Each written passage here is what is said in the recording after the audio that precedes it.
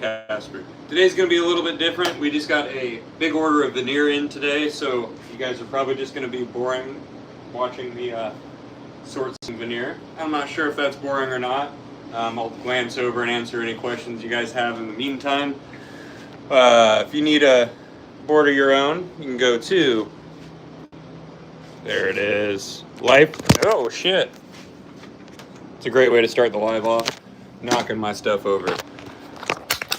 You can go to lifeskateboard.com. Get one of your own. Right there. There's the website. All right, so what I'm going to be doing here is we just got a bunch of veneer in. We've got our standard and our wide veneer. So I'm going to be going through this and sorting it into core and faces and kind of explaining what I'm doing as we go here. It's been a very long day. Been getting some side work done, getting ready to go out to Cleveland for the Welfare Line Bash, which is going to be fun. But, I'm a little tired, but we got a lot to do today, so we're going to keep up with that. So like I said, I'm just going to be sorting veneer today. Ooh, look at that. Got a big old hole in my pants today. Nice. Ooh. So when I'm sorting veneer here, it's going all right. While I'm sorting veneer here, what I'm doing is placing core on this side and face on this side. A face ply is something that has no blemishes, and a core can have some splits, blemishes, and things like that. Like little knot holes that can't be on your face, so it's going to go over here.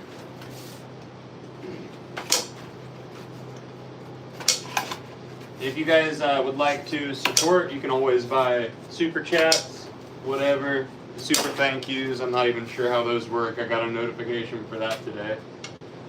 Or you can go to lifeskateboard.com and get one of these decks of your own. I'm sorting the veneer right now that will become life boards, so get you one at lifeskateboard.com.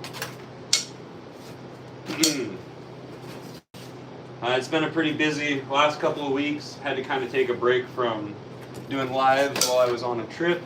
Went out to Westchester, Pennsylvania, and there is a full video coming out of that trip. It's going to be awesome.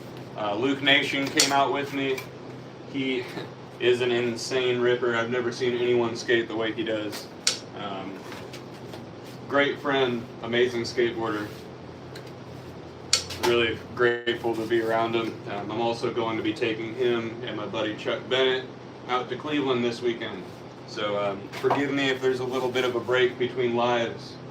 I'm skateboarding. How about how long do the 10-inch monsters take? So 10-inch is not our monster. We actually, 10-inch was something that we were doing already out of our wide press. The turnaround for those maximum is 2 to 3 weeks. That's if we have to press something fresh for you. If you select Maker's Choice, it's going to be a little bit faster because we're going to grab something that's already ready. As far as the monster boards though, this stack right here is all cured. I just about fell over. But yeah, these are all ready to go. So when you order one, we're going to get on it for you. Whew.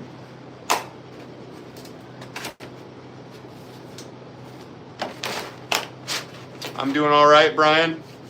Hey, forever. Thanks for tuning in. We're starting this live off by sorting veneer.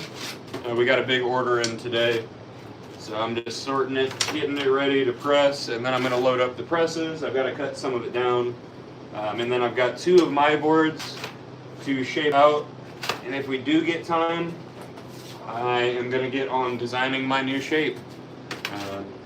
I've decided that I'd like to do a Casper 3.0 with a little bit more surface area on the nose, a little bit, and I want it to come off of the standard press so that it has more concave on it. So maybe you guys will see that process, maybe you won't. I'm not sure. Like I said, it's been a very, very long day, so I am pretty tired, but I want to definitely get this done. I'm running out of time.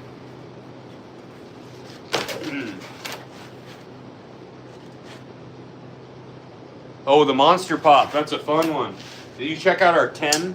The 10? It's a pretty cool one, too.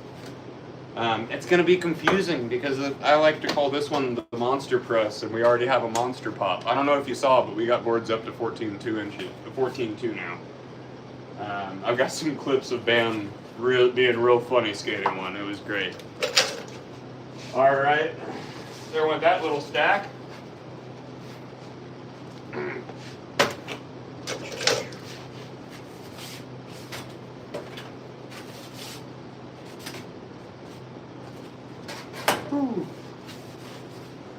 Those monster boards are fun. If you go to my Instagram, or actually it was Raincer Skate, the Life Skateboards Instagram, I know that they collabed with that one. I was at a contest. I got home and laid down at 5 a.m. on Sunday, and then made it out to Columbus, Indiana for a contest at noon, and cracked my board before the bowl jam. So I skated the 13.5-inch deck for the entire contest in the bowl jam. Placed third. It was really fun, but there were some great photos that show that gigantic board off. I had a lot of fun skating a contest with a massive board. Yo! Yeah, alright, there we go. That makes sense. What's up, Xandrick? I didn't realize it was you. They were great, weren't they? Yeah, that was Paul Zitzer's photographer, too. Really cool dude. I feel like I've met him before, but apparently I haven't. He takes some amazing photos. He got some great photos of Gavin, the young kid on our team. He caught me on a miller foot before I cracked my board. That was cool.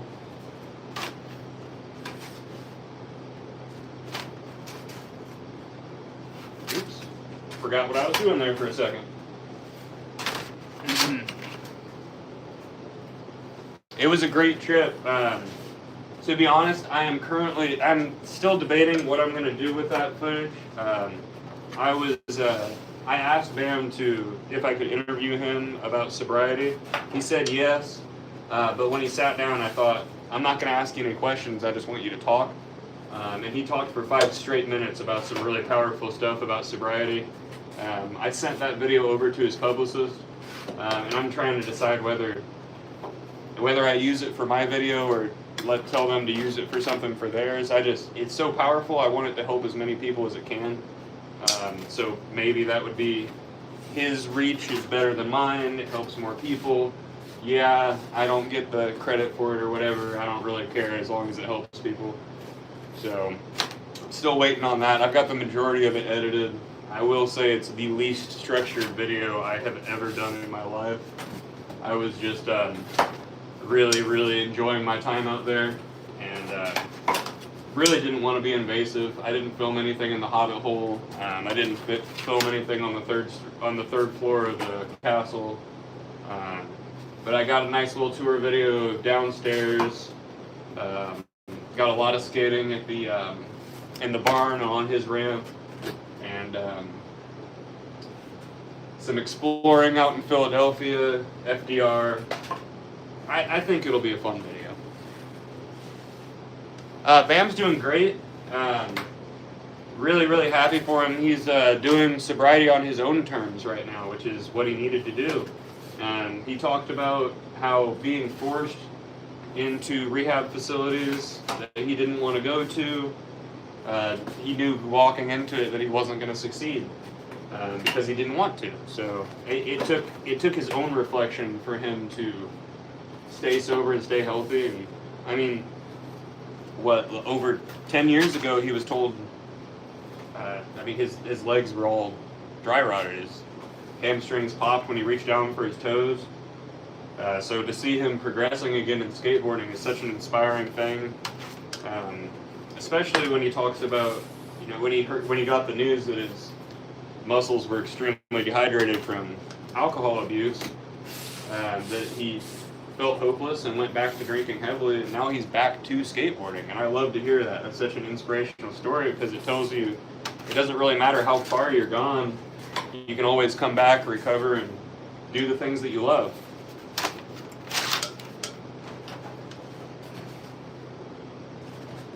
I'm just really happy to see it, because I'll be really honest, there was a point when I had to turn away when I was in recovery, because it was hard to watch. Now knowing what was going on and that he was being forced into those things, it all makes sense. And I'm really just happy and grateful to be around him. He's a great person to be around. It's really inspiring to be around him as well. I mean, obviously his influence on skateboarding and his legacy in skateboarding is undeniable, but his sobriety story is just one of the most powerful ones I've ever heard, and I love it. Just a man who earns my respect all around, that's for sure.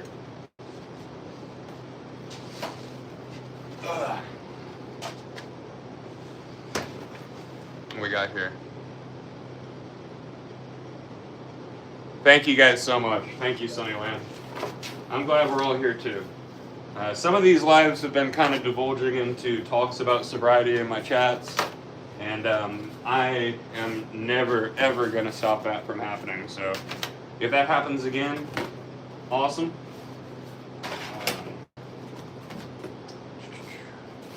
But other than that, let's see. It makes my heart happy too, man. The joy, I don't know. I got this clip of him.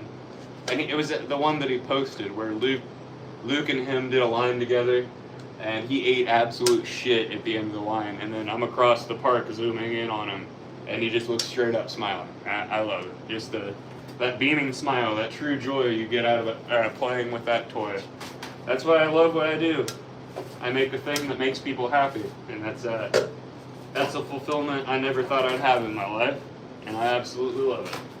That's why it doesn't really matter if I'm struggling elsewhere or anything else, as long as I have something that I can give people joy with. So it's awesome to see that joy in other people, especially people that lost hope at one point in their lives. Thank you, Xander. Yeah, I'm going to be real honest with you. It's a damn good thing you didn't know me back then. Ask some of the locals around Majors. I was a horrible influence. I was in the gutter, that's for sure. I slept on those benches more often than anyone I know. But I'm happy to be here. Well, while we were out in Pennsylvania, we came to the realization that I'm 7 years sober from alcohol. About 4 years from everything else. Thank you, Sam, for that one.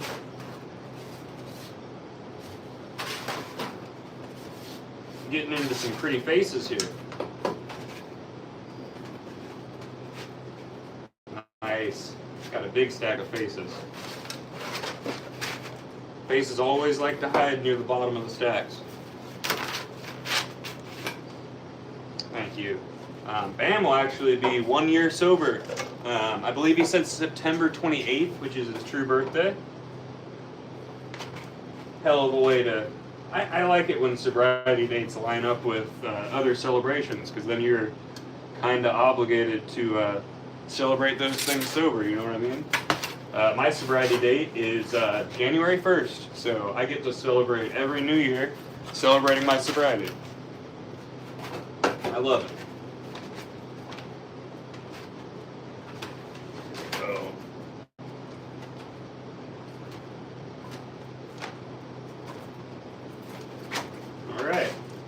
Working through this stack as quick as we can here. And remember, guys, if you support the channel or want to support what I'm doing, you can buy supers. Those directly support me. Once I reach $100, I can withdraw that. Or you can go to lifeskateboard.com and get a life. That always gives me more work. Ensures that I always have work. And it's great. And don't forget to like, share, and subscribe and all that fun stuff. Darkness touches all our life. It's what we do with it that matters, and thankfully we're still here to talk about it. That's true, Sunnyland. And something that we were talking about on this trip was that, you know, it seems to be the people that have gone through stuff like that that end up being some of the most helpful and kind people that I've ever met. I know the people that have helped me out the most in my life, as far as strangers go, have been addicts in recovery. It's almost like we were, I mean, in my perspective, I like to help people because someone that didn't know me, that didn't have to care about me, gave me grace and cared about me when they didn't need to. And that's the only reason I'm still here anymore, is because of the kindness of strangers. So I try to be as kind as I can to strangers in those situations. I feel like I owe that to everybody, you know? I owe my life to it, so got to.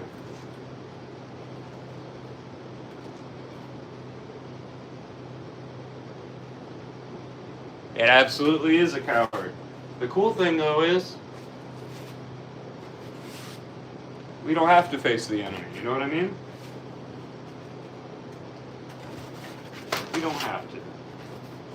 I don't know, I've had my worldview opened up a little bit recently, and it's made me look at life in a much more positive and less bleak way.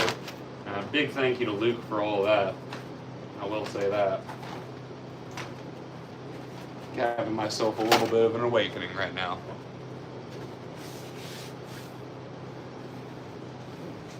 I love this. Picts. I don't know what that means. Picts. I love what's happening in the chat right now. You guys are awesome.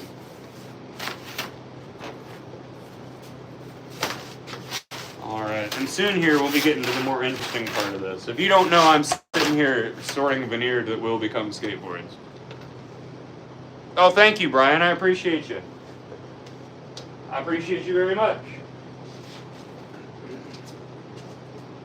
Ooh. Hopefully I'm a little more entertaining sometimes. We get to more entertaining stuff after we sort this veneer. I've been waiting on this veneer order for a minute.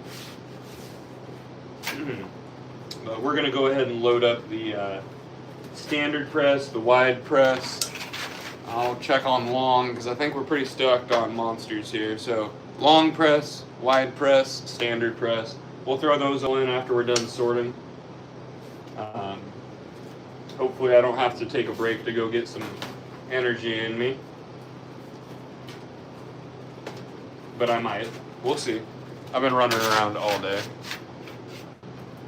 From Indonesia, that's awesome. What's the difference between these type of boards and a flight deck? That's a great question. That's a great way to ask that question too. So a flight deck is a non-all wood construction deck.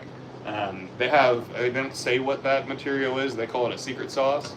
But they have wood veneer, and then they have a different material inside of it. So that board is extremely strong, but it's flexible. So what we do is we're really damn good at all wood construction.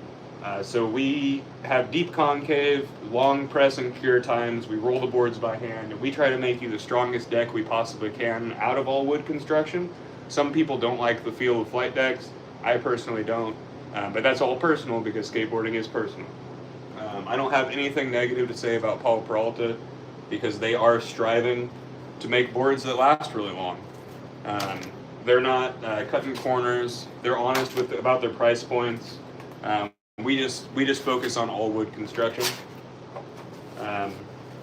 But they're doing something that's good, and some people like it. The way I look at it is there was a gap in the industry as far as boards that flex and are still strong, and Powell Peralta filled that with flight decks. We're just something different. No, it's not. You asked a great question, man. We have a full team. I'm one of the writers for the team. We've got Gavin. If you go to the Life Skateboards Instagram, I will say, like I said, our boards are a lot stronger than the majority of other boards, so our boards feel a lot different than everything else. The majority of our team came from people that already rode our boards and loved our boards, and pretty much everybody on our team has a story, and I love that. We've got Lyle up in Michigan. We've got Justin Hutchins and me in Indianapolis. We've got P down in Seymour, Indiana. We've got Gavin. We've got Max Doty, who's over in Greece right now. Andrew Allen is, we'll call him Life Forever alumni. He's got a signature board with us. He's just got a lot going on in his life. Oh, you're from Indonesia. That's pretty rad. Thanks for tuning in. I love hearing that there's people all over the world watching boards be made. If you're new to this today, ooh, I do not like that one. If you're new to this today, I am sorting veneer before I press boards. We just got a big veneer order in, and I'm just getting ready to sort it into faces and core before I make layups to press the boards.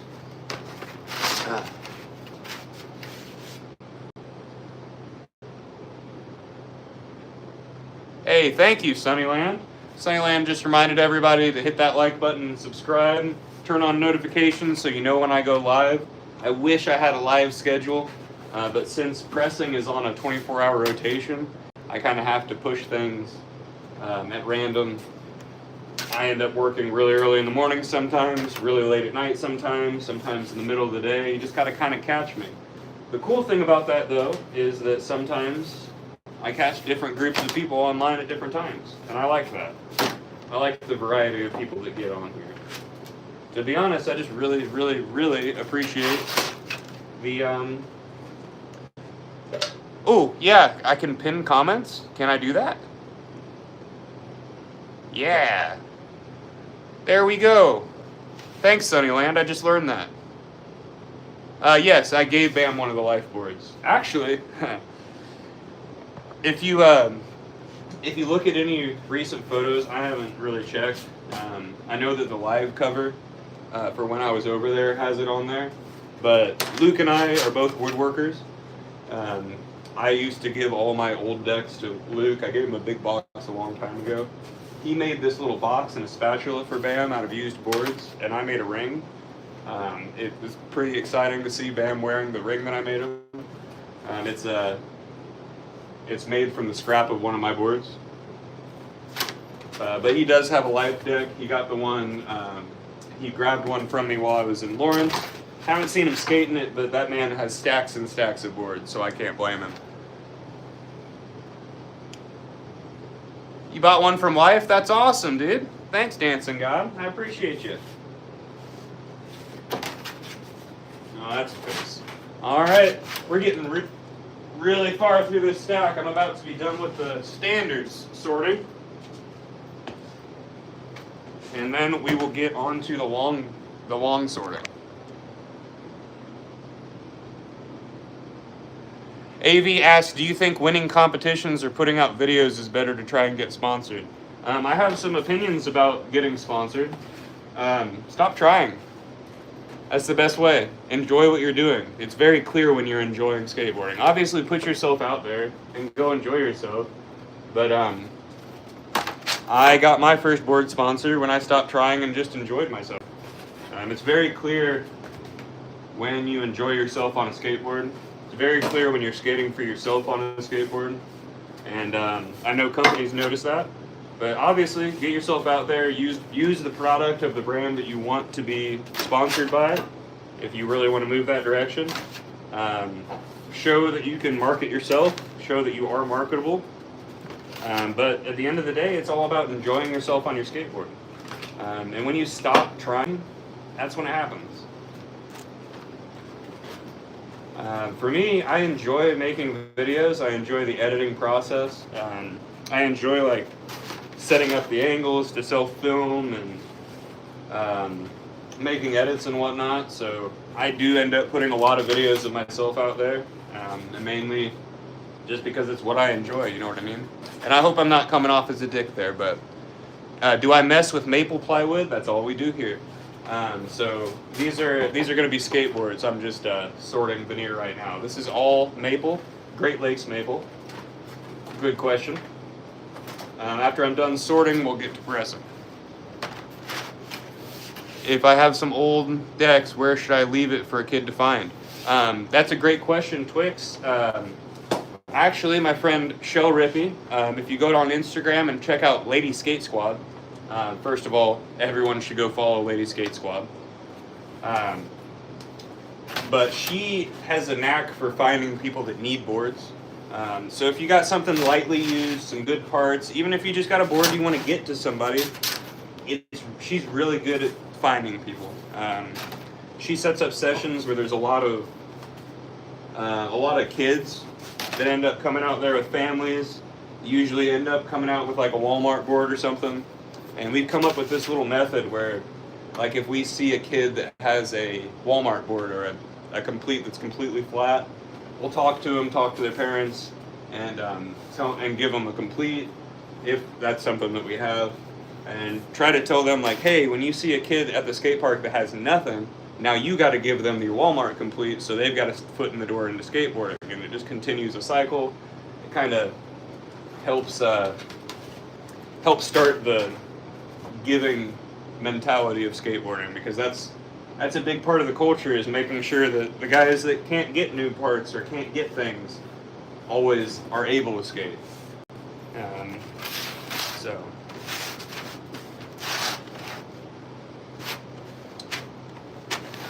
But I would say don't recycle them until you break them. You know what? What's the easiest way to learn how to ride a skateboard? Riding a skateboard. I would always say get comfortable rolling, get comfortable on your board, carving, pushing, everything else. Because it's not going to translate well to tricks if you don't know how to roll away. You know what I mean? Can't really do anything down a 10 stair if you can't roll forward. So just get super comfortable on it, figure out your stance, and you'll enjoy it. Just skate different stuff too.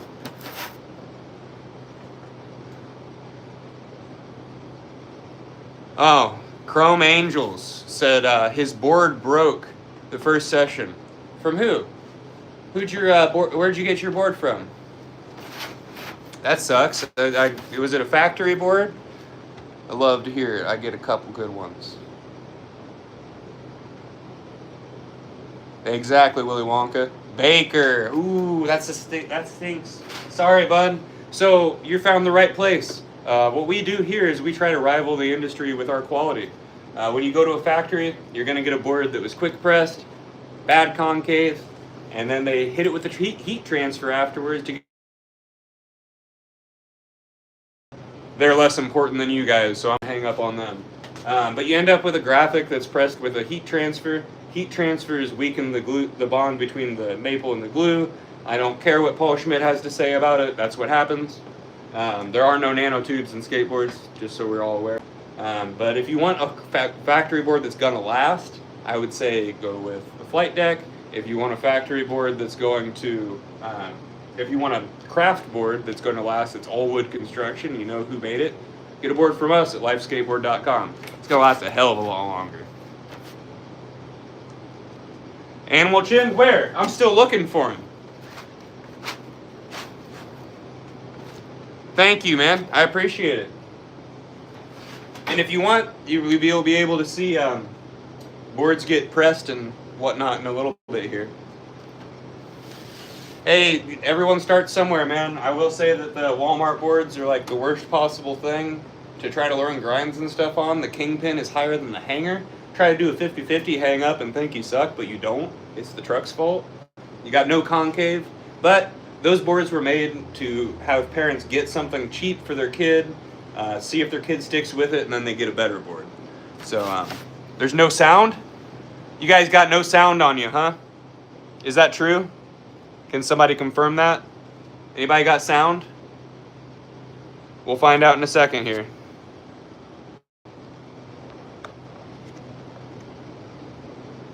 All right, sweet. Thank you, guys.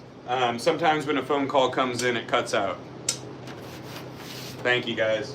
I went ahead and put my phone on Do Not Disturb. You guys are way more important than any phone call that's going to come in. Thank you. All right, so I went ahead and sorted all of these into faces and core. I'm going to throw these up here, and then we're going to jump onto the long ones. That's going to take me a minute, and then we're going to get to pressing. We got face, face, face, face, and core. This is a big old stack of core. Good thing there's 3 cores to every 2 faces, right? Oh.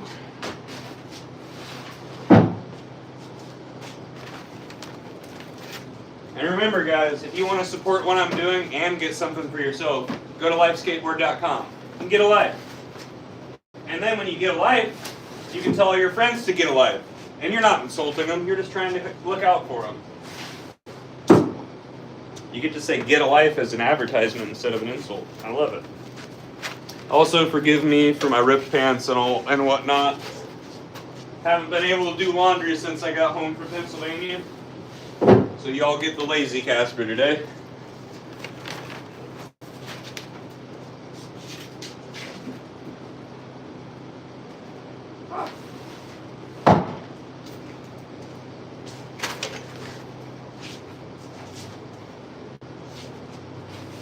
All right. Moving on to the longs. I'm gonna have to cut some of these down before we press them. Here we go. From Colorado, thanks for tuning in, Nick. Yeah, that's true. That's the best way to do it. What type of glue do we use? We use Type Bond 2 here at Life Skateboards. The stuff that holds yachts together. If you can hold a yacht together, it's going to hold your skateboard. Ooh, I like these. Some of these faces are really smooth. Some of this veneer is set aside as faces already. But what's cool about it is when you get core, you end up with some really cool patterns. So you're going to be sorting through some stuff with blems on it, but then you're going to get stuff with, oh man, the wavy pattern doesn't come out on these on video.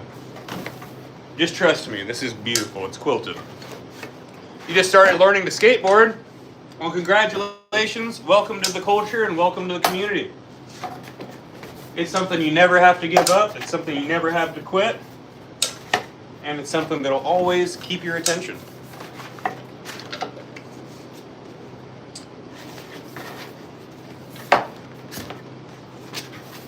I love that skateboarding is growing every day. Seems like every time I do a live, somebody says they just started skateboarding. Seems like every time I go to the skate park, somebody's new there. It's awesome. I love it. And the cool thing that I've noticed recently is that families are into it now. It's really cool to see generational skateboarding. I love that. See mom and dad skate with their kids. That means that mom and dad get to bring the kids to competitions. Who knows? Mom and dad get to be on the podium with their kids, so that would be cool, wouldn't it? I'm glad you're loving it. Do I make DGK style skateboards? No, Nick, I make good skateboards. See, here at Life Skateboards, we try to rival the industry with our quality. So we do things differently than factory. We roll the glue by hand because we want to make sure that every ply inside your skateboard has full glue coverage on both sides. We do long press and cure times. We apply the graphics by hand with lino blocks to make sure there's no stress on there. Plus, we make your boards for you. You don't pick something out that's already made. You go on our website, which is lifeskateboard.com, and you get exactly what you want, and we're going to make it for you. You can pick your concave, you can pick your shape, you can pick your ply number, colors, graphic, everything else, and then we're going to make it for you. Do I take requests? Yeah, I take requests at lifeskateboard.com. So if you go to lifeskateboard.com, you're going to be able to build your deck exactly like you want. But when I'm doing things here on these lives, you guys are literally just watching me work. When I'm pressing, what I'm doing is building up our layups so that we're ready for you when you have an order come in. Like let's say you wanted a panhead XL with red veneer. Well, I've got one ready for you because I pressed it and it's curing. So then all we got to do is cut out the shape, put on the graphic, and it's good to go. I will say we are very different than factory. What's the easiest? Hold on. Thoughts on twin tail symmetrical shapes? That's a great question, and then I'll answer the turning question. As far as twin shapes, they're fun. We make a lot of them. If you get a board from us, you can even twin any of our shapes. Our popsicles you can twin. We've got normal twins. You can even twin our funky shapes as long as they meet somewhere in the middle. I think it's fun as long as you start with fresh trucks. That way you don't know what your nose and tail are. I personally like the versatility of being able to do something different with my nose than my tail. But that's just me, and skateboarding is entirely personal. But I will say there's not really much special about a twin. It's just that we can do it. All you got to do is put it in the notes that that's what you want. You know what I mean? How about how to turn? I like my trucks really loose. Loose trucks save lives. That's my favorite way to turn, is just leaning. If you have tight trucks, you're going to need to tic-tac to turn. But I would also encourage you to learn tic-tacs to move around. If you're tic-tacking from a stationary position, you should be able to start moving forward. And that type of control is something that translates to a lot of things in skateboarding. What's my favorite trick? Currently, I really like barley grinds on bump to ledges, but I like seatbelt grabs on my Smith grinds or on pockets. I like Miller flips, layback airs. I really like layback air finger flips right now. I'm also working on backside inverts. I'm not really happy with them right now, but I do like how they feel. Yeah, thanks guys. Hit that like button for me. Your first board was a Santa Cruz Jeff Kendall Graffiti Pro Series. Here's some trivia for you guys. Where was Jeff Kendall from?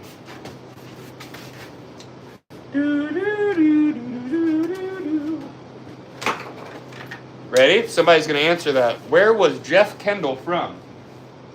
I'll give you a hint. The majority of his Wheels of Fire part were filmed where he's from.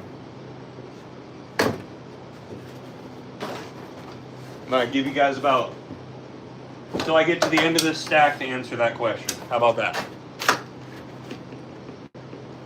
These shoes? Oh, these are old Americas. I won these at a contest at Killer Skate Park a while back. If you guys want to see some really cool shoes, I'll go grab the ones out of my car. My next shoes. All right. Well, I'm going to let you guys know. Jeff Kendall is from Indianapolis. He is from Indianapolis, and in fact, at one point, I recreated his Wheels of Fire part on all of the still existing spots that exist here. Jeff Kendall rode for Santa Cruz. Wheels of Fire was a great formative part for skateboarding and a very big part of Indiana skateboarding history. Went on to establish NHS. So, big bits of history right there. Dancing God said Pennsylvania. That's incorrect. Lords of Dogtown. I hope everybody's seen Lords of Dogtown. If you haven't seen Lords of Dogtown, go watch it. Big part of current skateboarding culture. Explains a lot of the combination of the source of style in skateboarding. Tells a good story about Jay Adams. Stays Peralta. Great part of skateboarding history. Not entirely accurate. You should probably do a little bit of research on your own, but it is a great, entertaining piece of adjacent history.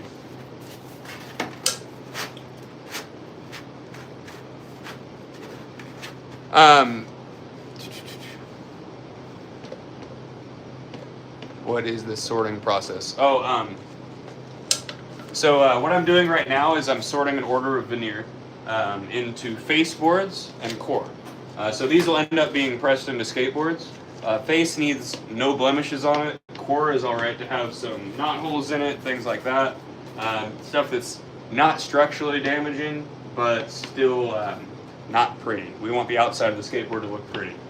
So when I get a veneer order in, I'm just sorting it here, looking for stuff that has pretty grains. Some of these end up quilted, really pretty. And then once I'm done with that, I'm going to press them into skateboards. What was my first trick?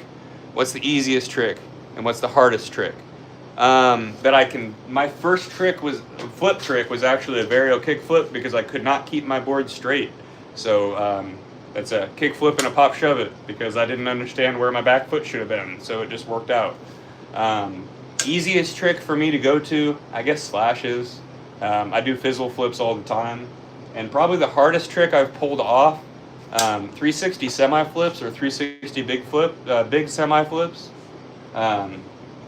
That's a half hard flip, and then your back foot makes the board do a laser flip. I've only pulled off a few of those in my life.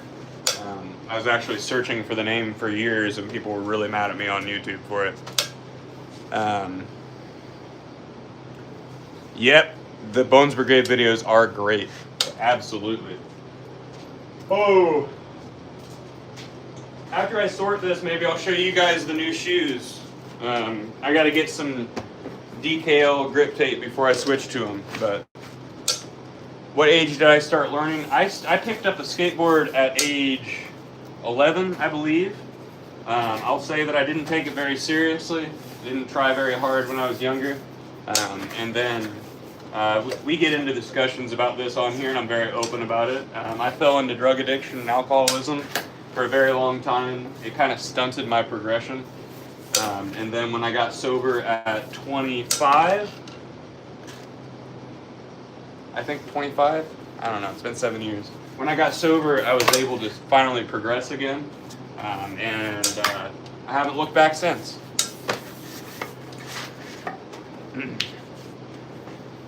Yeah, Baker 3 is a good video. Now teach them how to make good skateboards, right?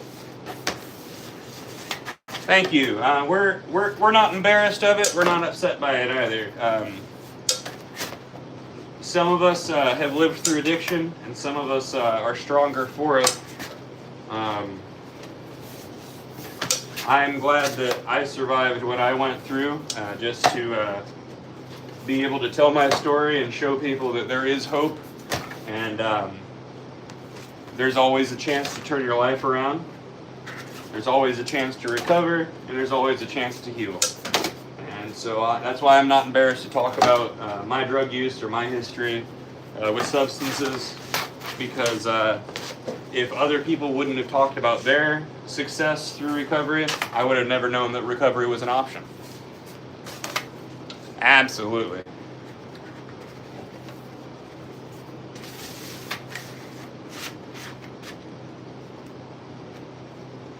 Hey, don't worry about it, Nightwalker. It's cool that you're able to talk to me on here.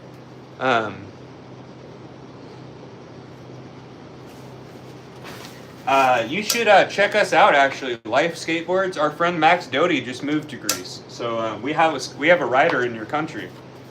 Look up Max Doty.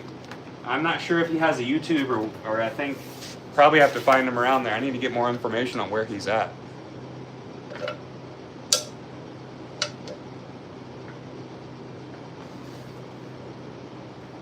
It's true, man.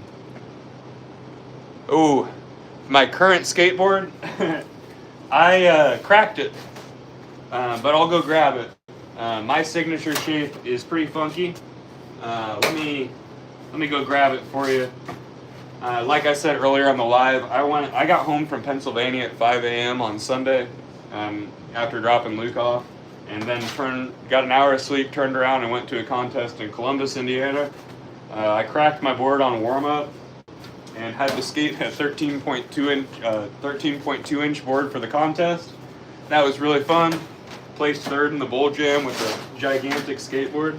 But here, once I get through this stack, I'll go grab it for you guys, show it off a little bit.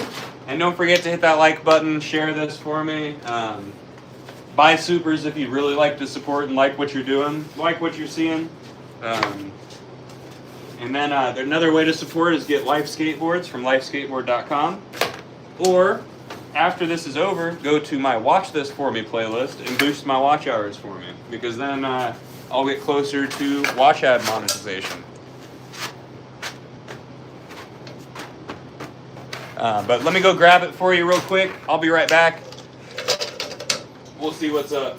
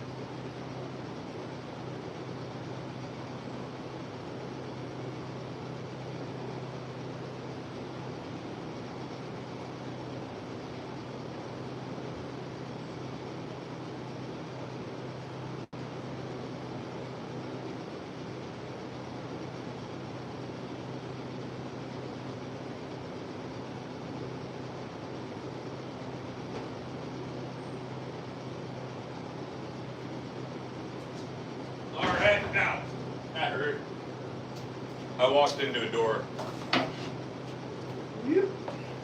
All right, so this is my signature shape. Cracked my tail on here. I skate blems. This is my signature shape. I designed it myself to be as funky as possible while still functional. This is the second version. I'm about to make a third version. I want a little bit more concave, so I'm going to make it a little bit more narrow so it comes off at the standard press. Give myself a little more surface area right here and knuckle out the tail so I can have more versatility off the tail. But I ride Ace Classic 55s, Jeremy Green Speed Lab wheels. I always put Superfly Speedballs in here because rest in peace Quentin Bradford, love him. And then I skate custom bent Lil Jon's rails. So, and I always do funky stuff with my trucks. Use a engraving tool on them. But because I cracked that before the contest, I skated this monster right here. There's some great photos on Instagram of me skating this thing in the bowl. It was really fun. And then Luke, I mean, I'm my bad. Whew. While Luke and I were out in Pennsylvania, Tim, this is for you. I had already finished these custom shoes. These were gray to start with. I always paint my shoes. I brought these out with me to Pennsylvania, and Bam thought it would be this would be pretty neat. Obviously, I'm going to scrape the shit out of those, and that signature is going to be gone though.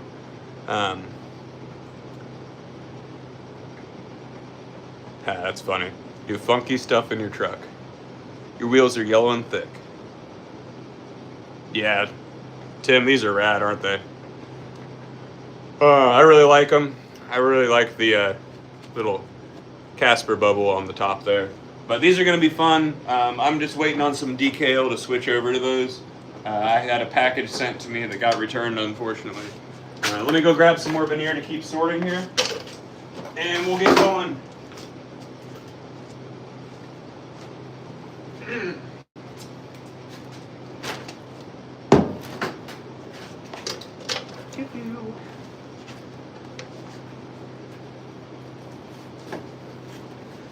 I'm actually trying to work out like a price for doing that for people. I might be doing that for a new friend of mine very soon, which I'm really excited about. I really hope he follows through on that one. I'd do his for free because it's Bam Margera. I'm really excited about that. But yeah, Tim, send me some fresh. If you get some Vans that are a light color, gray or white, or honestly, I can use the fabric ink I use. If I use 2 or 3 coats, it'll get through other colors. And we'll work it out. It usually takes me a couple days to actually finish them. Those ones took quite a while. Every single dot was done individually. That's real pretty right there. Yeah, I'd be happy to do that for you, Tim. I might even start doing that as a service in general. I've had a lot of people ask, and I used to say just exuberant numbers so that people would not ask me. But now I've realized that people don't really care if it's super detailed. They just really like the contrasting colors and that the dye stays on there. I will say if you're using normal grip tape though, it will get back down to the original color. I can probably do that for you, Tim. Just depends on what you want. But I rotate my hats out because they stink. I swung by Minus Skate Shop to grab myself some new shoes. That's where those came from. They were gray to begin with. And I always like to support Nick while I'm over there. If you know Nick, go in there and be like, "Hey Nick, carry life boards," because that'll be awesome. I understand right now he's working with pre-orders and whatnot, so it's hard to get him in there. But I still try to send people over his way to finish out completes when I sell them at events and whatnot. Nick has always been super supportive of all of the events that I throw.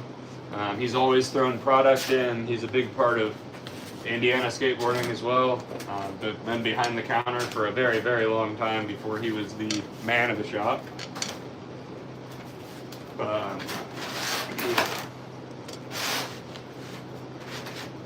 I unfortunately worked for a skate shop that didn't treat him or his shop very well for a very long time. So it's nice to be in a position where I can actually get to know these people and not listen to the manipulation of a really shitty shop owner, which was Nomad Skate Shop. That was who I worked for, if you were wondering. I work for Life Skateboards now, and Sam is the best boss I've ever had in my life. The skate shop that I'm talking about is no longer in existence for a damn good reason. But the original owner of that skate shop was awesome. Love John Brooks. Actually, there should be a party over at his barn ramp in the next couple months here. I'm going to try as hard as I can to help advertise that while I advertise the Remember November event. Yeah, he probably is. The cool thing, though, is that I know that the man that hurt a lot of people in the skateboarding industry, as far as local industry, I'm sure he's living in a personal hell in his head before he enters his legal hell, you know what I mean? But, and I want to clarify, too, I found out this week that there is a Nomad Skate Supply. Those are good people, too. Ugh. But, yeah, John Brooks was one of the first people that ever gave me a chance in skateboarding and cared about me, so I will always have a place for him in my heart. Love that man. I was a mentally ill, crazy person in the skateboarding industry, and he helped me out. I remember he sold my artwork on the walls in there. That was one of my first experiences in indie scene as far as being a part of it, and not just skating around it. But yeah, I didn't really mean to get in talks about them. We don't need to give bad people any publicity, so. Yeah! Skateboards.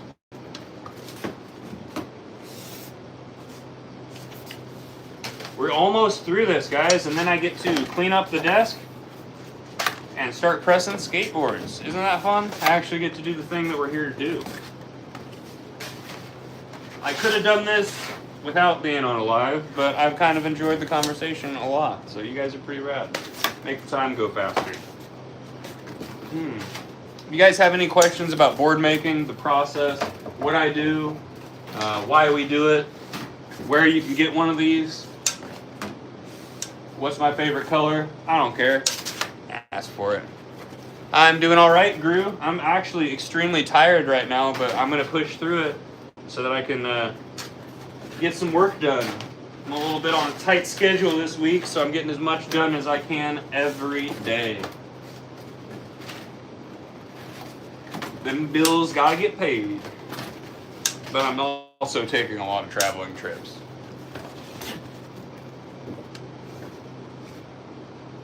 Would it be taboo to make a blacklist of shops/skaters for shit like that? Yeah, I think it would. I mean, skateboarding industry has a history of doing some pretty screwed up stuff. A lot of those shops are gone now. A lot of those skateboarders tend to expose themselves. And a lot of times, the skateboarding industry and just the community in general is a huge rumor mill.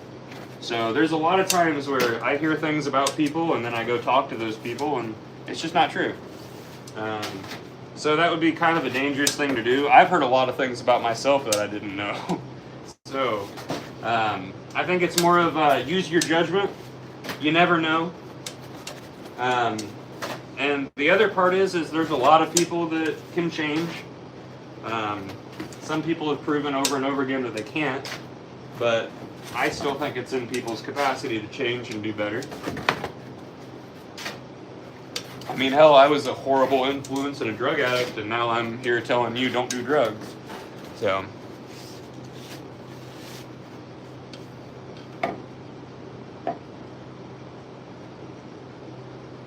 Do I have a lot of neon colors I put on the life decks? Yeah, I do. What style of board do you sell most of?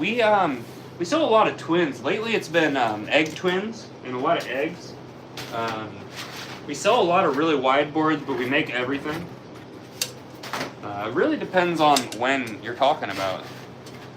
Monetization always rears its ugly head. What does that mean, Kenneth? I'm scared by that statement. I'm just trying to pay bills.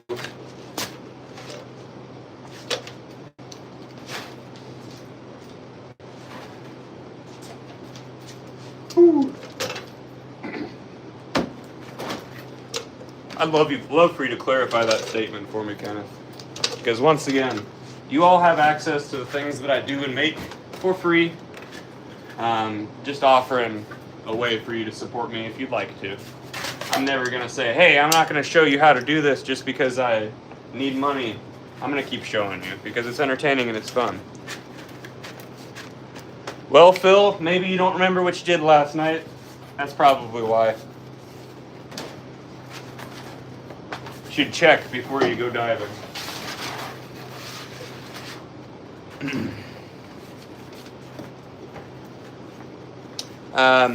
I was just asked what my choice of substances were.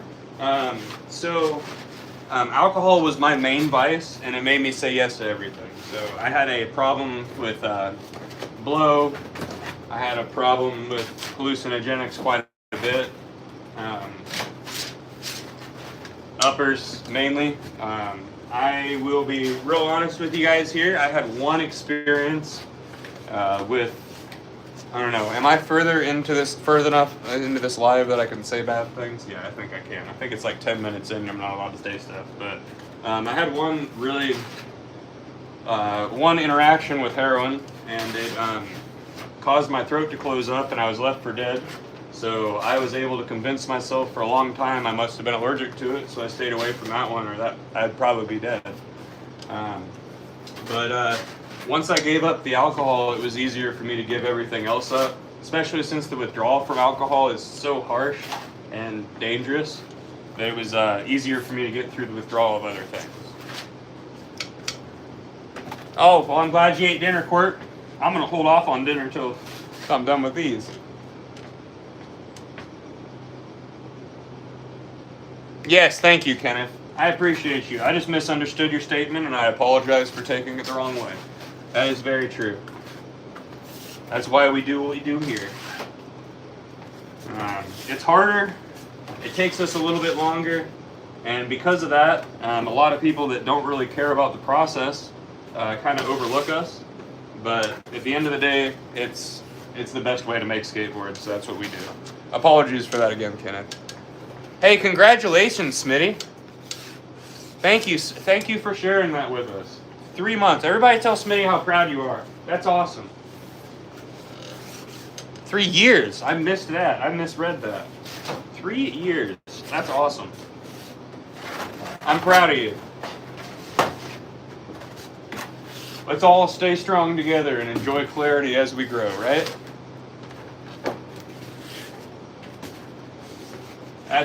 Sunnyland, that's a great statement. Now, I will say that has nothing to do with like China as a culture or anything. It has to do with where the wood comes from and who runs the factories over there.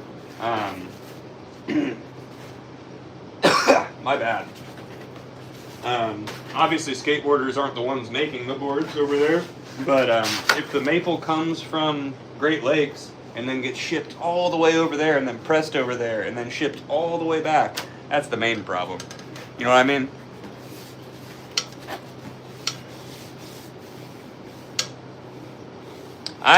So Kenneth, that's actually a point of, that's actually a big thing about this company. So when I started at Life Skateboards, I was smoking a lot. And I called Sam, when I called Sam about the job, the first thing he asked me was, would you consider stopping smoking? And my response was, yeah, I would. But in my head, I thought, like, maybe I can hide it. And then I had the thought, like, damn, I'm giving up my dream job for a plant. Maybe it is a problem. And when I quit, I became more productive. But then again, I'm not going to judge someone else for their choices. That's just what worked for me personally. I'm just here to help if if it's something that does help, you know what I mean? My boss, because I was honest and open with my boss about things, he was able to help me through the beginning of all that, keeping me busy, and I'm better for it at the end of the day. But I do agree with you, Kenneth. Why am I separating wood? These are getting separated into faces and cores for skateboards. I actually just finished while you were asking that question. So you'll be able to see there. Exactly, Twix. That's a great point, Xander. Yes, the beginning is the worst. We make all kinds of decks. I'm making skateboards. Yeah, so Capio, yes, everything is thin. 7 pieces make a skateboard. That's how it works. And you're going to see me press them in just a second here, actually, because I just finished sorting these. So we're going to get onto it. Yeah, but yeah, the beginning is the worst. For me personally, I had a lot of really bad PTSD dreams, so I had to find supplements that helped me with my dreams and helped me get good sleep. That was the main issue I was having. But after some help with my boss and everything, it helped out a lot. I started with valerian root and theanine, and that helped a lot. I'm sorry. Scale 1 to 10, how bad did my face tattoo hurt? Not bad at all. It was more uncomfortable than anything. This was done with a rotary pen. This was done with a machine. It was mainly just how much they had to stretch my face out. I think the worst was probably right on my sternum. But I'm gonna throw these in here. Magnesium supplements are great. I love getting tattoos too. I will say I was a guinea pig for a very long time. So I have some really, really bad tattoos. But this was done by Matt Jackson, who now owns Redbird Tattoo down in Nashville. This was done by Chris Knoonan, who moved out to Kansas City, used to work at Masterworks. If you want a tattoo from Masterworks, go to Jacob Bryant. Really good skateboarder, really great person. Let me throw these in here real quick, and we'll get moving. Core. Once again, sorry for the hole in my pants, guys.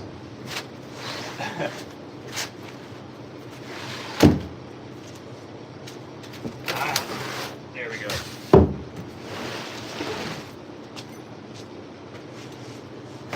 Let me get these in here, and then I've got to cut some down for the long press. We're going to empty out the presses, and we are going to get to gluing and pressing. And then I've got a couple messed up boards that I'm going to shape for myself, maybe on the live. We'll see. They're boards that were not good enough for a customer, so I'm going to make them good enough for me. That way there's no waste.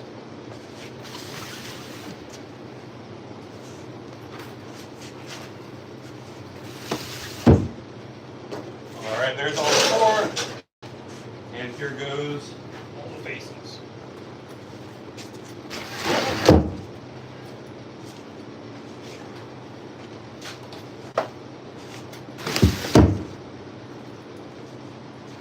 Alright. So we just sorted the core and faces for the long and standards. Now I'm going to throw the crossbands in here. Crossbands are a grain that goes the opposite direction of the core and faces. It gives the board strength in every direction. Those don't need to be sorted, obviously, because they're never on the outside of the board.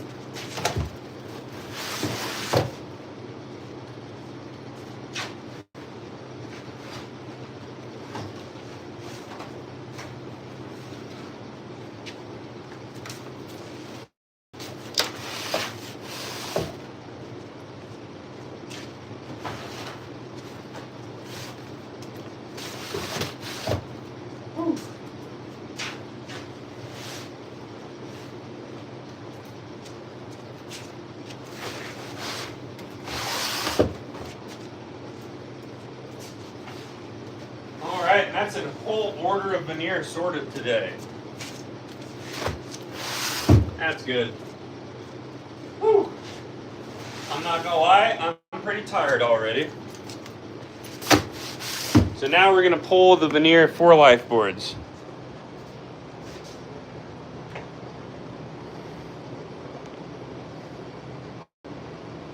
You doodled a bug on your dad? That's pretty cool. I hope he kept it. Let me turn you so I can angle you. There you go. All right. So the next step here is going to be pulling the veneer that will become life boards. So we just sorted all those. I'm going to be pulling 4 for the standard, 4 for the long, and 4 for wide. So what we do then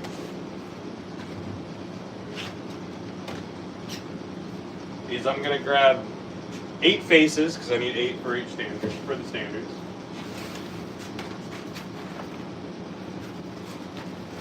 One, 2, 3, 4, 5, 6. Look at that, I grabbed the exact amount I need. And then we're going to grab 3 cores for each one. So these are all vertical grains that are going in here. We're going to shove those cores in the middle.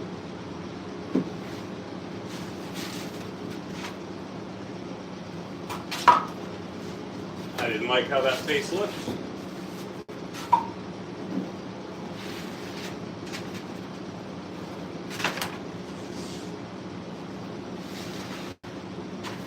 All right. There's all the cores, and now we're going to throw the crossbands in there. So inside of your skateboard deck, you've got a face, a core, crossband, core, crossband, core, face. And it's the same for all of our standard 7-ply boards. In a little bit here, you will see me do a couple of 6-plies. Somebody wanted my signature shape in a 6-ply version. That would be Ben Prout, local at Warren Skate Park, who takes care of the park. I greatly appreciate you, Ben, for the support. You're rad. But all right, we've got the, so here's 4 layups right here. We can do, we're just a little lower on color veneer, so we're doing all naturals today. But if you want your bottom veneer or top veneer colored, we can always roll those colors no matter what we've got. So there's 4 there. And now I'm going to get 8 ready for long and wide, and I'm going to cut those down. How many does it take to make a skateboard? 7 for these. What's the difference between a crossband and a core? The direction of the grain. So you got, this is a crossband, so it goes that way. This is either a face or a core, and it won't. So that's your difference. Grain going opposite direction gives strength in every direction, and then the concave itself also gives it strength. So, all right, now we're going to grab 1, 2, 3, 4. I'm just going to grab a handful and hope I count enough. 1, 2, 3, 4, 5, 6, 7, 8.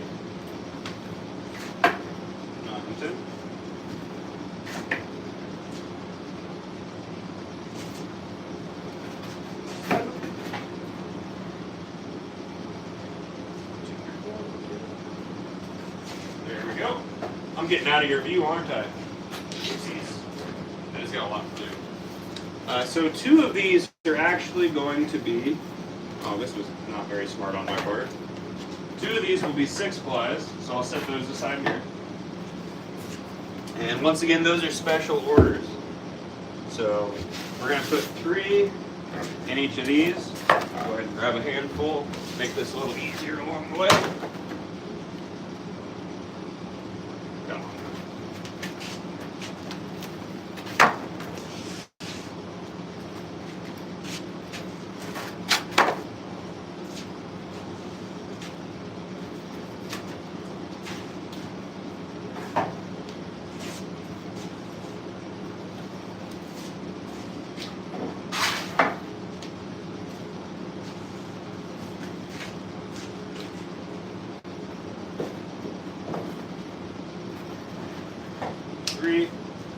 And then we're going to throw 2 in each of these that I set aside. I know I'm out of frame. I apologize. I got to get the work done. All right, so that's it for the cores. And now we will be throwing crossbands in there. And these guys are a little bit wider than the other ones. The next step is going to be cutting these down in length. It's kind of cutting the end off of it. Probably going to, yeah, I'll drag you guys over there to cut that down.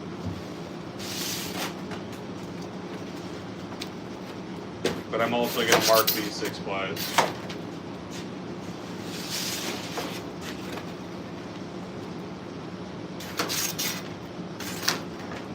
Cutting them down is usually something I do in a huge stack, but I'm going to go ahead and just get these guys ready first, and then do it, and then we'll move forward.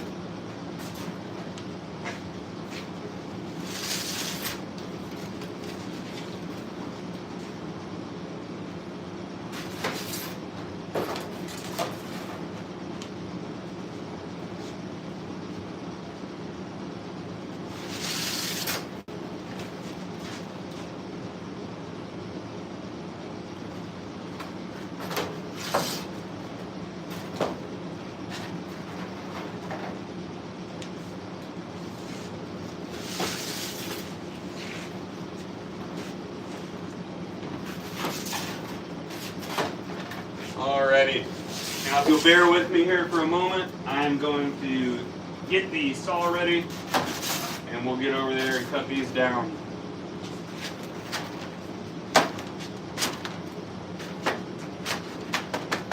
I like to tape the ends up so that it doesn't shift around while I'm trying to cut it. Doesn't split the boards up.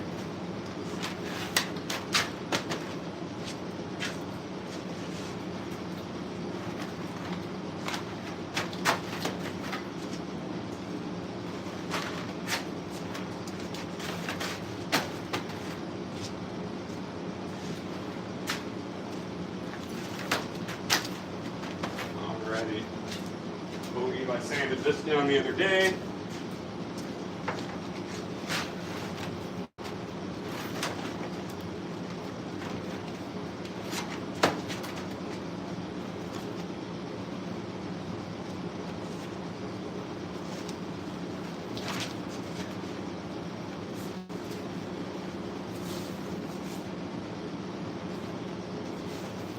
Why am I taping these up? Because I don't trust myself to keep them all at the same length while they're in there.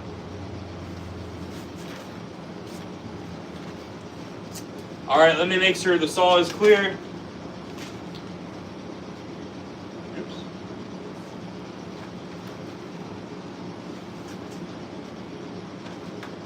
And then we'll get over there, cut these down, and we will move on from there.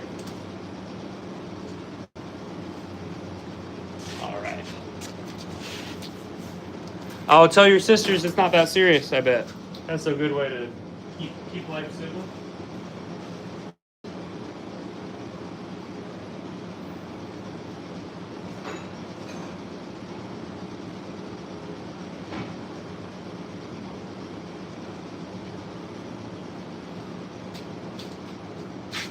All right. Ooh, the tape popped loose, didn't it? Uh-oh. It's a little bit of a mess over here, so share at the saw. There you go.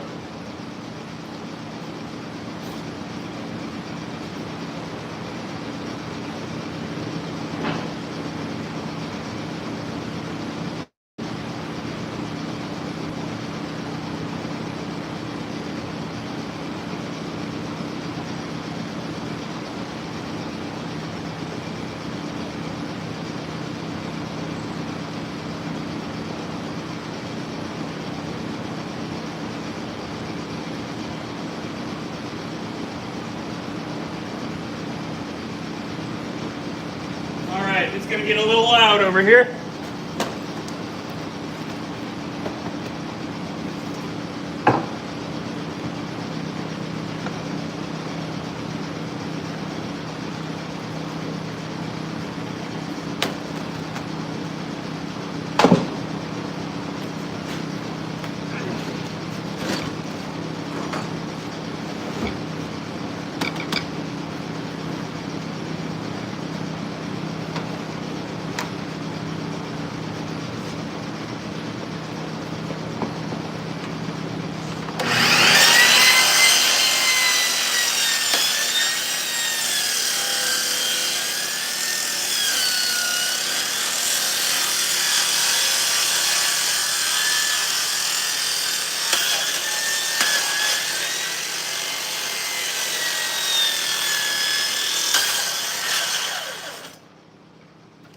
right, cut through that bit there. We're going to flip it over and cut again.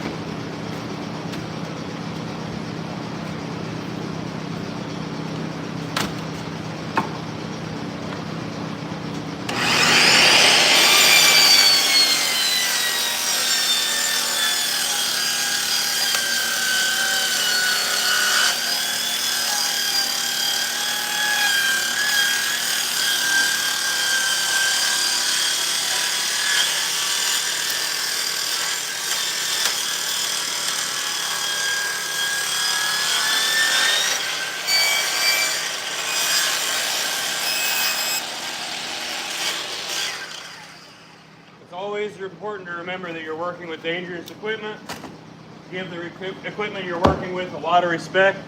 Do everything safely. That's why we did the taping it up at the beginning and all that fun stuff.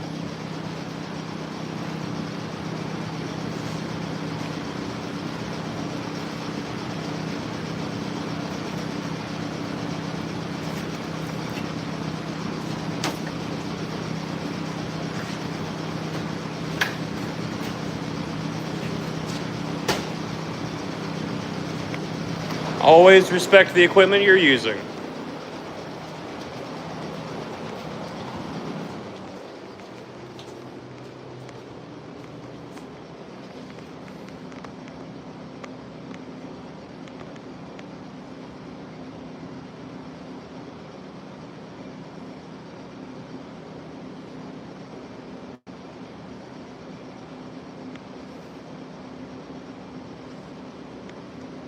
Try to check out.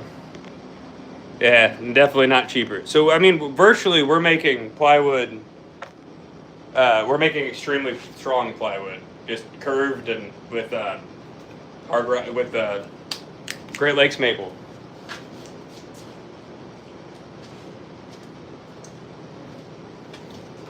T-shirt, what's up? What's the issue there, T-shirt?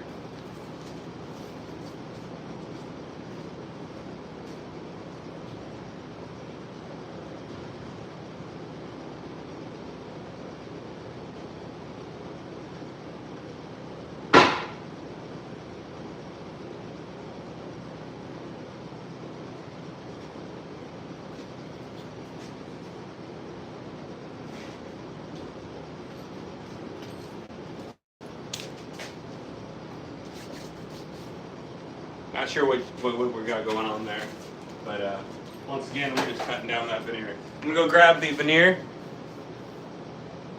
Why you don't dye the wood? Well, you see, sometimes the wood is already dyed. Well,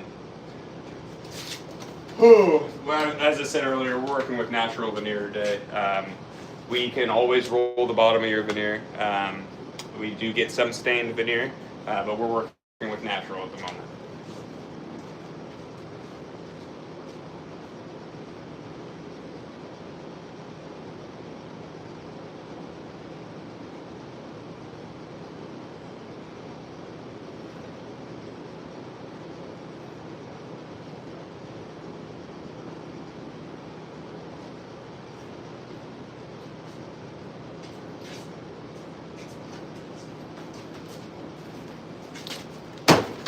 There we go.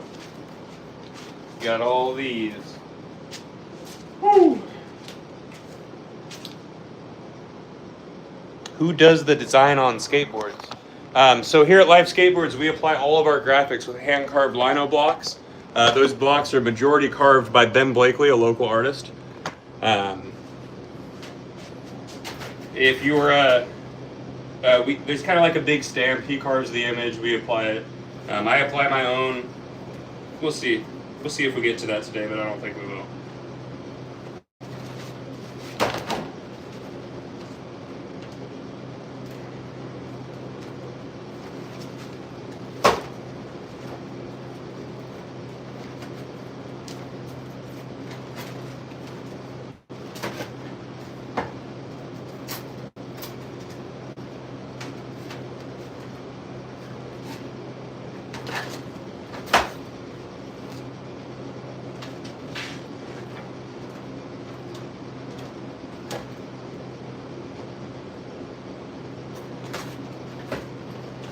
6-ply.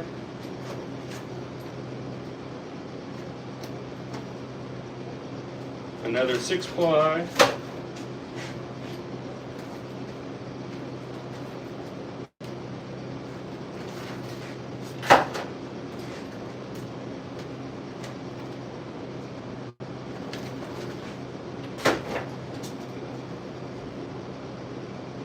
Well, we actually have had people buy our long pan head and fix a, what are those called, loaded boards into there. Damn, did the saw scare that many people off? That's boring. You guys are watching woodworking. Do saws scare you? Jeez. Ooh. A saw. The thing that cut the wood originally. Ooh. Oh. Alright. Next step is empty out presses. Seriously, like, everybody dropped off. Are you guys afraid of saws? Thank you. I'm just confused. The viewership like dropped while I was on the saw. I guess it's scary. Ooh.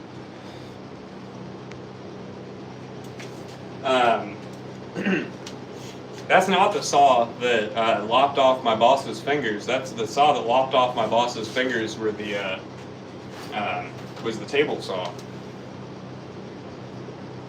Thanks, Brian. Thank you, dedicated people that stuck around and didn't get scared off by a saw. I don't know, was it the popping noises? Because that popping noise is the split parts of the core popping around. As I said at the end of that, always respect your equipment. That's why I never reach across the saw. That's why I'm never, because that saw can reach out. I'm never leaning into it. If it were to catch and come at me, it's not going to hit me in the chest. It's great, isn't it, Ben? I'm glad that I had the opportunity to. Next, we're going to lower these boards here. I've been pressing monster boards in this press, but I'm going to take the monster mold out of this and load 4 from the long into here.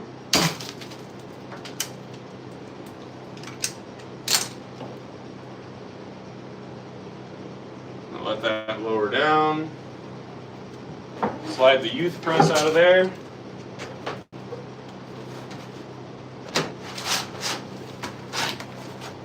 Some of those out. And then we will get the monster one.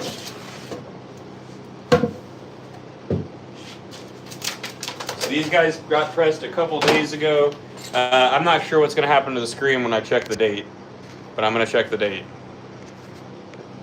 August 24th.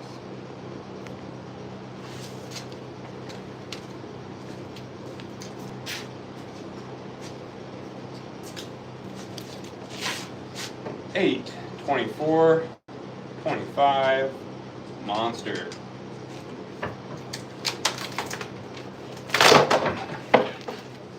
This one is a 6-ply. I'll mark that on there. These are just some gigantic boards.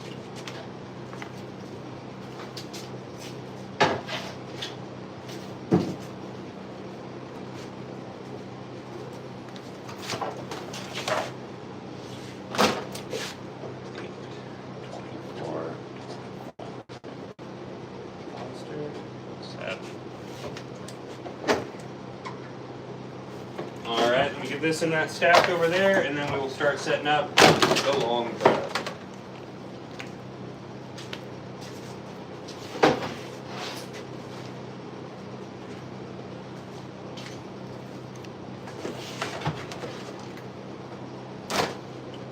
So we've got the monster mold out of there. I'm going to remove the top long mold and be prepared to throw the center long mold in there. I've been removing this centerpiece so that it'll all fit in there.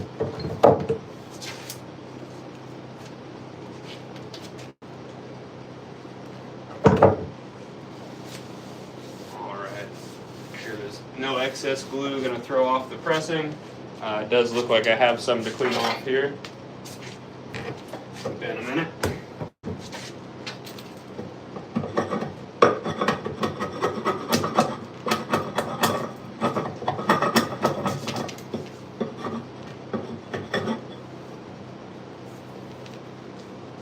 Just removing any glue that's not filling a void in the press.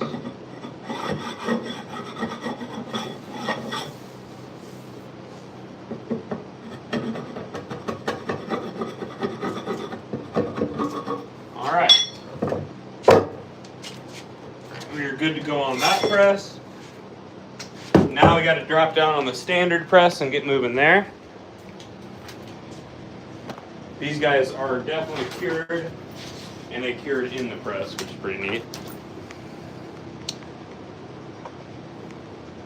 Is the link somewhere for the boards? So the website is lifeskateboard.com. Unfortunately, the link, I think the link is in the description on here. The link is also on my page. I wish I could throw it up on the screen. I do not like how Streamlabs does things, or I would have it showing on the screen. Sorry about that.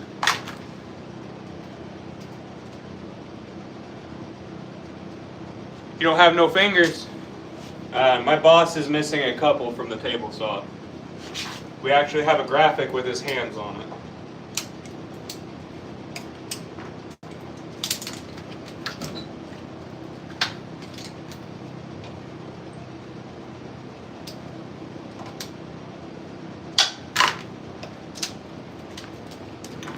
Here, guys. Looks like these jacks are being a little iffy on me.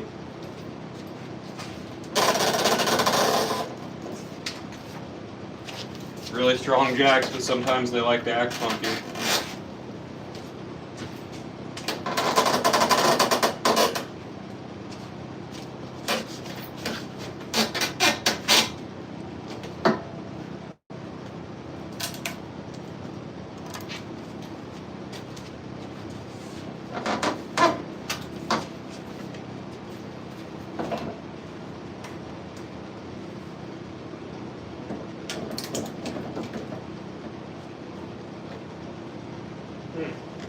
Oil these jacks, I guess. There we go. Oh, once we get them to go, they start going, dude. It's crazy that it's harder to get them down than up.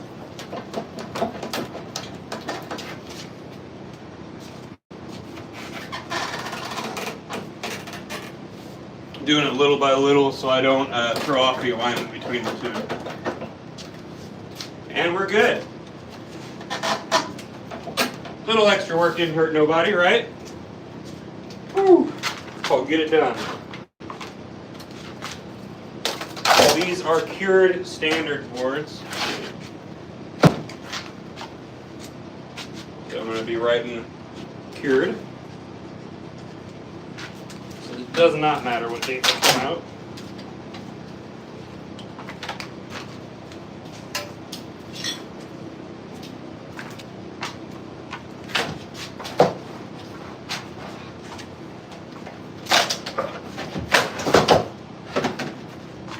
Cured board goes in the stack of its own concave over here.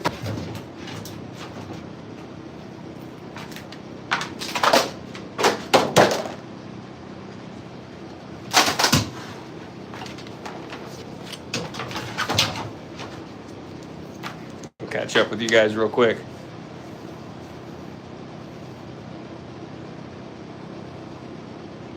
Oh, right, yeah, it's not Jerry, it says Sam.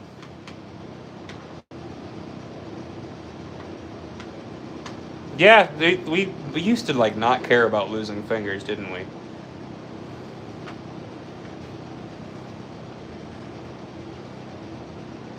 Oh man, I'm sorry to hear that, Robbie. That stinks. Losing mobility of your fingers is something I can't really imagine. How would I do all my variables? I'd find a way. If Lefty can figure it out, I'm sure I can figure it out. Y'all are familiar with Lefty on Creature, right? The guy that's missing an arm. It still rips. It absolutely rips.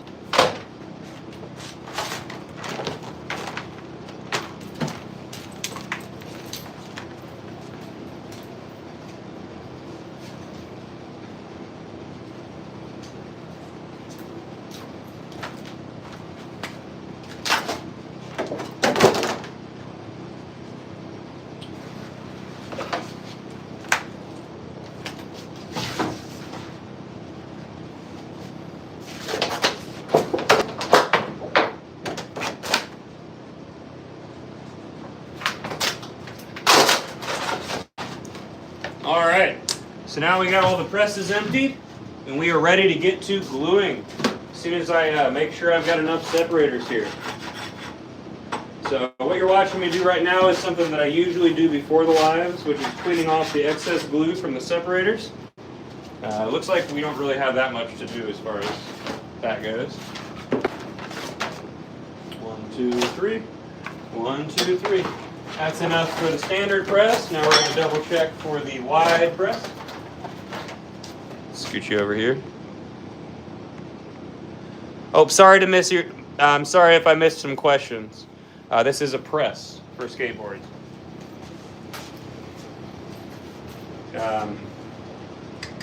All right. So here I'm going to need 6 of them.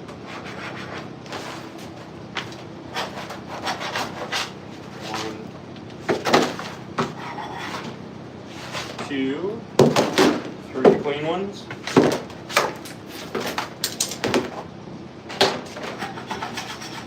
I have a very chaotic process of cleaning these, if you don't notice. I'm just cleaning the excess glue off of these separators, and then we'll be pressing.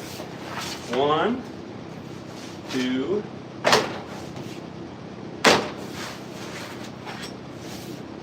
3.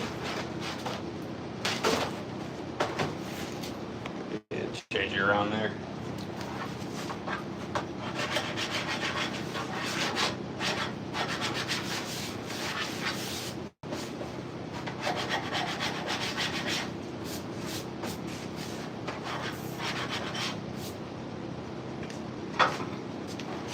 So we got 6 there, and now I just need to find 6 for the long press. This is Life Skateboards. Hey, you can always get back to riding a skateboard. Used to just means it's easy for you to start again, right?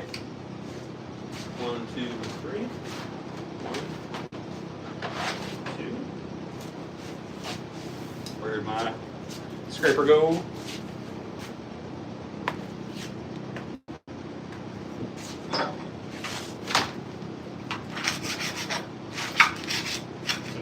Easier to do this off of the platform versus the floor.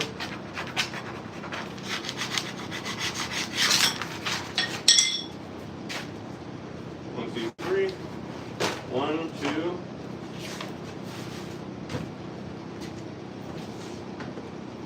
I know I got a third one. I'll just rip that one off.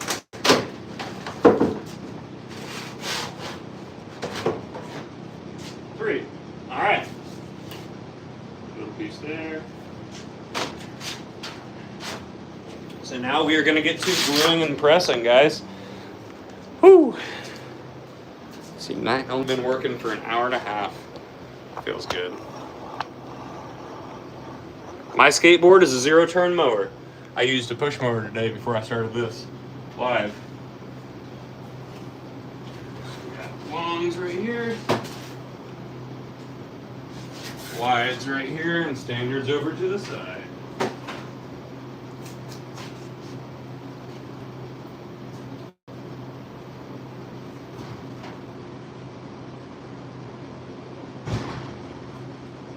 Sorry, there was a bug making a sound that sounded very electrical there for a minute.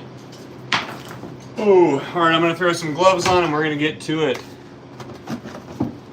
How many boards can I make in one day? Depends on how many orders. I can fit 4 in each of these molds. I'm sorry, 2 in each of the molds. Each press has 2 molds in it. So 4, 8, 12, 24 to be pressed every 24 hours if that's necessary. You guys can help us get to that point if we need it. Just order a board off of lifeskateboard.com.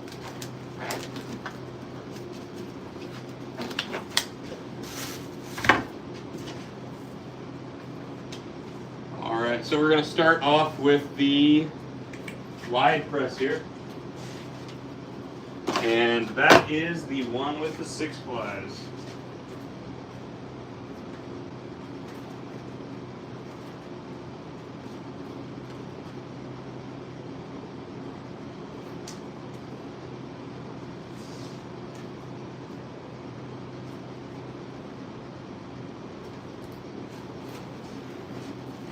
be this stack right here.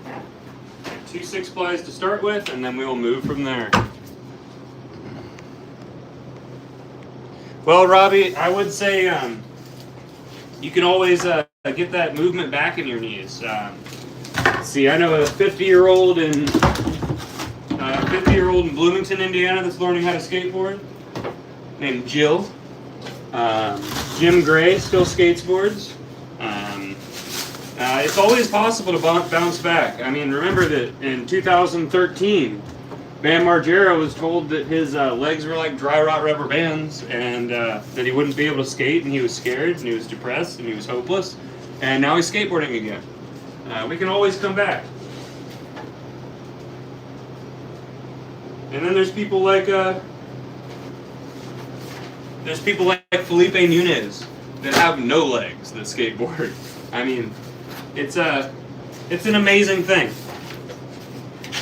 Skateboarding, that's for sure. But all right, so now I'm going to start gluing these boards up. Here at Life, we hand roll the glue on every board because we want to make sure that you have full glue coverage on every side of every ply inside your skateboard. Glue machines miss the top and bottom ply because they get both sides. You don't want glue on the outside of your skateboard. And they miss the crossband because the crossband would get tied up in the machine.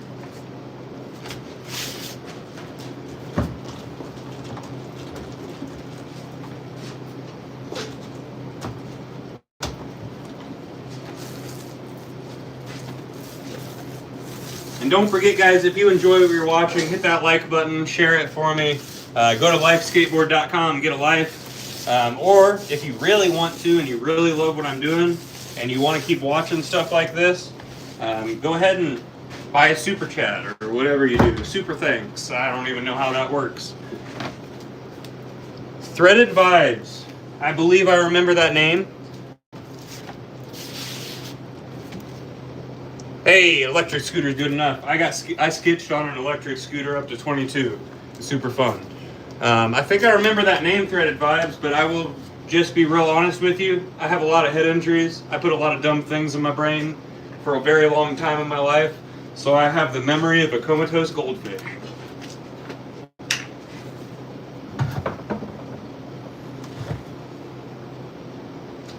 It's crazy too, because sometimes I'll remember like word for word conversations, but suddenly I'm face blind. And I don't remember what happened yesterday. I don't remember the last time I ate either. This right here is Tight Bond 2.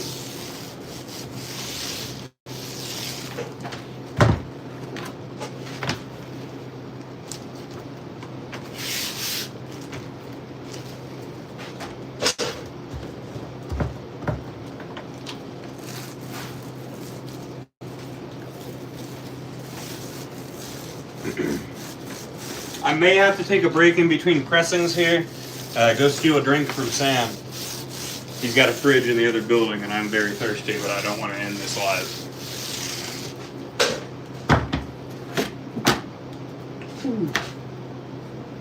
And remember, guys, when you buy supers, you buy super thank yous or whatever that is, you're just helping me pay my bills, live my life, and making it so I don't have to do so much side work, and maybe I can just show you guys more and more stuff like this. So don't forget to hit that subscribe button up there too, and make sure you turn on notifications so you know when I go live.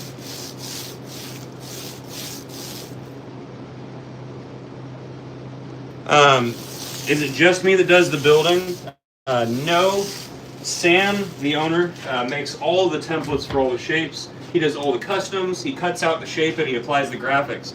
My job here is to glue the boards and shape the boards. And press the boards, and sometimes I do graphics, and I do odds and ends around here, like cleaning up the shop, or sorting veneer, stuff like that. But I am the only employee.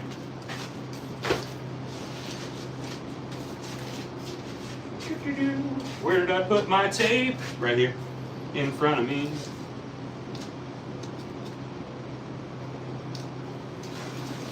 So just like we taped up the ones to cut, we're going to tape these up so that they don't move around.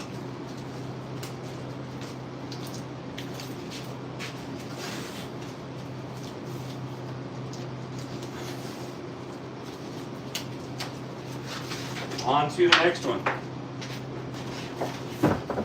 Boop. I'll knock that over. I've dropped this sign on my head a lot.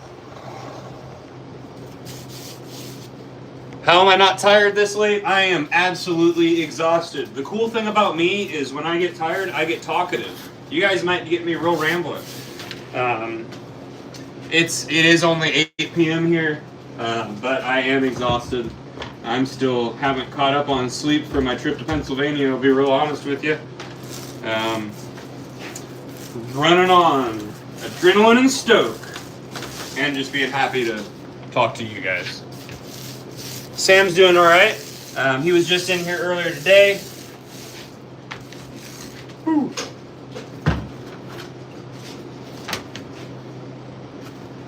Yeah. It's not too late, 8 p.m.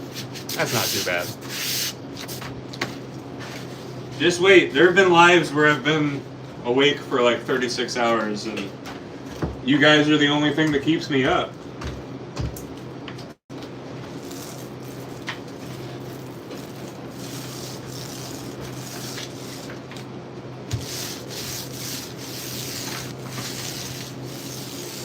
I found it really fascinating that it was the same time here as it was in Pennsylvania while I was there. Where are you from, Threaded Vibes? Somewhere in the same time zone as me, that's for sure. That's it. That's all I know. We're like right on the edge of one of the time zones here in Indiana. And part of our state is on a different time zone. So I work for Life Skateboards. I handcraft skateboards. Great question. What am I doing? Earlier today I sorted veneer from an order, and then you guys watched me empty out the presses, and now I'm hand rolling the glue on veneer that will be pressed into skateboards. Oh, you're in New Jersey. I was right by you recently. I was just in Westchester, Pennsylvania for a week. I almost went over to Jersey to see you. Closest I got was Philadelphia. We stuck around in Pennsylvania the whole time. Next time we come out there, we'll come see you in Jersey, maybe. Hey, thanks for subscribing, Wayne, all the way from the UK. And I think that's a great moment to mention that we do ship all over the world. International shipping is a flat rate. Order with your friends. We lose a little on shipping. We sell some boards. It's a win-win for everybody. So how many layers? These, what you're watching right now, let me think about this. So I'm pressing a 6-ply right now. The standard is 7, but we have an order for a wide 6-ply. We always do 7 plies of maple for our standards, as long as it's not a youth. 6-ply just makes it a little bit lighter, but because we control every step of the process, we can make you exactly what you want. So we can do 6-ply, 7-ply, or 8-ply. If you're feeling real funky and you want yourself a brick, you can get a 9-ply.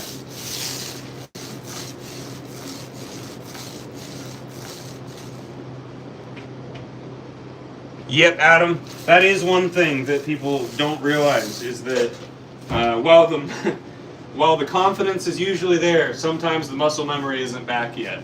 So it's good to ease back into skateboarding after you've had a long break, because you can end up hurting yourself, breaking yourself off. And how wide is the most common now? Probably around, I'd say like 8.5 is standard now. I've seen a lot bigger boards going around. Do I skate life boards? Yes, it's the only board that I skate. I will be honest, everything else feels like cardboard now. I don't like putting my feet on factory boards at all. When I kick somebody my board to try at a park, I don't even skate their board because I'm afraid I'm going to break it. It feels so fragile.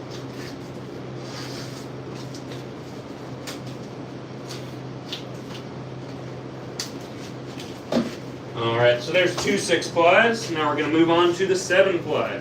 And since there's a few people that are new here and they weren't here for the sorting, I'm going to go ahead and go through the plies that are inside the board.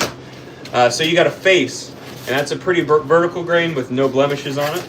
And then a core, another vertical grain that can have blemishes on it, like some visible knot holes, non-structural splits. And then you got a crossband where the grain goes the opposite direction. A core, crossband, core, and your final face. The crossbands give it strength in every direction, and the rest is just there. Hope that makes sense.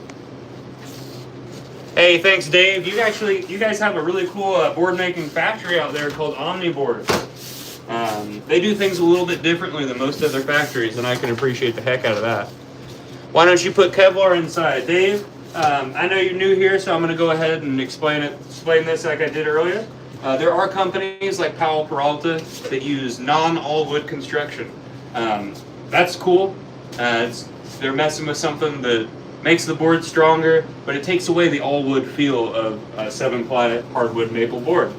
So we just got really, really, really good at making all-wood construction boards, and they last a lot longer than most factory boards. My favorite example of that is that before I found this company, I was working in a skate shop where part of my pay for the week was a deck, and I was going through a deck a week. I was very heavy-footed, and I skated every day. And I just kind of thought that was normal, just par for the course, and it is for factory boards. And then I skated one of these, and boards went from lasting a week to a month. And at the time, that was just me being heavy-footed, learning board breaker tricks like kickflip board, things like that. But now they last me a really long time, even though I skate our blemished boards. So I skate boards that aren't as good as what you buy from us. It's just so that we don't have waste. And they last me a really long time.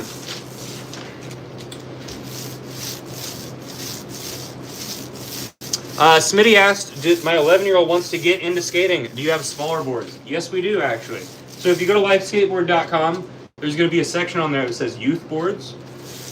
Those boards have kicks that are closer together, and they come in a standard 6-ply to make them a little bit lighter. We have our own mold for the youth board, so it's got its own concave. So you get the same amazing construction of a life board, just kind of shrunk down.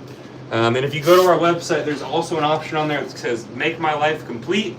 You get all quality parts, $110 plus the price of the deck. So a standard popsicle is $70. It's $180 for a high quality, handcrafted complete. Dang good deal if you ask me. We don't really do deals on the decks because they're as cheap as we can make them. So the deals come with parts, apparel, and things like that. So check out that website for me. Support us. Put some orders in. I'll be making them.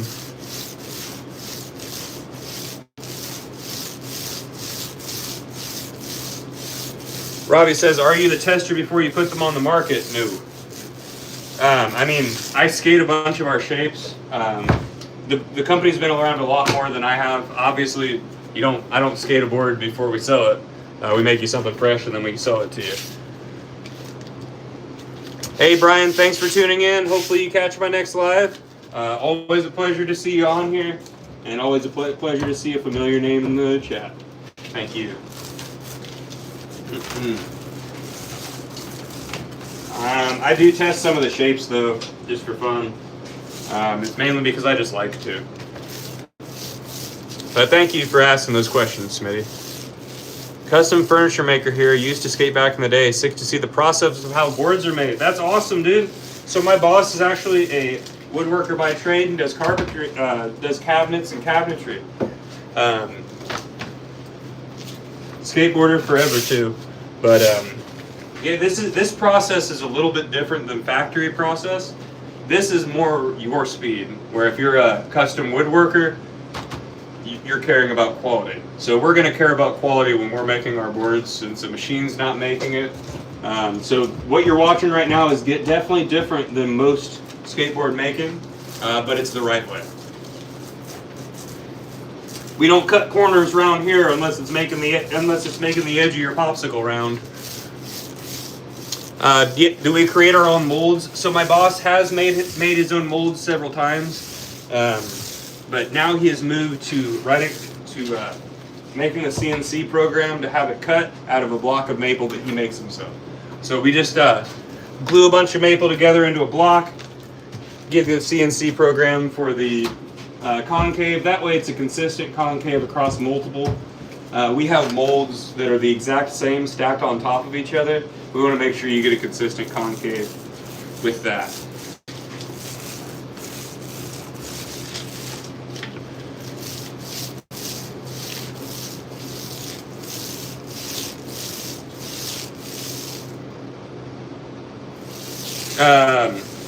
Why do I like my shape? Because it's weird looking? Is because a lot of people are like, you can't do a flip chick on that, and then I do a 540 flip on it. So it's fun. I like to mess with people's minds with it. You know, but a lot of people are conditioned to believe that popsicles are the only way to be able to skate. Yes, my shape is a little bit more difficult for some things, and I am adjusting it for that. But you don't need a popsicle. You can get a twin. You get an egg, you can have fun on anything. That was the point of making that shape. I designed it specifically to be as funky as possible while still being functional, and that's why.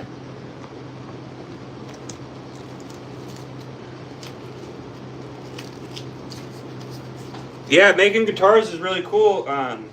We actually have, my boss has a friend that does that, so we've like traded veneer with him before. We send him, you know, some marbled stuff, And I've had a couple people ask about, like, why don't you make guitars? I think that part of it for, like, the reason that I don't have interest in it is because I don't do music. So obviously, as a skateboarder, I want the person making my skateboards to be able to skateboard. I would assume that someone that wants something like musical equipment would want someone that knows how to play it making it. You know what I mean? It's going all right, Off Grid. Thanks for tuning in. Mr. Bean versus Gumby. Oh boy, that's a good one. I mean, I think they'd join forces and beat up whoever put them against each other. I think that's how that would work. So Mayo, I would say watch out because you put that out in the ether, and Gumby and Mr. Bean are coming for you. I'd watch out. That's a duo I don't want to mess with. I wouldn't want to cross those two. Seriously. I don't know. I can't see them fighting. I can see them like squaring up and then being like, and then fighting whoever pitted them against each other. Thank you, Mayo. I appreciate it. Thanks for the little bit of humor on there for me.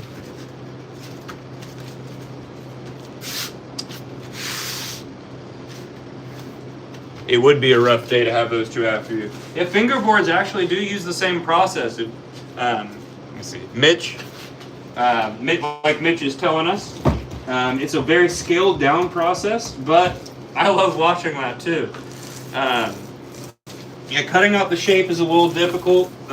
When I'm done raising this press, I'll kind of pop into the other room to show you how the shapes are cut out. I'm not going to cut a shape out. That's not my job. That's the boss man's job. But I'll show you how it happens, why it's easy to get a consistent shape with each one, and we'll move from there.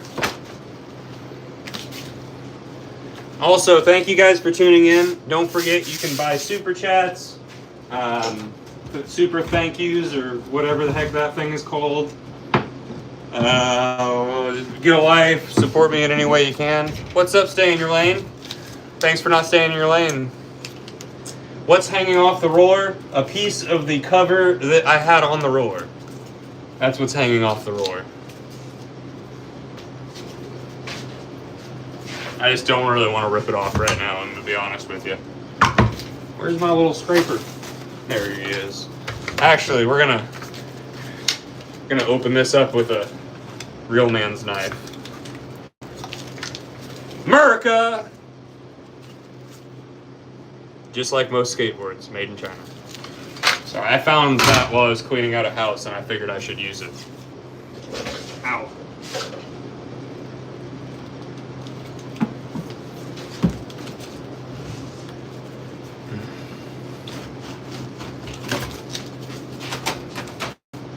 Alright, this is the last one here to get glued up.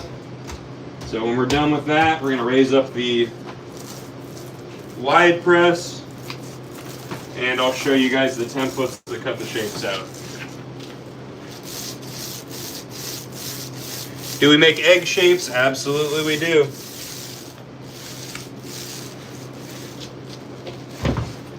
We actually came out with a 14.6 inch egg.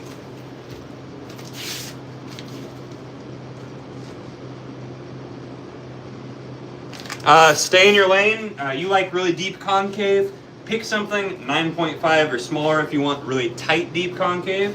Everything else has really deep concave, just spread out. I'd say that if you're not trying to get a popsicle, go with our twins. We've got an egg twin and a twin. They're symmetrical with square nose and tail. Really fun shape. But the concave is just as deep as everything else on there. Bigger than the Eggzilla, and hold up, actually. So I will say this: you brought it up, not me. The Eggzilla's concave feels like an accident. I said it, and I mean it. It feels like they put a popsicle right in the middle and then just like satellite dished it out. So what we did, now this one is not the 14.6, this one is a 13.6. We made sure that your wheel flares made it all the way to the edge on our wide boards. That way you can still flip it. I tray flip this thing. People do kick flips on the 14.6. I think that the company that's making really big boards right now kind of made everybody think that big boards were hard to skate because they didn't put good concave on them. But we put good concave on ours. Small wheels for sure. Yeah, stay in your lane. That's what I would go with. I'll be real honest with you. I ride 59mm wheels. My boss set that board up, and I've been bringing her around and skating it.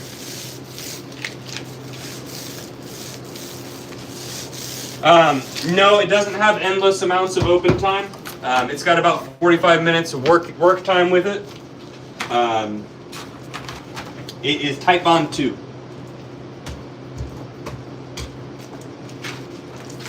Type Bond 2.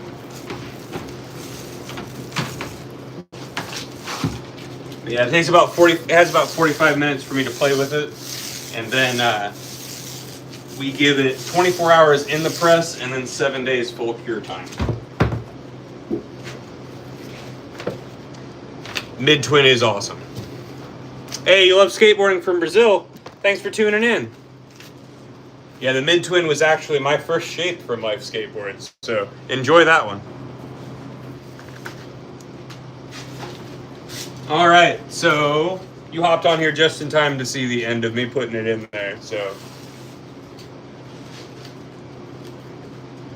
Might seem like it's got endless open time, but it doesn't.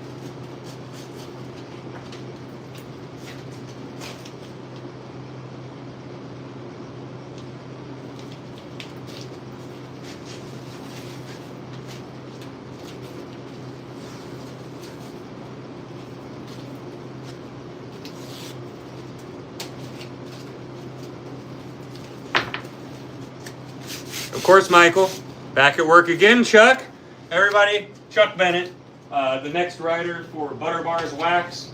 My homie I'm bringing with me to Cleveland, and great friend of mine. Been working for, dang, it's only been 2 hours? Huh. I've done a lot in 2 hours, haven't I, guys? Sorted veneer, emptied out the presses, cut down veneer. Now I'm loading up the first press.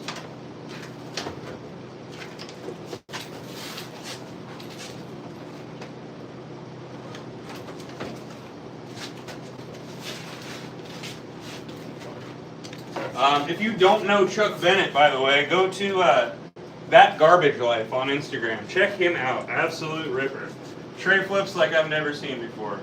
He was lucky enough to hang out with Neen Williams the other day.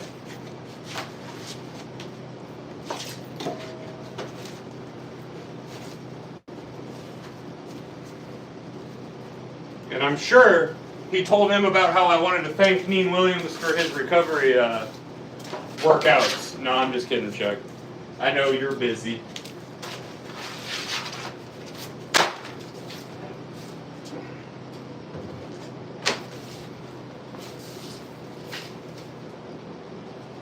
most of the time, and what we originally had to set up in the shop in Muncie was pneumatic jacks.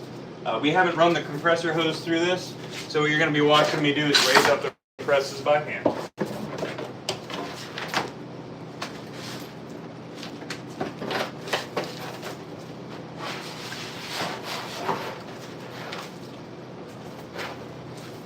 Chuck, you should have seen it. People got scared of the saw earlier and left. I think it was Jake Phelps that said if you were scared, it wasn't made for you. And I guess that means watching skateboards being made too.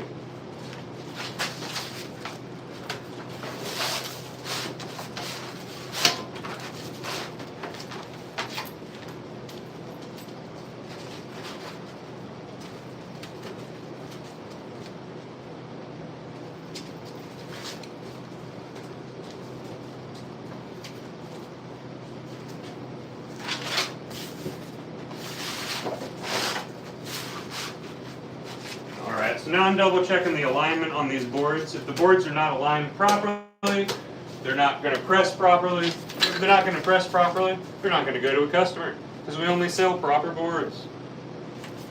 All right, so now we're going to lock these jacks down, raise them up, and you're going to watch for squeeze out. So actually, somebody said sick Roscott. What they're talking about is this right here. I cleaned out a house recently and found this. This is a knockoff. When the Roscott came out, they had a bunch of companies that knocked off the graphic, and this is definitely a knockoff, not an original, but I still think it's pretty damn cool, especially with the nose and tail guard. Where are we based out of? We are based out of New Palestine. Here is my current board. I cracked the tail on it, so I'm making myself a new one. Chuck wants an 8 for the trip. Hey, what's up, e-bikes?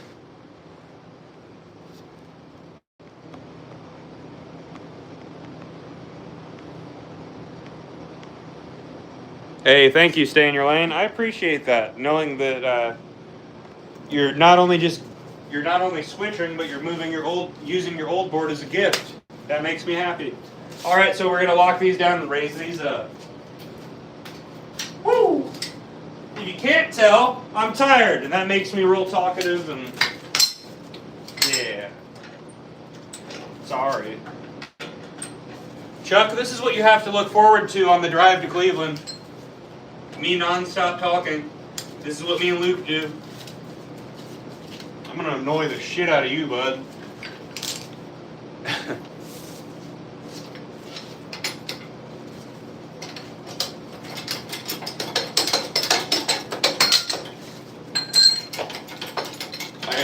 These were pneumatic presses, but we are just raising them up by hand now.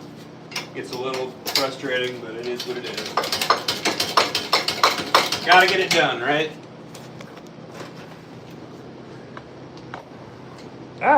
Setting you guys on top of tools by accident. Oh, thanks, Jake. Yeah, so what Jake's talking about is the way we apply our graphics here at Life Skateboards is carving lino blocks. And I started a wax company where I print all the packaging by hand with lino blocks. So there's a live from a while back that I was carving those blocks. I dropped that first, made that first drop of wax, and we're almost sold out of that, so I got to get to the second drop soon. And on that second drop, one of the pros is in the chat right now. That would be Chuck Bennett. We're going to be adding him to the team, and he's going to be one of the signatures that are in there. I'm really stoked for that. Thank you. This definitely was a lot quicker when we had the pneumatic press set up, but you got to get the job done one way or another.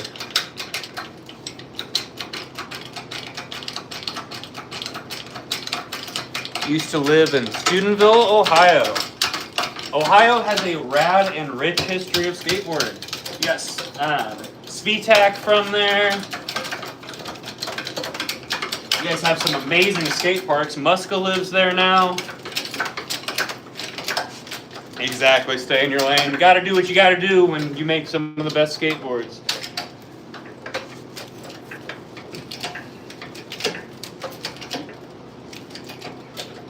And usually, so when you're using a pneumatic press, you kind of base it off of the timing between the pops. But when I'm doing it by hand, I just go until the jack can hold my weight.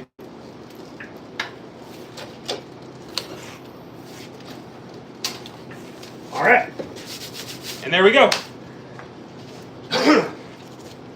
So, wide press is all loaded up.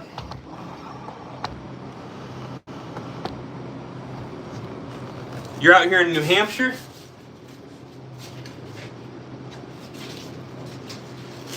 You can always change your scene, make it better. Go get your go to your local park board meetings. Tell them you want an expansion. Bring out some skateboard events. Bring that skateboard event and make it bigger. Make that skateboard event so big you can make it a border event, and then eventually you got people coming to your town to be globally ranked in skateboarding. That's some steps that I'm in the middle of taking right now. Following in the footsteps of my buddy Dino Toll out in Effingham, Illinois. He absolutely killed it with what he's done out there.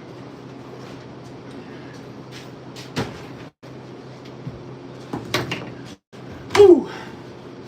Skate or die. Skate or die, skate. That's actually a quote from Bam Margera's interview I did with him. Still deciding how I'm going to post that. How much for 100 skateboards? Depends on which ones. Now, if you're just buying them for yourself and you want to help us out, that'll be $700 for regular popsicles. If you're talking about wholesale, call my boss up. You can contact him through the contact at lifeskateboard.com. You can also contact him through the Life Skateboards Instagram or the number associated with the company on the website. But if you are serious about buying wholesale, just hit him up. He's going to have some questions for you. We want you to know a lot about the boards before you sell them. Because we do like to do direct to customer, we like our customers to know where their boards came from. That way, if there's ever an issue, they know exactly who to come to. Different shapes are different prices, so you just have to talk to him about that. Popsicles basic are $70, and shapes go up from there. So $79 for twins, $99 for our more funky shapes, and then I believe the most expensive thing we have right now, basically, is the bigger boards are $125. That's the ones that are up to 14. They're 13.6 to 14.6. Like these guys. They're gigantic. They're special. They're new. But we got a lot of different stuff. So yeah, you just have to contact my boss about that one.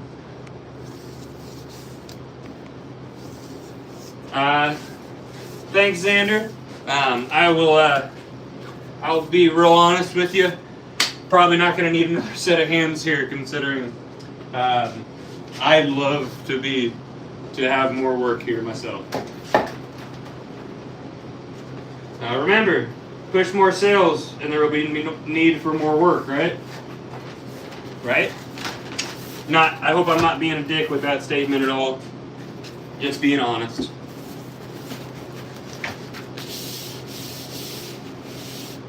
The melting face. When did I do a melting face? I can't remember.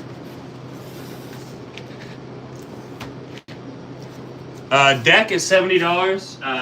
The deck is $70 for a popsicle. The deck itself for the wider boards is $125. That would be just for the ones that come out of the new Monster Press. You can get a full complete for, if you're getting a basic popsicle, it'll be $180. That would be $110 plus that $70 for the popsicle, and then shapes go up from there. So the prices range depending on what you're getting.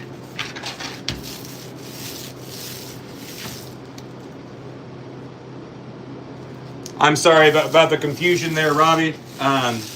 The price of those really wide boards is $125 for the deck.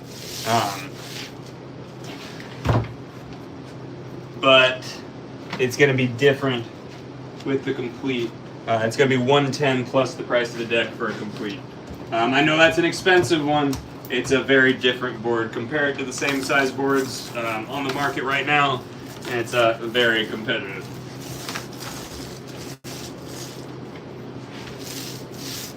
Psycho stick? No, sir. We don't make no psycho sticks. I make Casper sticks. Make life sticks. The guy that used to make Psycho Sticks now makes some pretty crappy skateboards. Oops, I didn't mean to say that.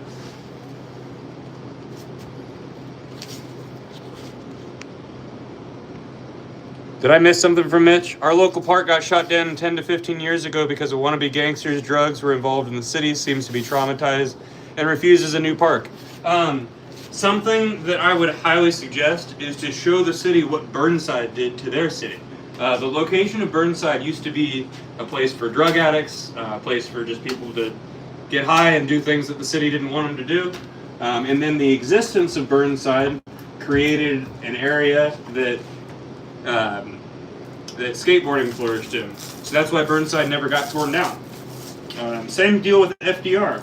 There's plenty of stories about the craziness that used to happen on the lot where FDR is. Use examples from other cities and approach your city as if you know nothing that happened before. You are just an innocent person that wants a skate park because skateboarding is a wholesome, appealing activity that establishes a sense of community and pride in the community, involve the community in building the park. That way, the community has some ownership in the park. If the community has ownership in the park, they're going to take care of it. I hope that helps a little bit.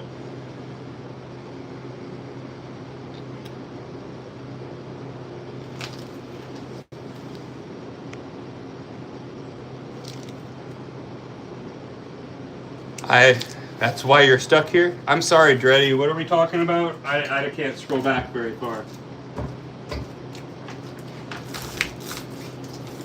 Miss you, Dreddy. Thank you, Jake. So that wisdom comes from a bit of experience. We had a local park called Lawrence Skate Park that was falling apart. It was built in 2008. It was neglected. The city didn't want to expand it. They were just kind of sandblasting it, which was ruining the concrete. I started doing repairs on the park as far as I built a retaining wall for the dirt that was spilling onto the park. I started cleaning things up. Started cleaning up some very vulgar graffiti as far as racial slurs and things like that. And then I approached the city with an idea in collaboration with a local graffiti artist to cover the entire park and establish some pride in it. And now a park that's been neglected has expansion on the plans.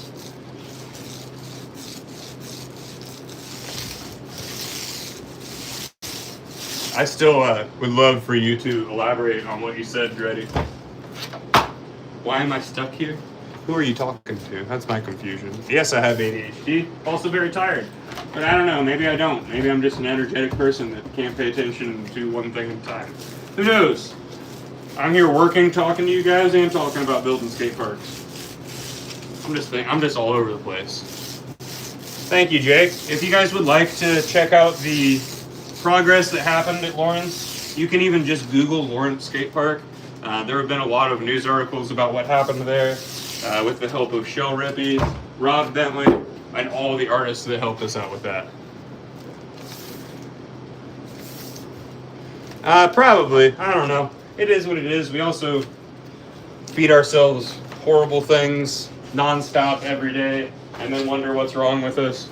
That's something that I didn't pay attention to for a long time that I really need to pay attention to. Recently started paying attention to my diet and whatnot thanks to my friend Luke.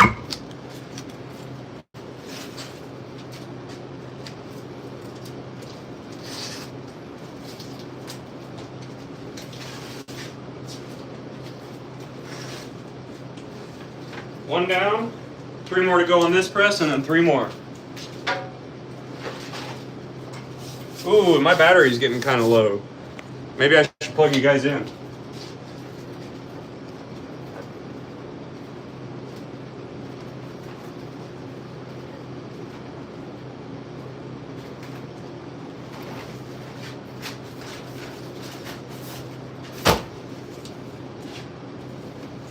Yeah, we're gonna go ahead and move you guys around here. I agree with you on that one for sure. Have a good one, Sonny. I must have missed the statement there. What kind of wood do you use? Great Lakes maple is what we use here at Life. Putting you guys over here for now. I have been trying to stay away from sugars. I'm not doing very good at it. That was a big push for my buddy Luke. And then he's encouraged me to include more fruits and vegetables in my diet, moving away from energy drinks that aren't probiotics, things like that. I'm still working on it myself, so unfortunately I don't have the best advice for you. So if anybody in the chat has good advice for a diet that helps with just your everyday wellness, please let us know. Hey, go skate in your driveway? That's a damn good thing. So Jake said, do you cut the shapes as well? So my boss cuts out the shapes and then I shape them. So it's just me and the boss man here, my good friend Sam. He cuts out the shapes, I shape the rest of it.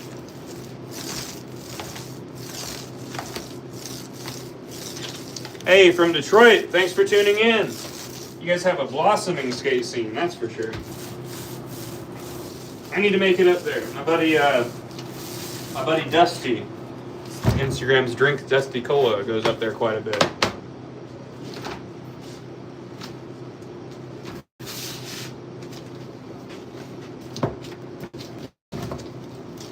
Yeah, I know cutting out soda does help a lot.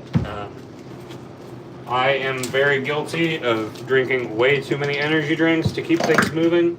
That was the glue, guys, I promise. But I'm trying as hard as I can. Switching to like sugar-free stuff has been very helpful for me lately. Hey, that's awesome, dude. And skateboarding will keep it off, that's for sure. You're all the way over in Washington? That's awesome. I love hearing that there's people all over seeing that. And if you guys do like this, please do me a favor and share it on other platforms for me. Make sure you hit that like button. I don't know where, somewhere up there, I think. The subscribe button. And if you want to, super chats and stuff. Always supports me, always helps me. You guys are awesome.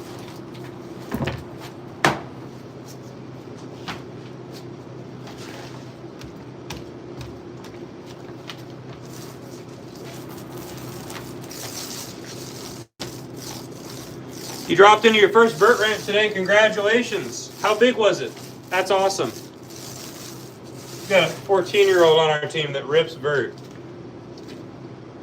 Hey, double tap the screen for me. There we go. Yeah, you guys can double tap the screen to like the video for me. Don't forget. I'm learning about YouTube Lives from my chat. 13 feet flag. That's awesome. Which vert ramp was it? Was it a private one? Was it Louisville? If it was Louisville, please tell me it was Louisville. I hope it was. Please tell me. This says Bent Leg. It's a clothing brand out of Muncie, Indiana that my buddy Spencer does. No way! Flag! That's awesome! I dropped, that was the first place I dropped in. Congratulations, bud. I bet your drop-in looked way better than mine did. That's so cool, man. You dropped in at the same place I dropped in for the first time. Mine was embarrassing. No one told me how to do it. I milk jugged as shit across the flat. It was scary. I then learned how to get comfortable on a 12-foot. That's awesome. Did you get to skate with Keat? Keat's a local out there. Well, hey, as long as you survived and you wanted to go back, that's all that matters. That first time over the coping on a vert ramp is so scary. That's awesome, Mitch. That's awesome, guys. Yeah, Mitch, it is an awesome job. That is such a scary, gnarly ramp, too. That thing has been outside for so damn long. That's so cool. That's awesome. Yeah, Keat, I was just at a contest with Keat in Columbus, Indiana the other day. His dad is really cool. Really like those guys. Small world. Small world.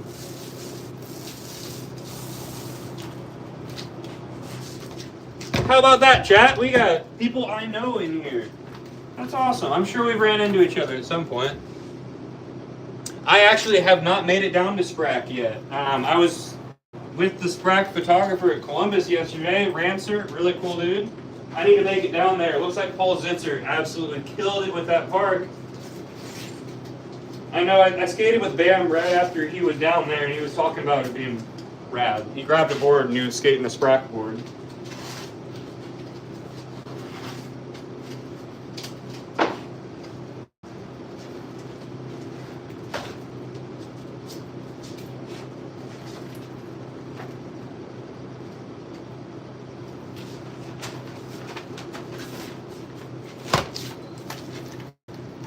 So these right here are going to go in the wide press and then the standard press. What I'm doing is pressing boards to be uncuts, and then the shapes come later. So what shape is it going to be? Order it and you'll find out.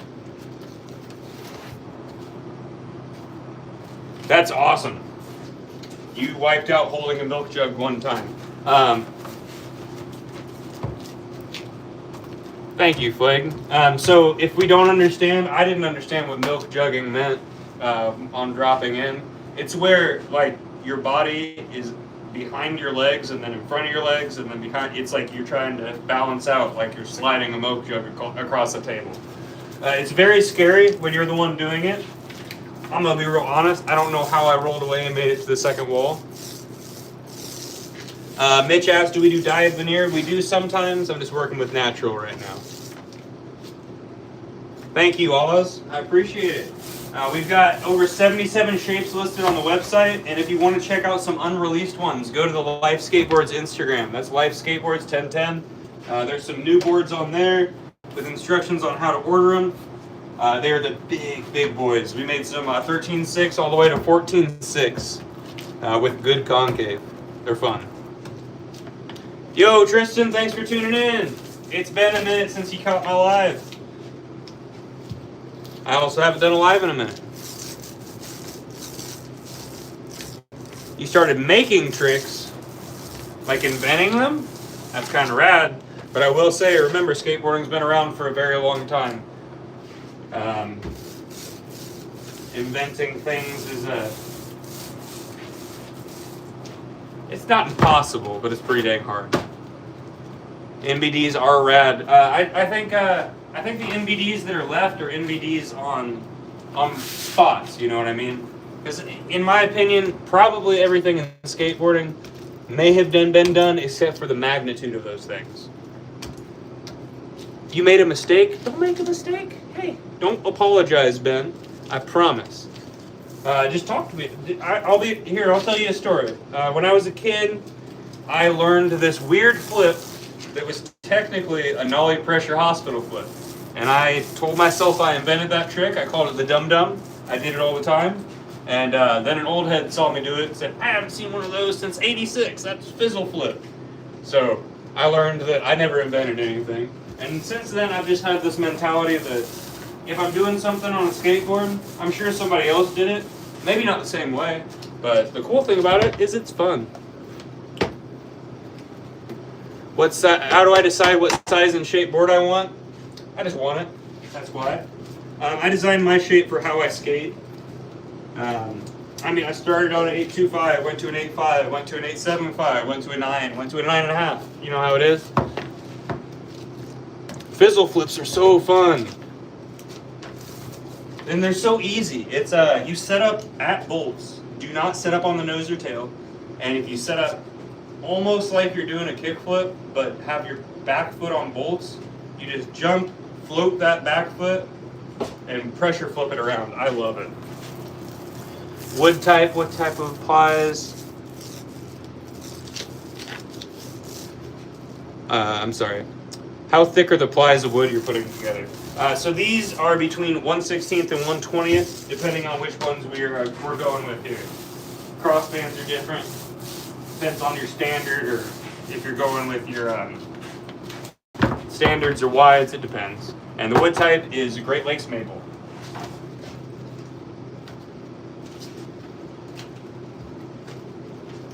Good questions. Thank you, Mark. Oh, hi, Mark. I didn't mean to quote that, guys. I'm sorry. I didn't mean to do that. Please forgive me.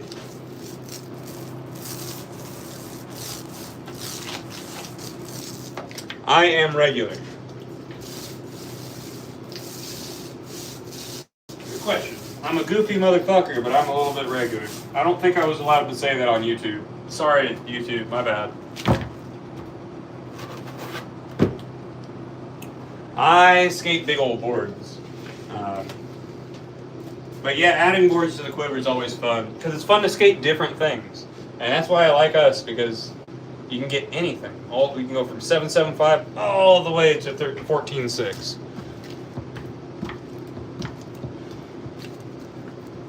Yeah, that's a grad thing, Bobby. My favorite thing, as soon as I eat shit in the park, is a good concrete massage every once in a while is good for everybody. It's my favorite thing to remind myself of. How long have you been skating for, and what's your best trick? I've been skating for 21 years now. Technically, I really like barley grinds. I think that's a really fun, it's kind of easy trick. I've got 540 bonelesses pretty well on lock. Miller flips. I'll do Miller flip finger flips over spines. Things like that. And gnarliest slam. I've got a couple.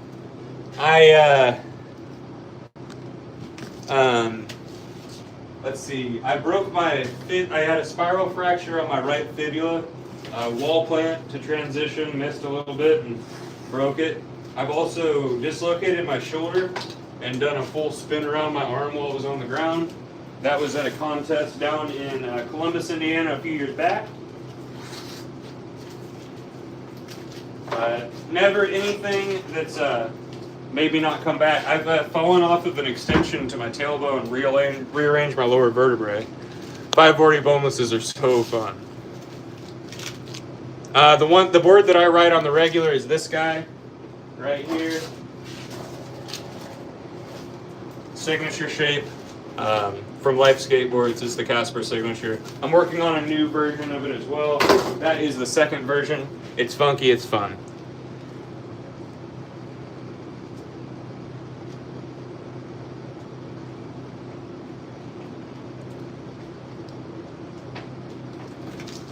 So Mitch asked, what was the process? I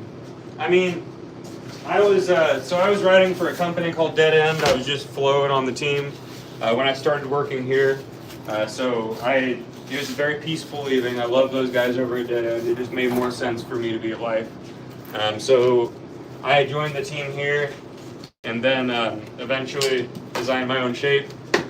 Just big thank you to Sam for that one. I was working in shops, kind of putting myself out there, just skating, going to contests. Once again, that's glue, guys. Getting a little known in skateboarding, and this is just a really good fit for me with this company. Life is called Life because skateboarding and sobriety gave my boss a new life in skateboarding. So me being an addict in recovery, it just makes sense. Absolutely. Thank you, Joshua. Joshua. I'm learning how to pronounce that.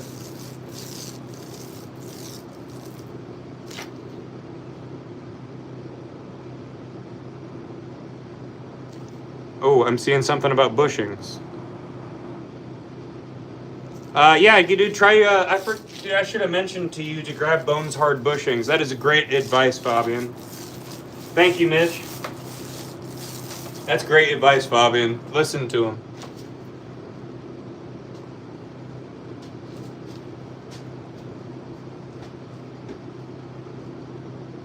Oh, Dark asked, what was my substance of choice? So I talked about this already on my live. It's not personal. It is personal, actually. But I'm not ashamed of it because I think that telling the story definitely helps people. Alcohol was my substance of choice, and it turned into everything after that. So I had a problem with cocaine, hallucinogenics, pretty much any upper party drugs, things like that. I would just do it to escape reality. Looking back, I was never really chasing the high. I was chasing the escape, if that makes sense.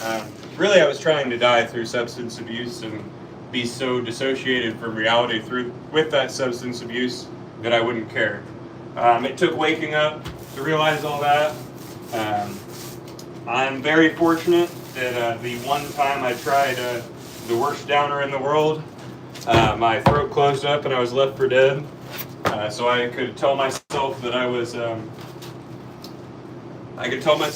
allergic to it and I never touched it again. So I'm very grateful for that, or I wouldn't be around today.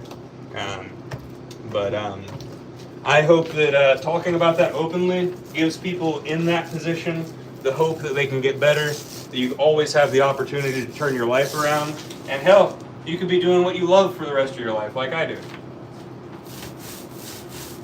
And no judgment on people for their choices, just here to be the example of turning things around and helping. If you ever feel the need that you need help with quitting a substance, encouragement with quitting it, or just advice, obviously you can't message me through YouTube, so go to Stranger Casper on Instagram and hit me up. The way that I like to help people through there, I don't like to look at who you are. I don't want to see your account. I just want to help you as a fellow human being. It was the kindness and grace of strangers that saved my life, as well as skateboarding. So I like to try to be there for people. Thank you, Joshua. Kick push, thank you. They're the orange soft boys. Ooh, dang, dude, those are like specifically for downhills. Try go get some Bones hard bushing. We've got some. If you can't wait on running into me, grab them from Nick.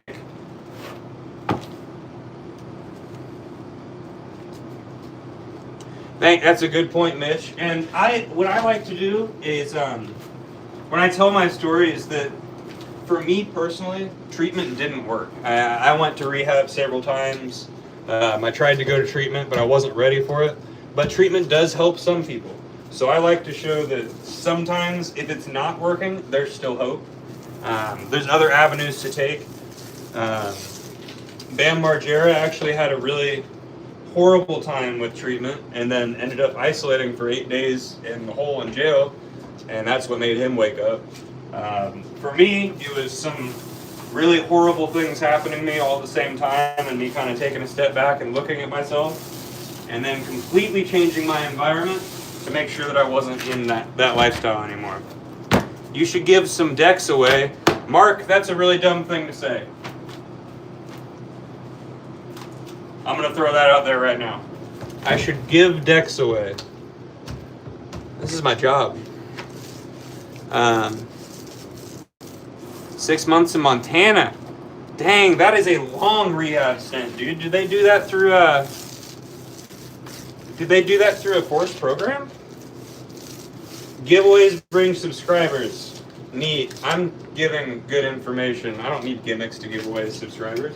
But also, once again, you gotta be rich to give things away. I'm very poor, guys. You know, there's a little thing in the corner where you can buy things, like supporting me.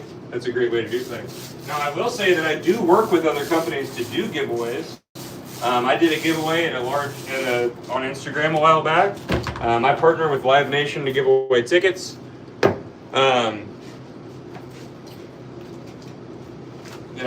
Really soon here, there's going to be a giveaway for Pantera tickets, but I'm poor, guys. I just work with other companies. This isn't my company. I'm an employee. I don't make decisions here. I'm here to show you guys the process of the skateboards so that you can see why these boards are better than other boards, why you want to get these boards, and all that fun stuff. Obviously, if you get a board from watching these lives, let us know you watched it from the live, and maybe things can turn around from that. But this is my personal Instagram, not YouTube, not the company's. I don't have the permission to do that.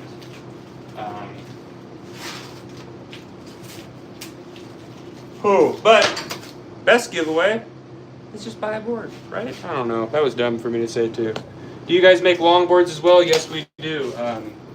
Peek over here. There's the longboard press. Yes, we do.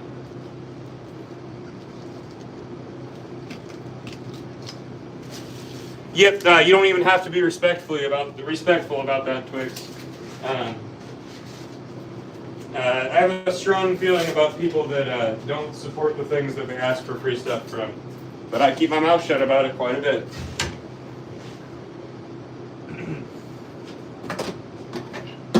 And I'm out of gloves. Oh well, we're getting messy today.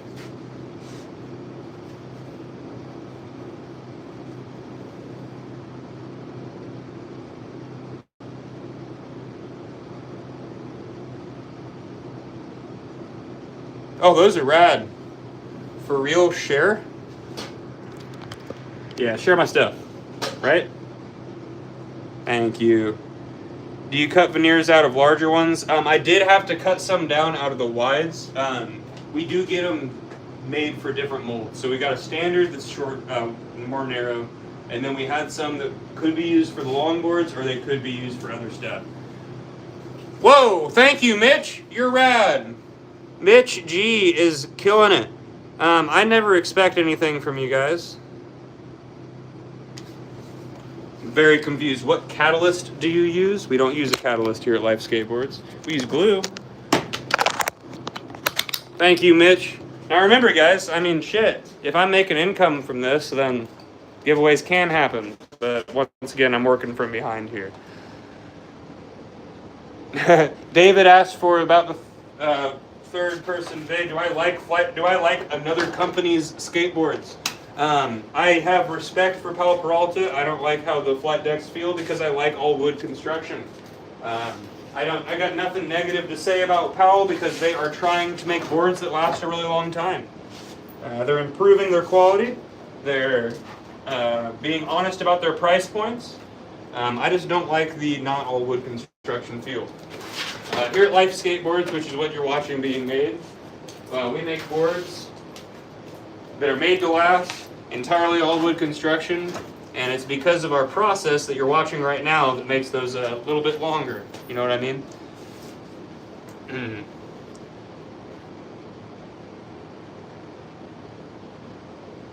Dang. I wish YouTube would let you do that a little bit more. It seems like people are having trouble buying super chats. Sorry about that. Would you guys prefer if I had a more direct way to donate? I don't like to ask people to go off stream for that sort of thing because I know that can get a little scammy, and I never want to give the perception of any type of scammy stuff here. So I have always tried to keep the donations and whatnot in the stream, but please let me know if you think that that's a good idea. I'll go ahead and throw my PayPal or Venmo up there for you, and we'll work that out. That sucks that it's giving anybody trouble on that, though.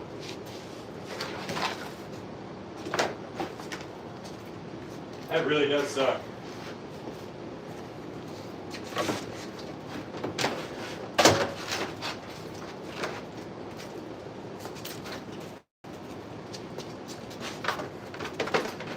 I have to make a complaint with YouTube if they're doing that to me.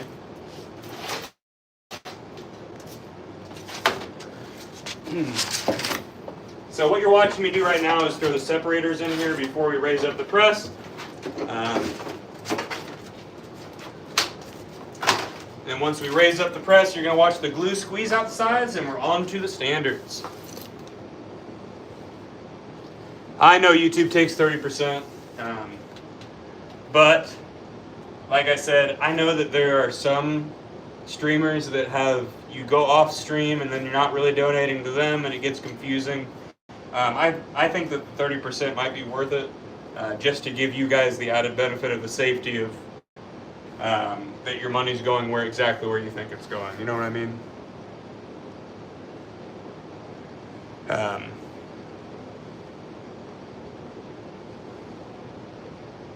How do you get a job? You go apply somewhere, and you might work there. I don't really understand. Thank you, Clayton. Yeah, I just don't. I'll happily throw that up there. I would just rather you guys trust exactly what's going on here. I believe I'm only at like $25 as far as as far as any payments have gone, so I haven't even been able to withdraw anything yet.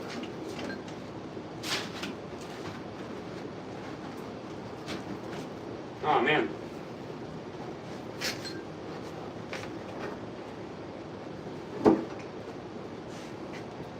You guys are gonna watch me struggle for a minute, so you guys are gonna be right here while I fix this. Damn it. Darn it.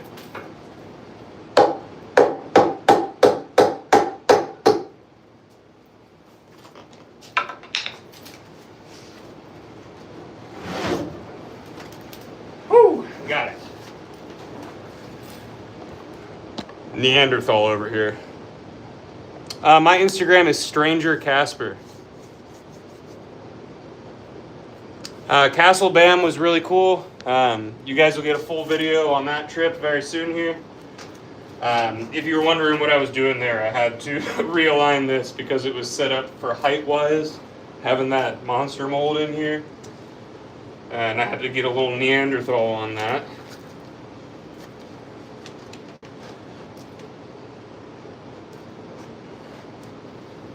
And that's not fun to show you guys. So, all right, aligning this press up is going to be a second.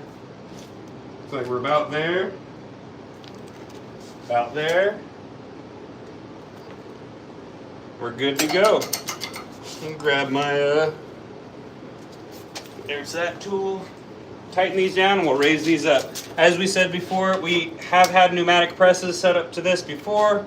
Unfortunately, we haven't hooked up the compressor since we moved to the jack, so we're just doing it this way. How old am I? I am 31 years old. 31 years young. Something like that.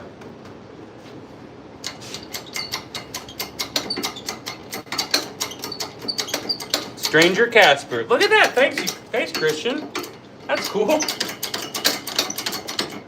Y'all know my Instagram. Yeah, but pay attention to that Instagram real close. In the next day or two, I'm going to be posting a giveaway with instructions for tickets to Pantera.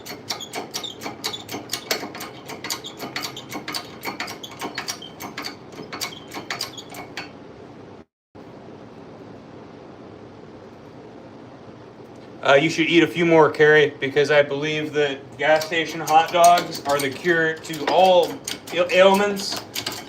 We just haven't studied it enough, you know what I mean? Like, you gotta throw them out at the end of the night? Why? You can just eat them and maybe you'll feel better the next day.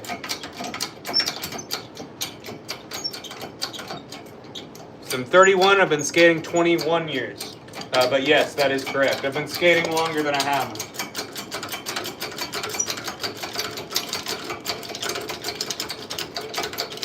A lot of us have, though.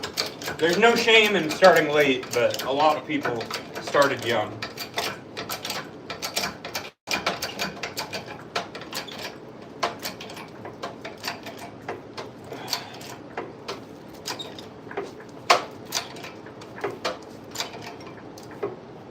Once again, we're going until it holds my weight, and we're good.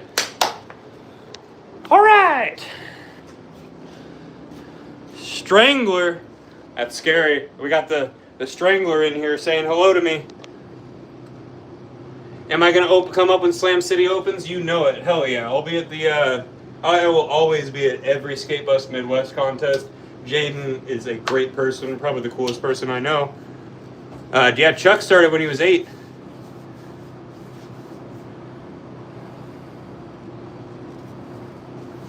Yeah, we never quit, isn't it? The longer we skate, the closer we get to a ratio of all skateboarding, if you round up. Oh, got 4 more boards to press here. I'm running out of steam, but I'm gonna push it for you guys. Ah, okay. Stang Lover. I was scared. You scared me with that one. Thanks, Jonathan. I'm running out of steam, but I'm gonna keep going for you guys and for the customers. You were scaring me there. See, I'm still a little scared of a Mustang Lover, but you never know.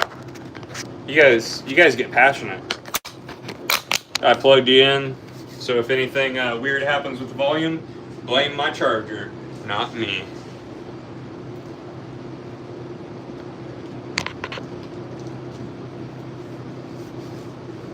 Correct, Tristan. So I was exposed to skateboarding when I was, I think 11 years old, or no. Yeah, when I started skateboarding at 10, I got Tony Hawk Pro Skater when I was 9 and fell in love with it. That was my first exposure to skateboarding. And then I got a board. I think we talked about this earlier. I didn't really care about it too much. I skated all the time, but I didn't really care about progressing until my 20s. Then I fell into drugs and alcohol, so I didn't progress much. And then about 25 is when my progression really hit.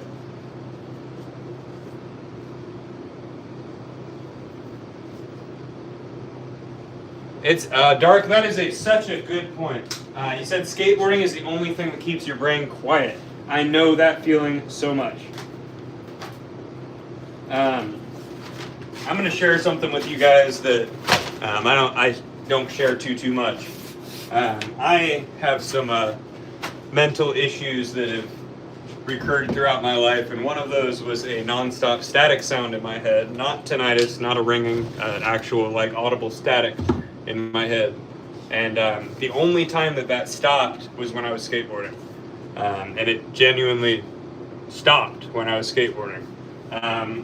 Over the last couple of years, I've been trying to figure out ways to fix that, and I finally did. I take lion's mane mushrooms every morning, and it has fixed that. But before that, I'm not sure if it was the fact that I had to focus on the thing that was below my feet, or what it was, but when I skated, the sound stopped. Who's the most influential skater from the 90s?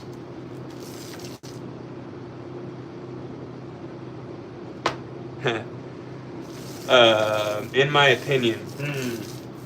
Most influential skater from the 90s, in my opinion. That is a great question. God. I mean, Mike V really pushed the envelope as far as what's standard. Bam pushed skateboarding out in front of so many other people that it wouldn't have otherwise gotten out in front of. Let's see.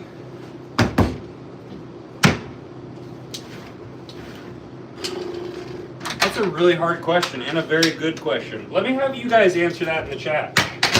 Who was your most influential skateboarder from the 90s?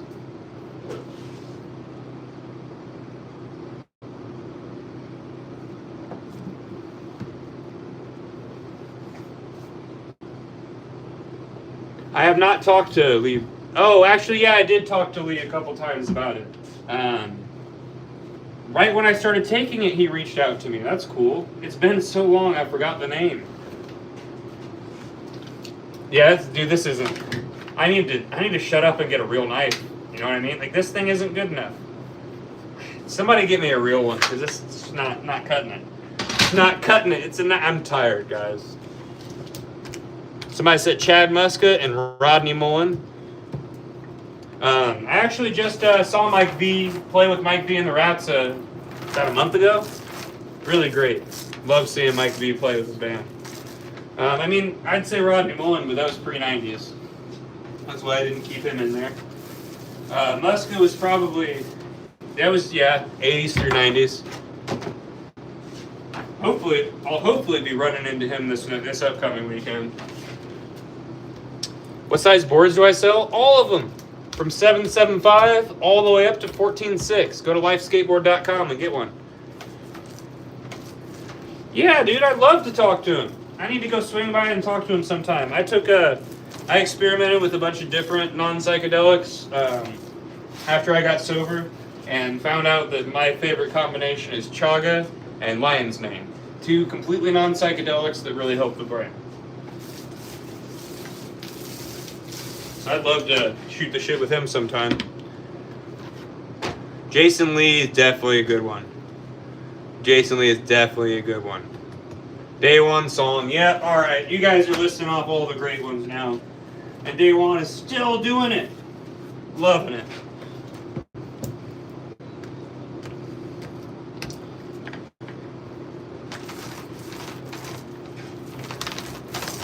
And Day One's got that front truck wiggle. Mark Gonzalez, that's a big one right there. You know, every time I do my bonelesses and I look at them and I go, that's not good enough, I tell myself I need to go gongs it out. Gotta kick that thing out there for my boneless. What is the most iconic photo for Mark Gonzalez? Because it wasn't that hard of a trick. It was the location that made the photo the best photo ever. The site is lifeskateboard.com. That's lifeskateboard.com. If you're having trouble with the website loading, try to either reduce your permissions reduce your restrictions or try a different browser. It's a very interactive website. But once again, that's lifeskateboards.com. Dang, you guys are just listing off everybody. I don't know, the 90s were full of such different progression that,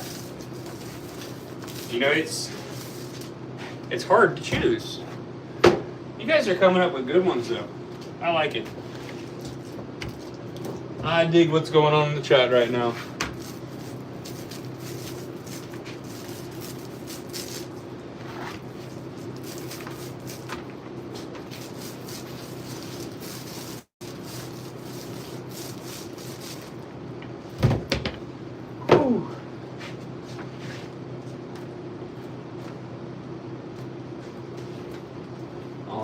Tape this guy up and then we'll glue up 3 more, load them in the press, I'll clock out, I'll shape my own board, and I'll go to sleep. Why? Because Sam came in to cut my board today, and I'm going to feel bad if I don't shape it, doesn't matter how tired I am. Any tips on trays? Let me think about this. Pay attention to which direction you're scooping. Make sure you're not scooping too far back. Watch where your back foot is in the pocket. Mess with how close it is to the tip of the tail. And don't focus on flicking so hard. Generally, your flip's going to happen because of your scoop.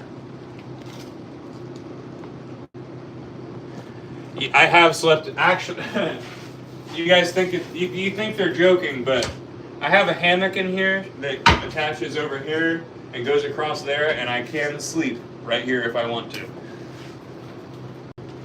There used to be a couch in the old shop that was an hour away from where I lived that I would sleep in on a regular basis. Thank you, Jonathan.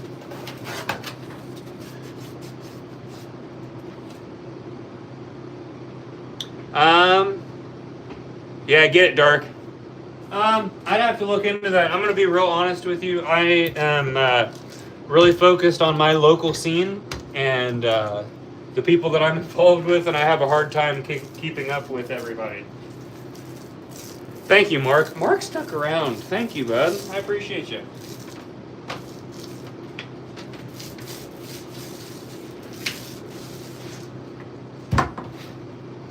I will definitely have to check that out.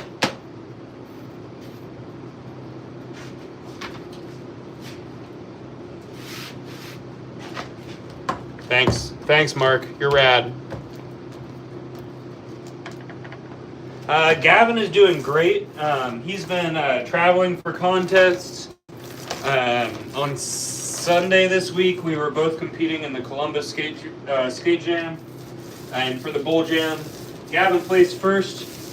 Great. It was amazing. I skated the 13-2 and placed third. I believe Gavin. No, I'm sorry. Maybe Lance Donnerberg won. I know we were both on the podium, that's for sure. I need to go back and check that. I know that Gavin and I were both on the podium, that's for sure. Hey, congratulations, stay in your lane. Next step, 540 flip. I want to see it.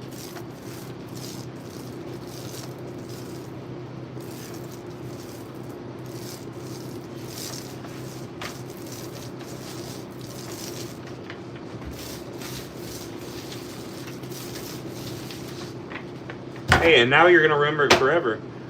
Rodney is so wholesome. Gavin is absolutely crazy, though. Gavin's been... I mean, when I became aware of him, he ordered a board from us and asked for my signature on the board. Now he's somebody that I would want a signature on a board for, you know what I mean? Where are we located? We are located in New Palestine, Indiana. That is 20 minutes east of Indianapolis. The shop was originally in Muncie, Indiana, and we moved down here last year or two. Yeah, Rodney's great. I like that guy.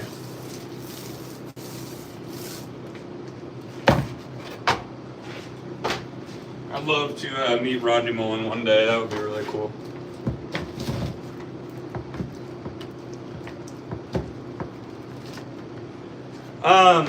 This one right here, it was great. I really liked it. It's lived its life, and I am doing a new board today. It's made its way around too. That board has been all the way to Castle Bam and back. Dang, I need to remember that was a Castle Bam.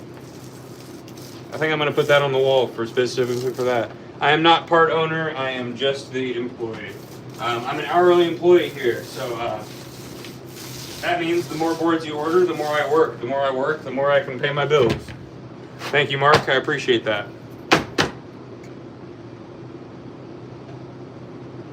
Oh, stay in your lane. You're rotating into 540. So I was having issues with making my 540 flips work without me opening my shoulders up. And all right, I'm going to try to explain this with my hands here. Tray flip, if you're scooping like this, 540 flips scoop way more forward than you are back. I didn't pay attention which direction I was scooping, and someone that doesn't do 540 flips asked me which direction I'm scooping, and it fixed it for me. Thank you, Jonathan. Appreciate it. Are you going to make a different shape and size for your shelf? I'm going to make the same one this time, but I am working on designing a version 3 of my shape with a little bit more surface area on the nose, and I want to knuckle out the tail to give myself some versatility. But I've been skating the same shape since I made it. Oh, but yeah, Tristan said I'd love for you to sign it. Absolutely. I would happily sign any board that you guys order. Just put that in the notes that you want that. Not that I'm some cool skateboarder that you all want to know or anything, but I think it'd be kind of personal and cool to have one of the guys that made the board sign it. I'm nothing special. I'm just some guy. But if you want that, I would happily do it for you.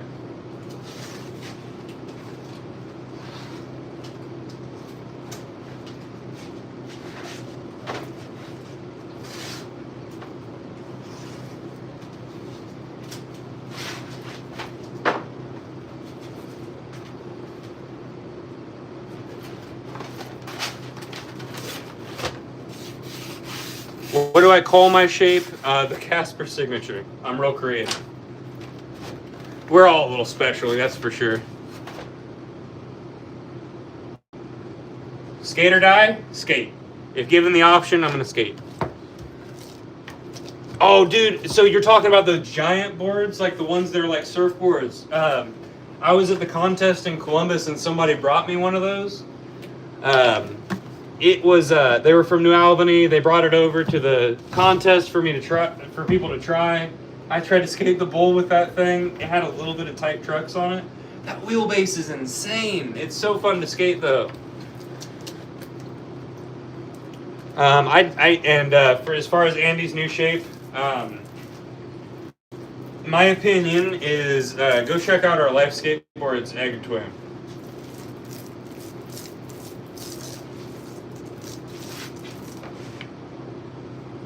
Thank you, Jeff Tristan. I appreciate you. I'm not going to say anything past that. Just go check the Life Skateboards Egg Twin for me.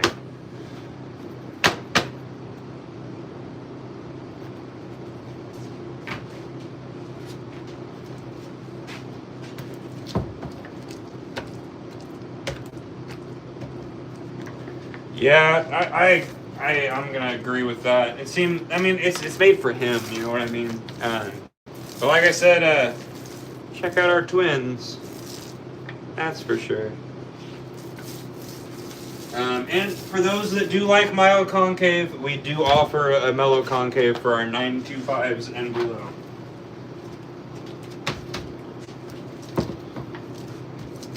So Christian asked, is the Life Bowl still open? It's not really open to the public. There is a key holder program right now.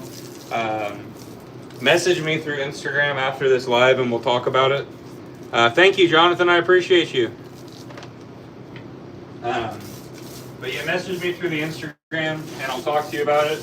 Especially if you're local to Fort Wayne, we can work something out. Or I'm sure you can work out something with one of the guys that we're working with. But yeah, Dark, make sure you let us know. If you guys order a board off the website, please put in the notes that you found us through YouTube. We're still trying to find out what impact me doing these lives has on the company. Oh, Stay in Your Lane wants me to talk about parking on the board. So, I got a buddy, AJ Ashley. Very heavy-footed man. Not because he's sending hard flips down huge stuff. always snapping boards. We made him an 8-ply. It's heavier, but that thing's a tank. He parked his car on it. Our 8-plies are extremely strong. I've also got another story. This is a girl up in Ball State when we were located in Muncie. Came in for a cruiser. We made her a coffin-shaped board. Put some cheaper trucks on there. Just she wasn't trying to, skate with that thing. She was just trying to get to class. So we set her up a board, and she came in a couple days later because that board got ran over nose to tail. That was a coffin board, so square nose, square tail, nose to tail got ran over. What did she need? New trucks. The deck was fine. Now, I would not recommend driving over a 7-ply, but our 8-plies can take it. I know that other companies have used that as an advertisement as well. It's just funny.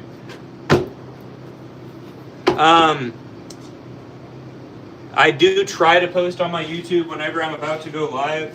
I wish it would let me share my lives to YouTube. I post it on Facebook quite a bit more because it's so much easier to do there. But after that suggestion, I probably just will. I'll just go ahead and screenshot the live settings, post on my story that I'll be live, and we can go from there. Our regular boards are 7-ply standard. Unless you're getting a youth, then it's a 6. So that was a 7-ply that got ran over end to end and snapped the trucks and not the deck, right? Wild stuff. Once again, I would not recommend doing it, but it has happened.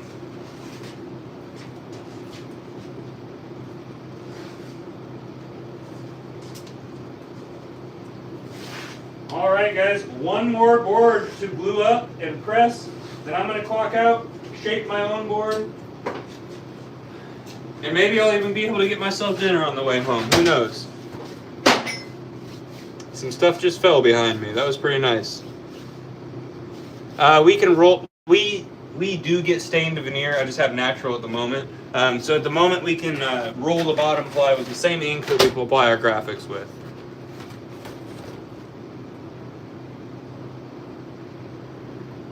Oh, you guys have a mellow concave option. Yes, we do. Yeah, actually, so right over here, you're seeing. So over there is our standard press, wide press, long press. Inside of the long press, at the top right there, is a youth mold that makes things smaller. And then we have a mellow mold that can fit inside of that as well. That is our 925 and below, I think. Thanks, Lufa. Appreciate you. What grip do you use, Christian? I use DKL non-abrasive grip tape. At the moment, I have normal grip on my board because I am waiting on a package from DKL. It got sent back to sender because my complex is not the best. So they're shipping that back out to a homie so it can get to me. You should explain the whole process one time. How about I'm going to glue this one up, throw it in there, and then I'll walk you guys through the process. Does that sound good? This is just a time-sensitive aspect of the process, so I've been talking to you guys a lot. Takes up a little bit of my time. Let me load this one up in the press, and then I'll raise it up, and I'll show you the process. Definitely. I'll be able to walk you through shaping a board, because I'm going to clock out and shape one of my boards.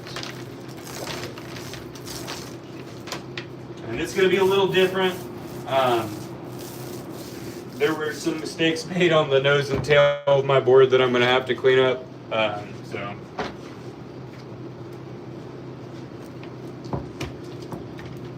Thank you, Lufa. I appreciate you. We've got boards that are extremely long wheelbase as well that I've seen people put. The reverse trucks. I always called them reverse kingpin, and then they came out with reverse kingpin, so it's the odd angle kingpin that makes the kingpin on the other side for longboards. Good night, bud. Have a good night. Thanks for watching, and I always appreciate seeing your name in here, because it makes me think stay in your lane to a lot of things.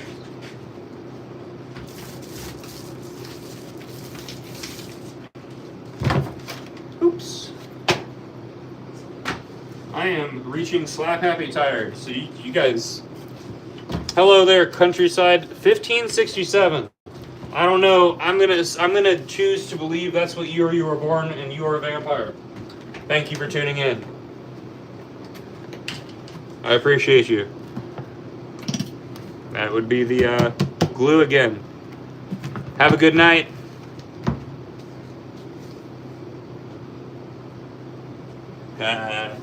Yep, Mark. I'll show you if I get in the studio.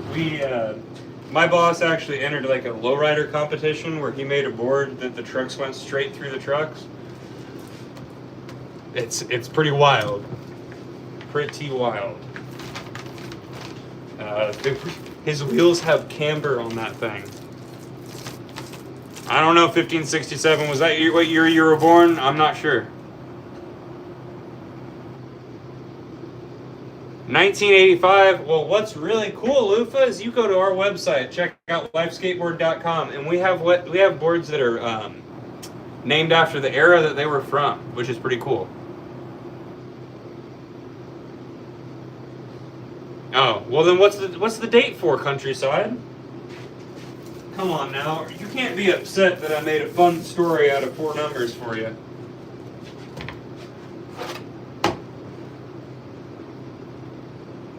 Yeah, that's how ours are. It goes above the deck. It's wild. It's just numbers. Hey, now numbers are serious. They always mean something. In case you weren't wondering, you hopped on my live near the end when I'm very slap happy. Oh, thank you, Lufa. I appreciate you. I've seen some longboarders set up the long panhead quite a bit. We need to know. I need to know what the numbers mean. How am I supposed to do math if I don't know the numbers?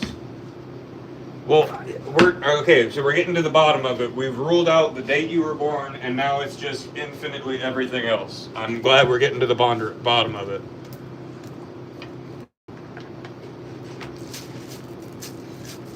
What video? I'm very sorry, I kind of lost track of what we were talking about there. I'm over here messing around about numbers. Trying to understand the countryside over there.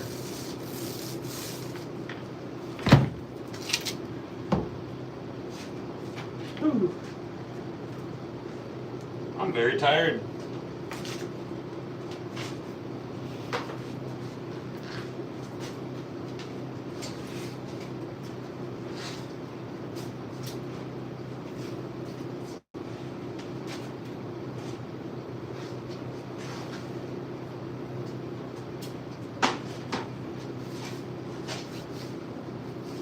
Hey, thank you, Jonathan. I appreciate it. That would be really cool. He entered that contest a long time ago. Aha! Lufa said you should do a tiny king size.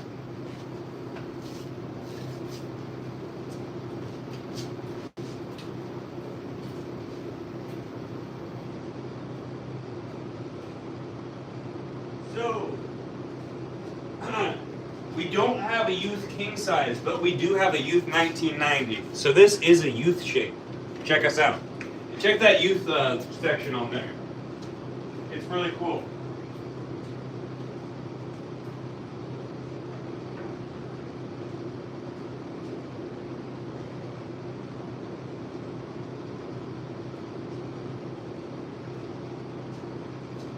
But we can also do customs for you. So if you want something, I'll help you out. Sorry I walked away from the camera. Apparently viewership doesn't like that. Of course, man, if you check out the youth section, we've got several shapes. That one's fun. As soon as we made that one, local named Zane killed it with that. Immediately sent a back invert with it. Loved it.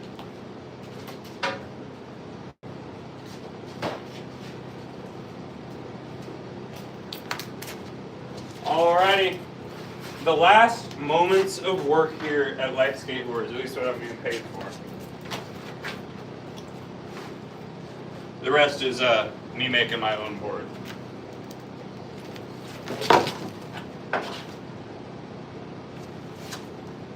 I do know that I need to lock these jacks down and that they are going to move a little slow on me from what I remember. Hard for me to mentally keep track of all this, but I do. Have a good night, Jonathan. Appreciate you. Appreciate you.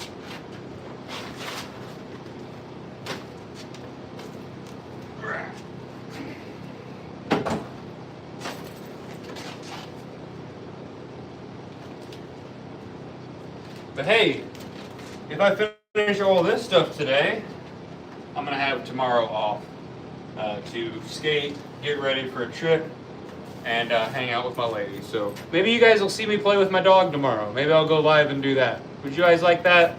I got a beautiful shepherd mix that we rescued at home. I take her to the dog park early on my days off.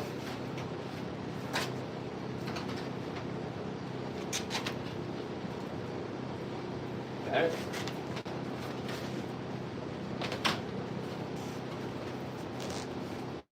Oh no. What did I do? Give me a moment here, guys. Casper has made a mistake.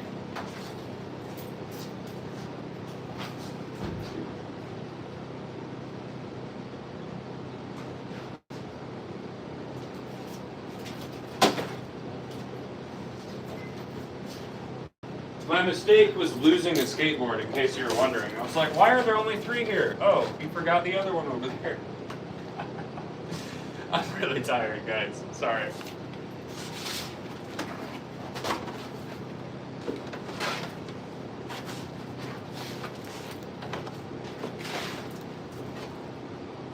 All right, now we're going to make sure these are centered in the press. They are. Good job. First time's the charm today. Throw this separator in there, raise her up, and then call it a day as far as working goes. Next step is going to be me walking through the process here. I got to tighten these jacks down a bit.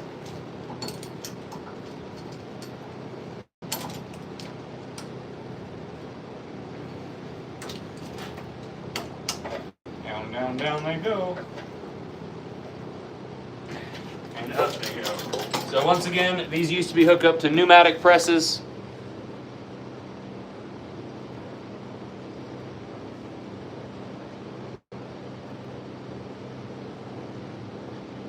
I missed something. How long do they stay in the press? I'm sorry if I missed stuff. So these boards go in the press for 24 hours, and then they cure for a week before we cut out the shape. I'm missing stuff. They seem like the worst of both worlds. I missed what you said, Laufa. I must have missed something on there, and I apologize for that. What's my Instagram? It's Stranger Casper. And then the Life Instagram that my boss runs is Life Skateboards 1010. Mine is Stranger Casper. My boss's is Life Skateboards 1010. Like I said, if you're local to Indy, stay tuned. I will be posting a giveaway for Pantera tickets in the next couple days. That'll run while I am on vacation. I say vacation. While I'm on my skate trip out to Cleveland. And then I'll be announcing the winners next week.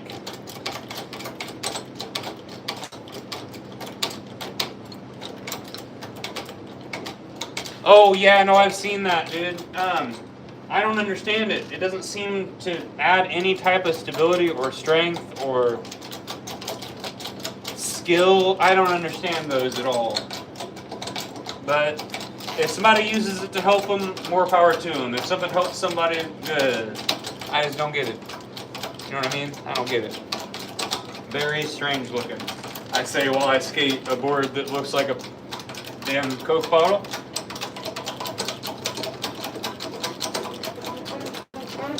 I think I'd be good at working on a farm. Look at that. Building up the strength. I have a cow's milk if I like. Sunrise, guys. Put me on a farm. If you're Amish? Ah, man, I don't think I could work there. I don't think they'd like me, actually. I'll take it back.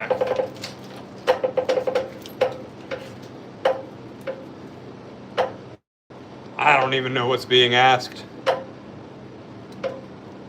Yeah, definitely weaker. I thought that the attempt was to make it so you like can't lose stability as far as like the person, not the board. I still don't understand because you need to gain strength, balance, and stability on a normal board to be able to ride a normal board. So it's always been confusing to me to see that. Let's see here. Give me a second. I'm checking my percentage. I got 17% on my phone. Can you guys tell how tired I am? I've got to wrap the glue up here.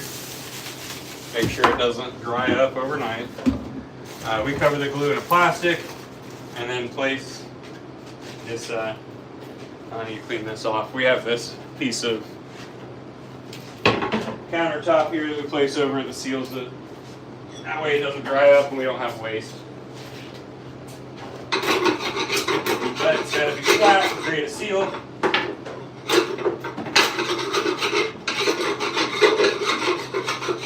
So there we go. Good to go. And that's good for tomorrow. There's all this excess glue on the table. That'll dry up, scrape it up, it pops up.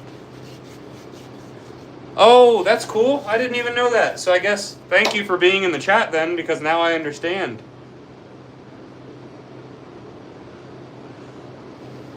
Oh, cool. So longboarders do hate those too.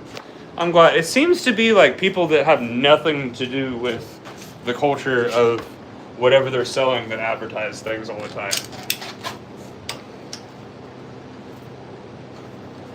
All right, so see, it's been, what is that? Three hour live so far? Is that correct? 3 hours and 20 minutes of work today. Neat. Whew, I'm doing math. All right, guys, so you guys watched me sort veneer, glue veneer, press veneer. So what happens next is the board is in the press for 24 hours, and then it cures in a stack of its own concave for at least 7 days. And for your longboards, got them up there for you. After those 20 hours, oh no, I better stay here forever.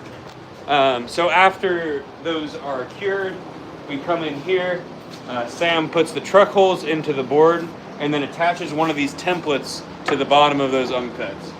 They attach through the truck holes right there, and then that template gets ran along this bearing, and the router cuts out the shape, and then I get the board. And when I get the board, the edge of it's not at a 90 to the concave, so we bring it right over here, put it on this belt, it brings it to a 90 with the concave.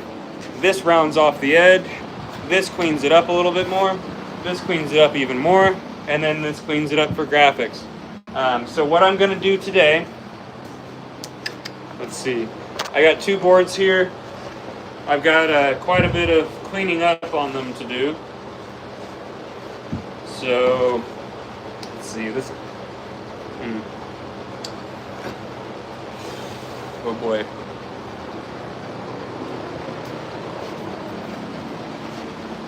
All right, so what I'm gonna do here is I'm just gonna throw a respirator on, work through my board. You guys can kind of see the process happening. And then I'm gonna go ahead and end the live here.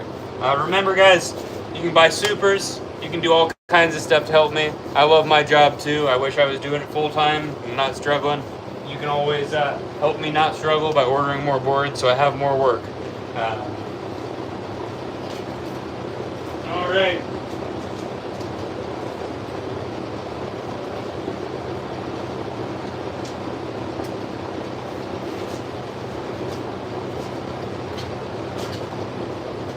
Thank you, Mark.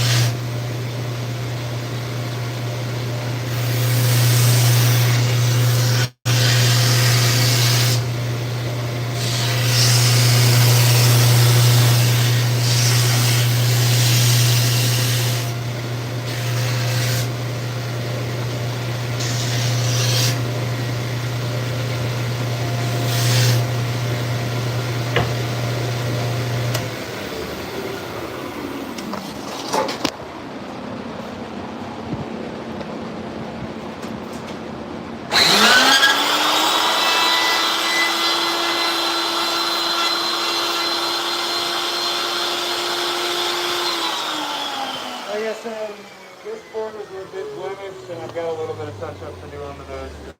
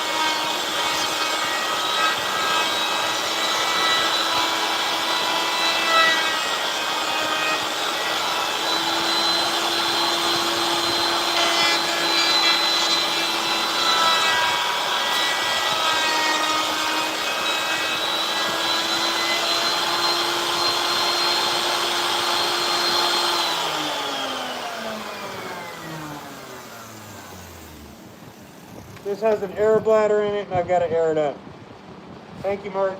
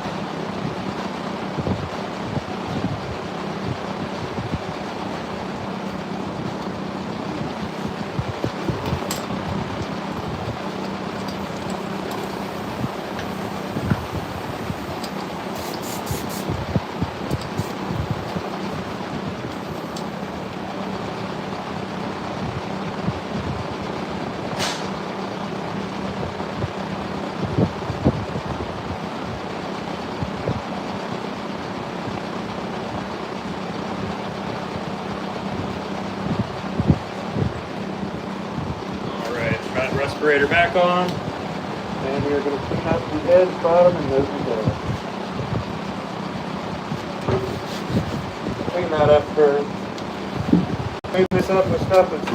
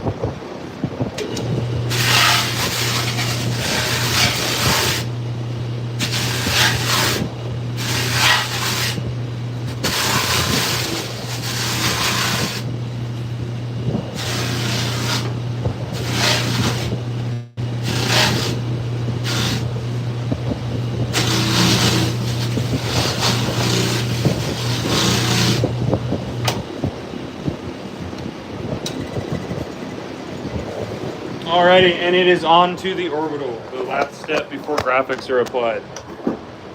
Let's see. What's up, Ray? Thank you, Mark. I appreciate you. Thank you, Mark. So the next step after this is to clean it up on the orbital. We finish with a 150 grit. Any smoother and it seems like the ink wants to slide around on there. Any rougher and it's not good.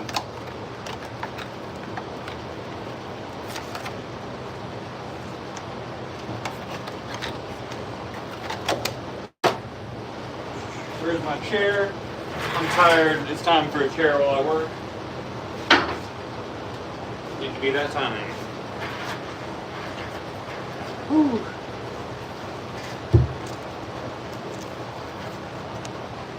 So Ray, if you'd like, you can contact my boss through the Life Skateboards Instagram. That would be Life Skateboards 1010 or the number associated with the company. If you're local around here, I'm sure he'd work something out with you, and we'd hold on to him for you.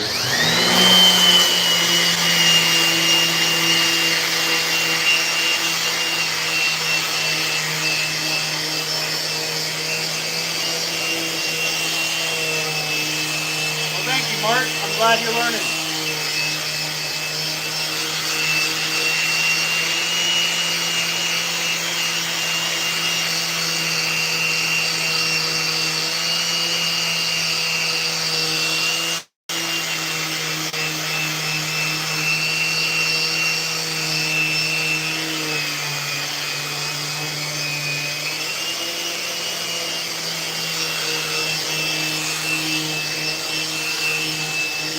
Absolutely, Ray. Please, so if you go to lifeskateboard.com, there's going to be contact information there. But my boss, Sam, does run the Life Skateboards Instagram. He'd be the one that you talk to about it. I'd have to check what we do have on hand as far as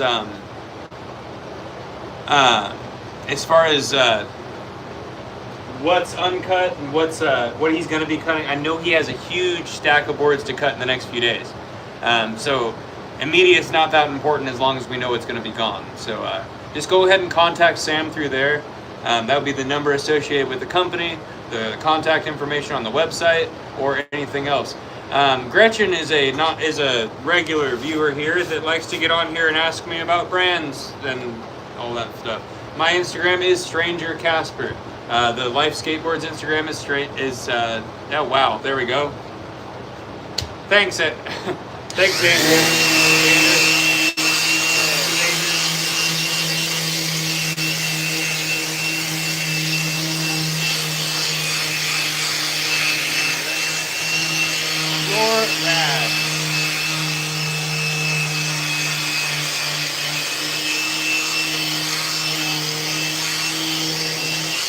Hey Gretchen, I'm going to throw this out there because it seems that information retention isn't very strong. None of these brands that you're asking about make skateboards. They are brands that had skateboards made for them. World Industries was owned by Steve Rocco, who was the first person to ever sell a skateboarding company on the stock market, the first sellout. He is currently the owner of he is currently one of the heads of Sidewalk Distribution. It's very confusing to me, but it is what it is. If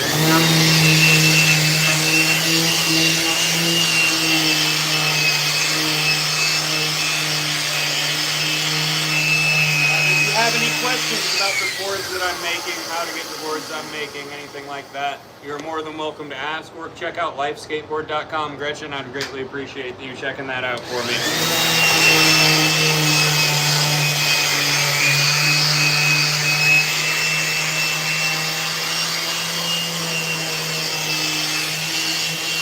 Hi there, Timothy. Thank you for tuning in.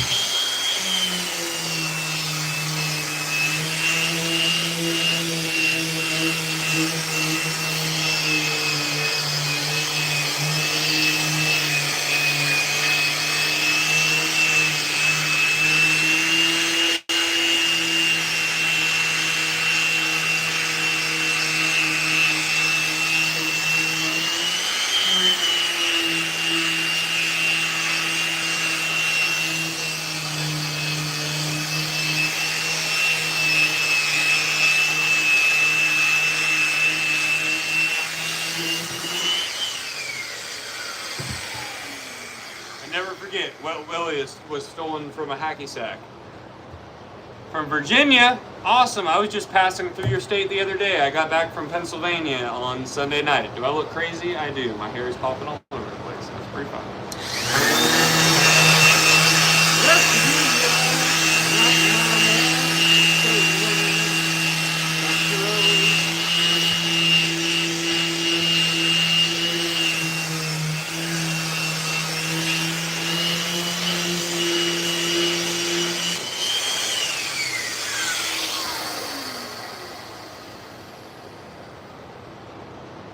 I don't. Oh, it's everyone's personal choices, guys. I always try to tell people to, quit when you can, if you can. If you can't, then there's a problem and need some help. But also, there are some successful people that get a lot done.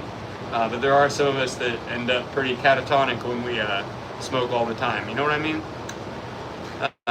But I know it's always, it comes from a place of love, you know what I mean? I'll have to check that out for sure. I feel like I'm not seeing all the messages on this.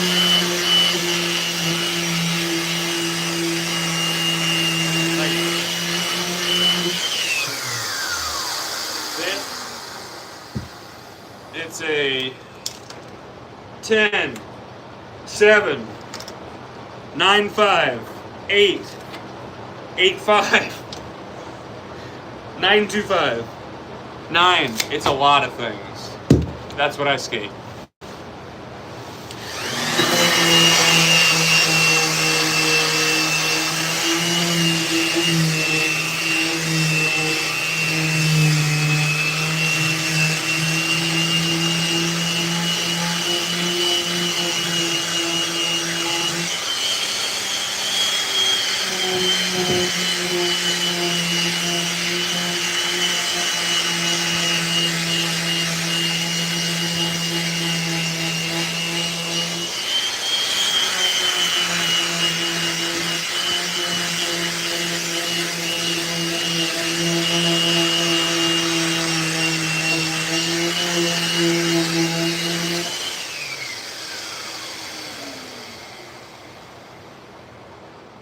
Absolutely, Visionary Bullet. That's a great point.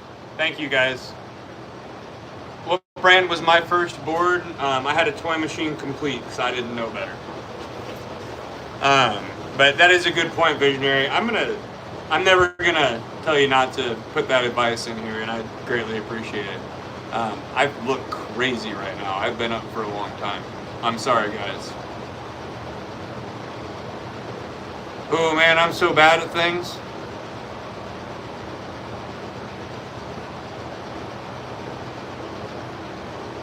I'm just gonna shut up and let what's happening in the chat happen. Visionary, Twix, talk about it.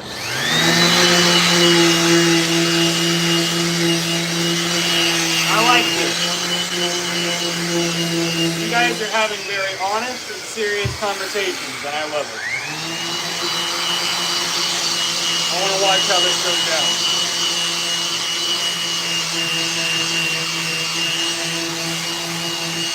You know what, guys? Screw it. My phone's getting plugged in. I'll keep the live going. I'll shape another board. I might even do the graphic on it. Who knows? You guys keep it going.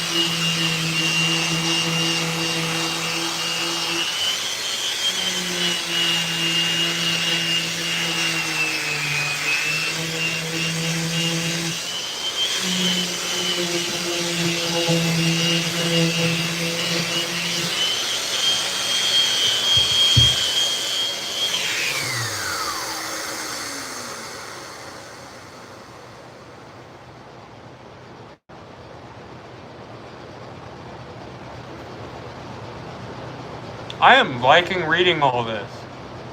This is really cool.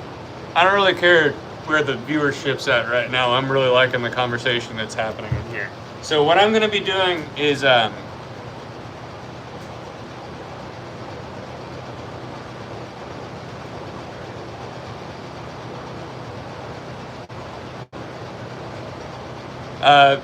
so maple is just the best wood to be using for skateboards. It's malleable and strong. It's just something that's tried and true over time. What I'm going to do is let you guys keep talking in the chat here. I'm going to hop over here, shape one more board for myself. I'll be back over here on the orbital to answer questions and talk to you. And then we'll go in the studio and I'll make the most tired, quickly done graphics that I've ever done. Once again, these are my boards. So,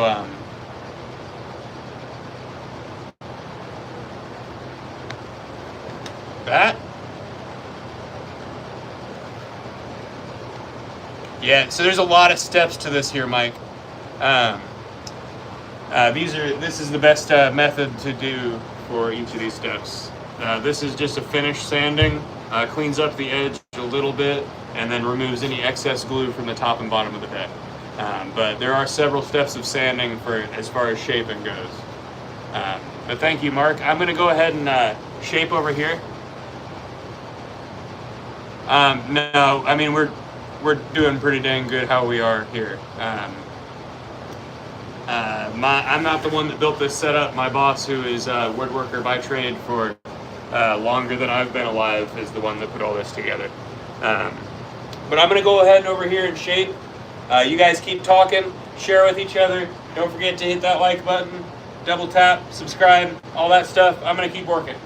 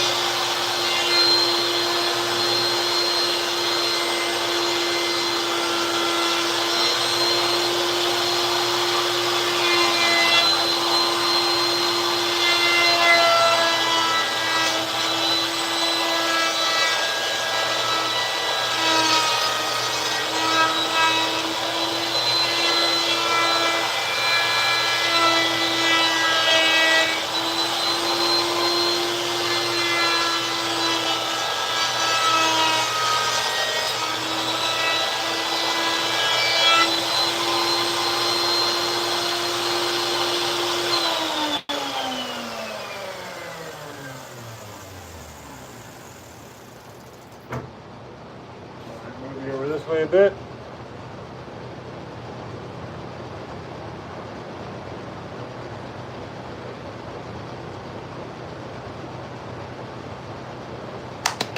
I'm liking what's happening. You guys are rad.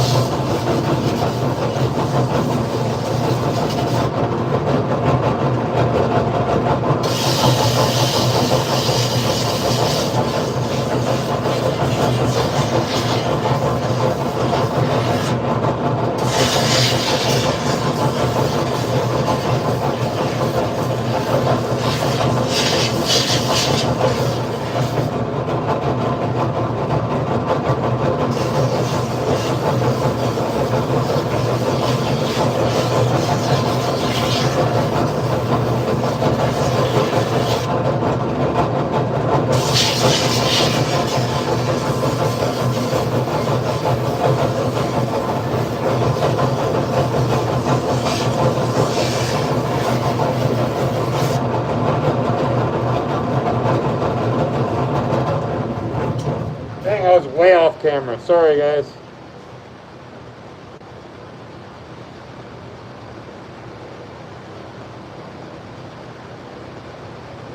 Whoa, that's cool. You're in Ireland, dude? That's rad.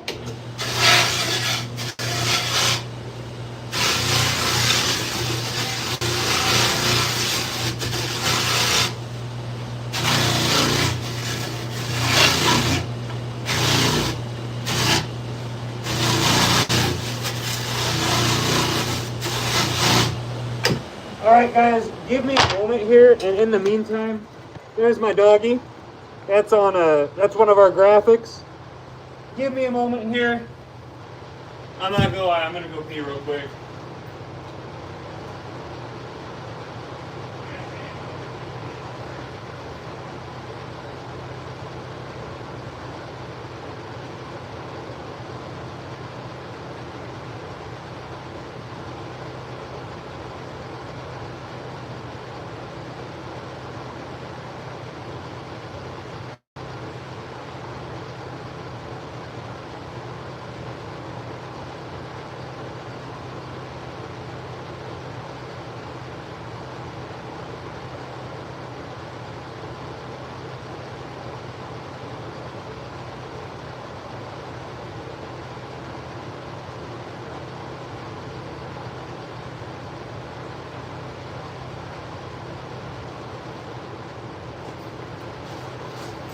And I'm back. Thank you. That is so that graphic actually has a really cool story with it. So I'm a part of a nonprofit called Skate Park Respect, and I go clean. I clean skate parks. I was part of the revitalization project for Lawrence Skate Park, and that's my local park that I take care of. I got up in the morning. Oh, thanks for tuning in, Fleek. Thank you for. Don't forget to subscribe, hit notifications so you can pop on here. I hope I run into you around the Midwest. I got to the skate park at about 5 or 6 in the morning one day, and there was a dog dumped in the parking lot. She had broken out of her cage. She was left with rancid food, water that she couldn't get to. I was a little hesitant when I came up, but she hopped right in my car. I was in a position where I didn't think that I could really take.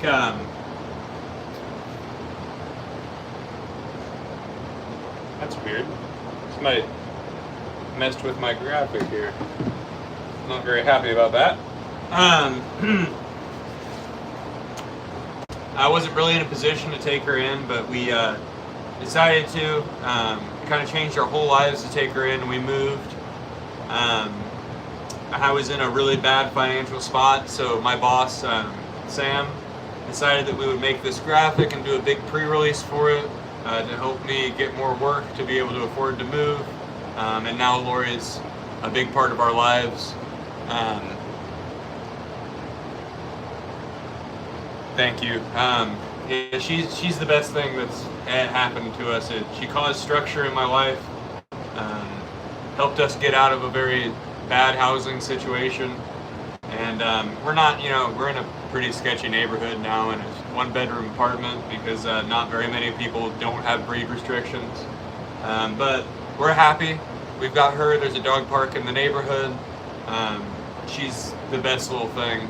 I don't know why anybody would have given her up, but we were in a position at one point where our lease said that we could have dogs, but our landlord was violating or I guess breaching contract on that.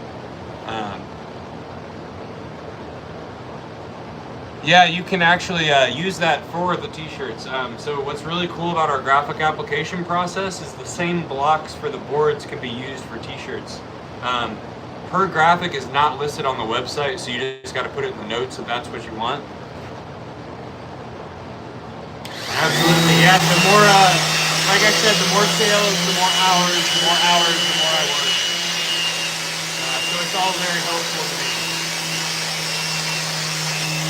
And it's just a great graphic. The background of the graphic is the 8 stair at the park that we found her at. It's got the Euro gap, the handrail, and even the dead tree in the background, which I think is really cool. I've got a really cool picture of her right in front of those stairs. We named her Lori after Lawrence Park. She's the best. I love her. She's at home with my lady right now, being taken care of. Thank you.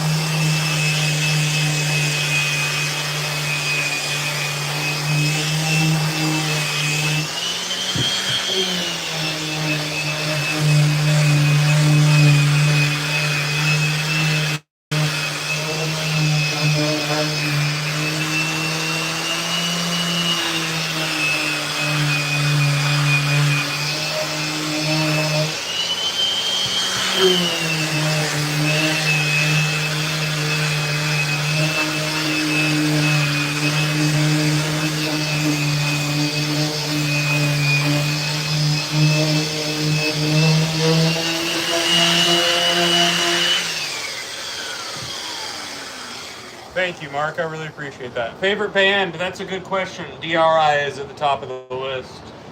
Got to see them in Fort Wayne the last year or so.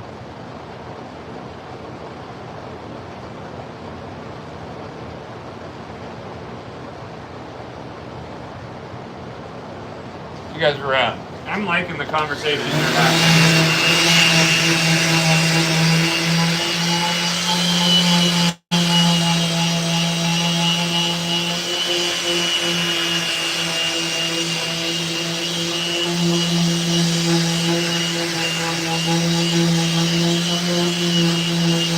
Is that John LaHoy that makes that song Regular Guy? I'll live that one.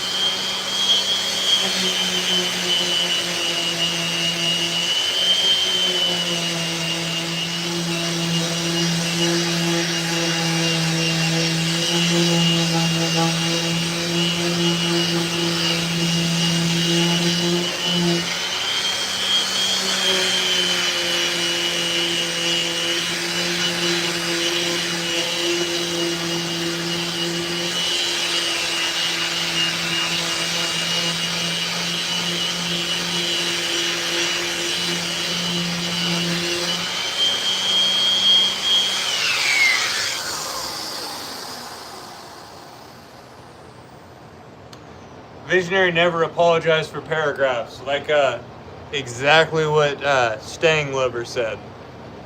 It's a very good point. All right, guys, so let's see where my percentage is at here. I've got 13% charge left on my phone. I'm gonna grab these two boards here. We're gonna go up to the studio. I'm gonna apply some graphics. I'm not gonna lie, I'm gonna get sloppy with these. They're mine. I'm gonna go quickly with them. I just want to demonstrate the process. Most of the time, I would not do graphics this late because I'm gonna have to clean them in the dark. But it is what it is. I'll do it for you guys. All right, let's do it. We're gonna walk through the dark. Like, if you're afraid of the dark, I'm sorry. We gotta walk to the next building. Everybody, bring out your night lights. Fix my hair too. I don't like having my hair up. It's not fun. Yeah, I'm gonna have to probably clean the lino blocks off by the light of the of my headlights tonight. It's dark. Don't be scared, guys. It's okay.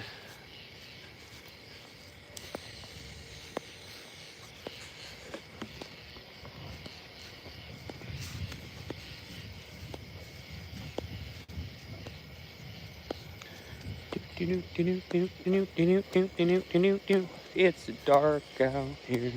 I'm walking to the studio.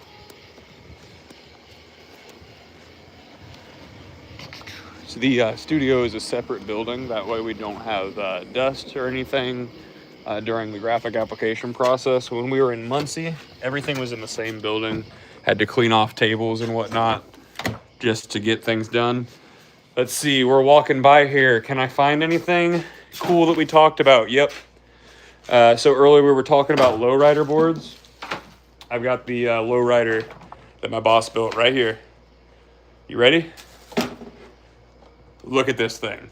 Look at the cambered wheels. The truck's over it. My boss made this thing. So cool. And the split die here on the bottom. He's rad. My boss is a master woodworker. I'm proud of everything he does. Proud to be underneath, be taught by him for everything here. I love it. It's insane. But all right, so the studio's a bit of a mess, guys. Bear with me here. I'm gonna have to clean some stuff off to be able to print. I'm funny when I'm tired. Some people say I'm too serious sometimes. Oops. All right, so these are customer boards to be printed tomorrow. These are customer orders to be shipped out.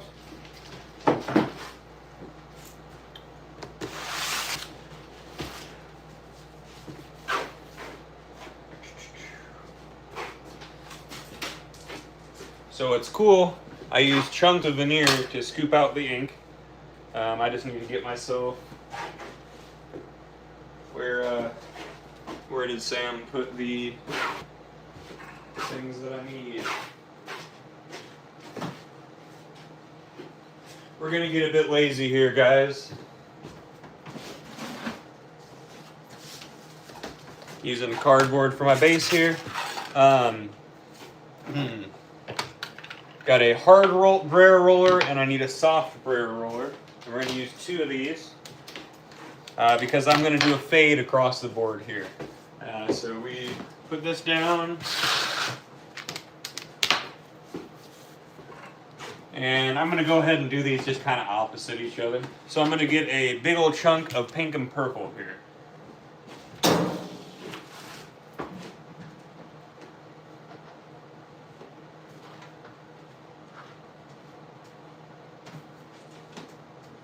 Do we have purple out? Yes, we do. So we use Speedball lino block ink. It is specific to lino block printing methods. Get a big old scoop out of there. And then some more lino block printing ink. This color just comes out of a tube. Let's angle you down there. Fat Jesus, yes we do. We make all kinds of stuff. If you go on our website, we've got over 77 shapes. Just check out lifeskateboard.com. You'll definitely find something you like. So what I'm going to do here is I'm going to roll a faded background on this. That's why I didn't clean it up as much. This is my board. This is an option that we have. You just have to let us know in the notes that this is what you want.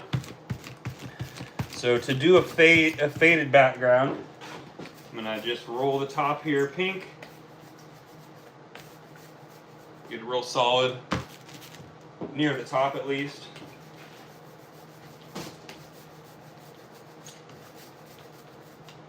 And remember, this is just a base, and you can get your board natural, or you can do this from us. Sometimes I wrap the ink all the way around the edge. Today we're not going to be doing that. I'm going to be honest, I didn't like the effect that happened after you wrote it, wrapping around the edge, kind of making it look like a dipped board. Alright, so there is the top half of that one. Set that aside and do the opposite for this one.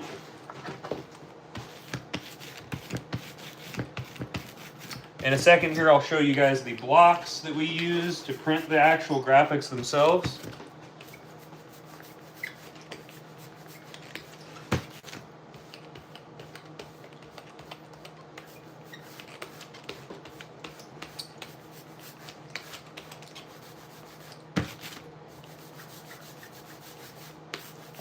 And I really like pink and purple for my graphics. It matches my local skate park. I just like it. Next I'm going to do purple at the top and leave a little bit of a gap in the middle. So pretty deep purple here.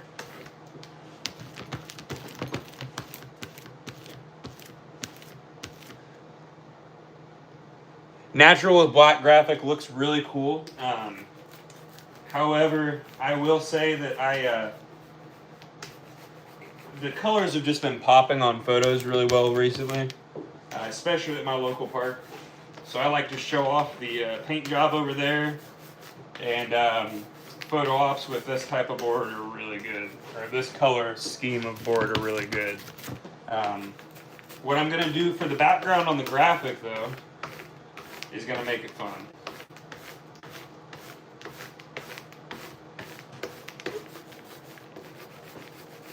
So what I'm going to do here is pull this purple all the way down to the pink and kind of let it fade into the pink a little bit there, and we are not done, don't forget. So here's where I have it right now, and I'm going to add to it after I do this one. And you'll see what I'm doing here. Right now I'm just using one color on each of these rollers. But I'm going to brighten up that dark purple in just a minute here. I feel like Bob Ross. Where are my happy little trees? I cut down the trees. I'm mutilating trees, guys. I'm the opposite of Bob Ross. These aren't happy little trees. Well, maybe they are. They're getting made into toys.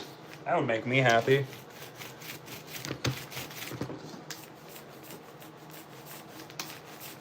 Make me happy if I got turned into a toy, I guess. That was Pinocchio's problem. He just didn't get turned into a skateboard, dude. That was it. Fucking Geppetto should have been a skateboard maker. I am tired. I don't know what kind of things I'm saying right now. Alright, so now we've got this right here where it's a pretty high contrast. What I'm going to do is take this one that I rolled in pink, roll it in purple a little bit, back in the pink again.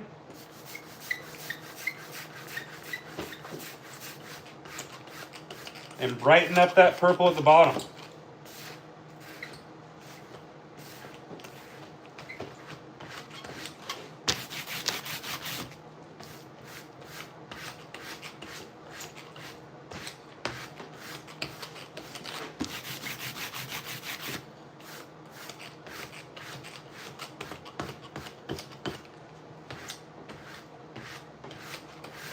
Roll it all the way from nose to tail, and then it gives it kind of a gradient look to it there. Obviously, this is just the background here. And I'm gonna be real honest, I want more pink out of this. That's the cool thing about doing your own board. You can do whatever the hell you want.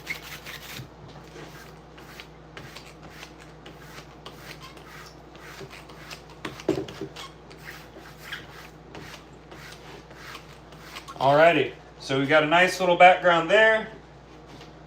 And I think what I'll do, most of the time I do a white background with a black top. So I think I'm going to switch it since this has a little bit of a darker color to it. Alright, we're going to go heavy on the pink on this one.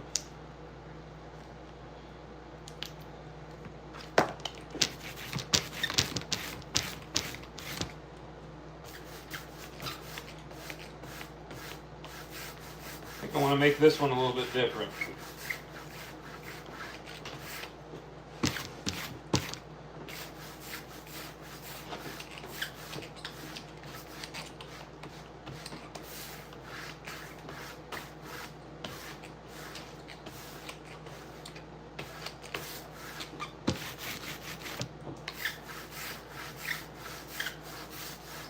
Alright, so I've got the background done on both of these boards. The majority of the time for a customer board, I'm going to let these dry and then print, but I want to print these right now, so we're going to rush through it.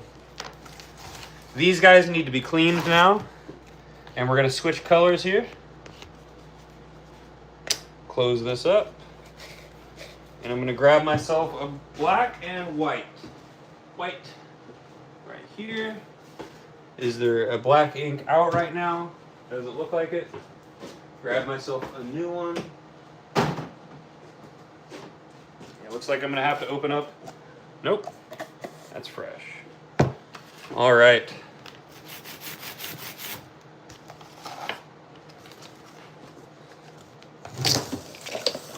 So now I'm going to do the black background and then print it once really clean and white. So when I do the black background, what I'm gonna do is kind of smear it on there. That way, when I print the white, there's a slight offset and it creates a shadow.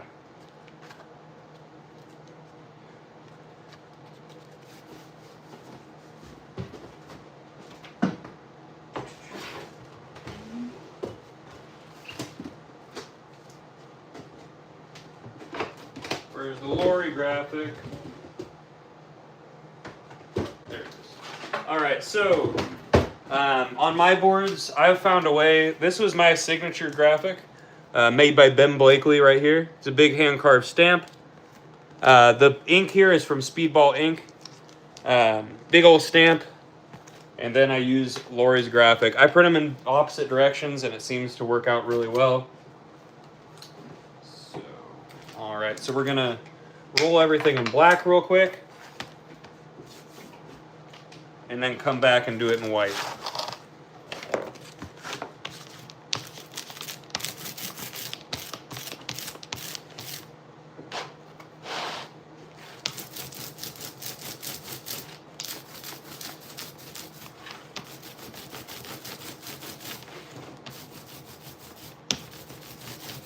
So the reason we use the Speedball ink, it's thicker, so it transfers the graphic really well.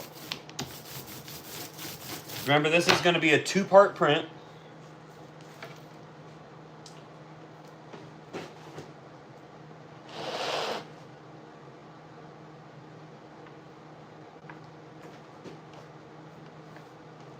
And once we set that block on there, we're going to use a hard brayer roller to get it to transfer really well. And this first print is going to be a little sloppy because we want it to overlap, remember?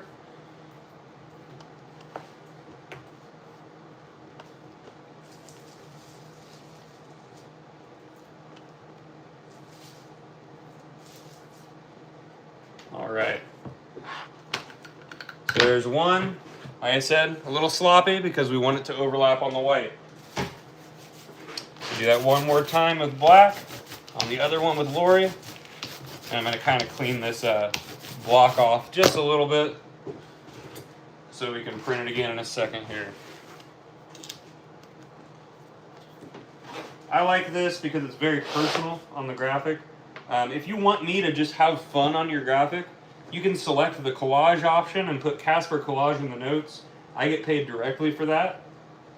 But then I just kind of do my thing on the graphic, have fun, work with different patterns. Accidentally rolled the hard roller in some ink, so we gotta clean the back of this off when we're done. Oopsies.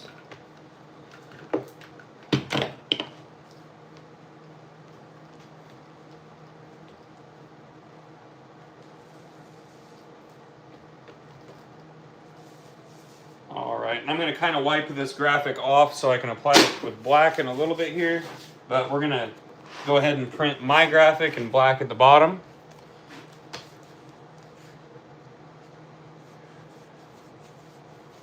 Thank you, Mark. It is a really cool and satisfying process. This is very in-depth as far as doing the graphic goes. A lot of the time when you order a grip board from us, it's just going to be the basic graphic printed on there one time. I just like doing this. It's very satisfying for me. It's what I enjoy doing. So I do it on all of my boards, as long as I have time to do so.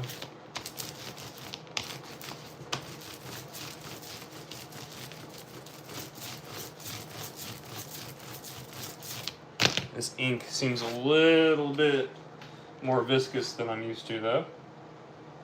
Not very ideal. But once again, these are my boards, not customer boards.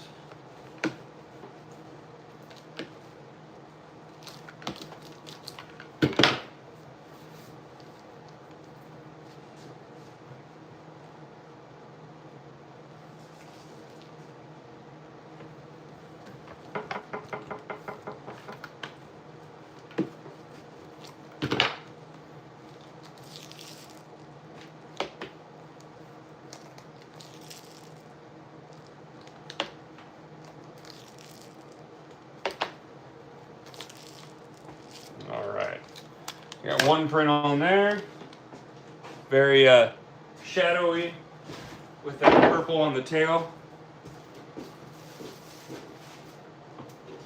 And we'll do it one more time with this, then I'm going to wipe it off and print it in white.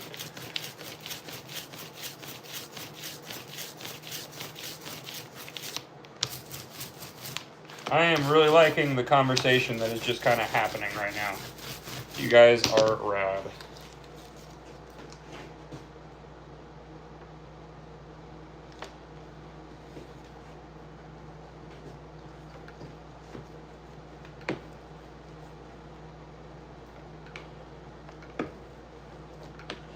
Alright, and as I said, most of the time when it's a customer order, I'm going to wait to dry everything off in between.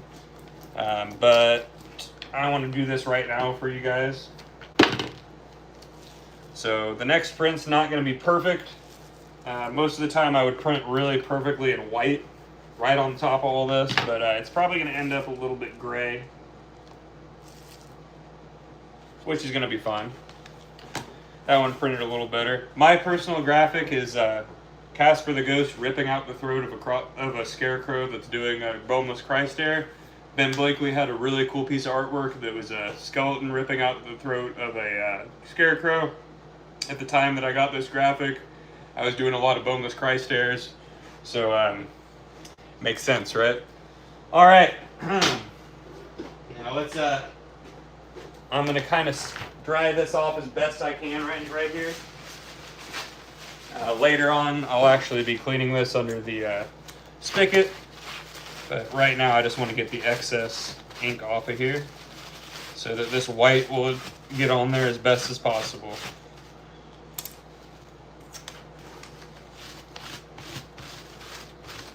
Not going to be perfect, probably going to come out a little splotchy. It's going to be okay though, it's my board. Alright. Did not mean to do that.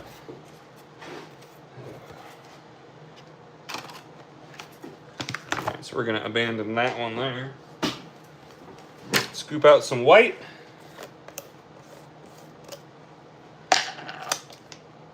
Make sure that I don't have one already open. Nope. It's like we need a fresh one.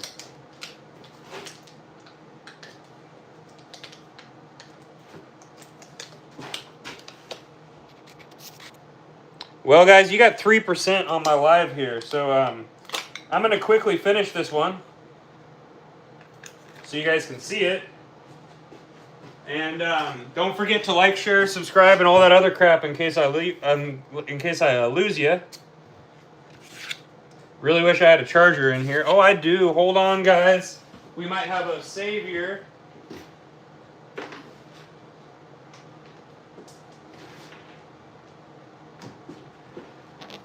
Hold on a second. We might be able to figure this out. You guys might be a little bit lower and not on my tripod anymore, but I found a magnetic charger.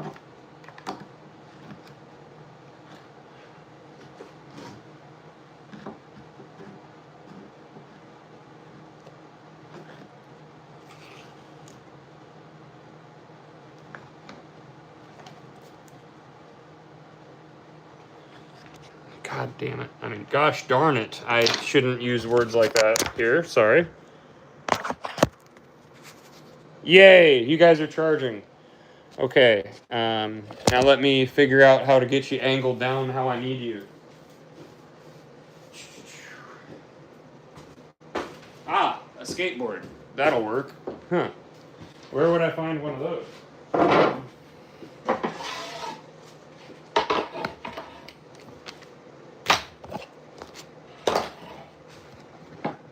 There we go. All right, you guys aren't as high up as I want you to be, but you're here. And you're charging, and we're here. There we go.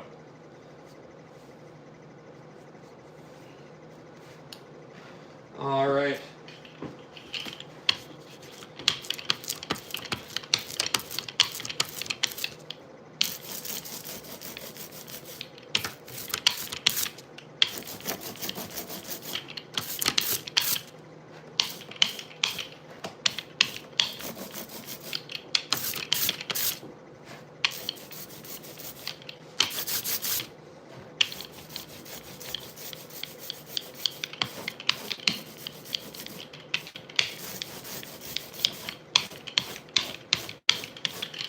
All right, I really wish you guys could see this a little better, but I'll show you the finished product as I'm doing it.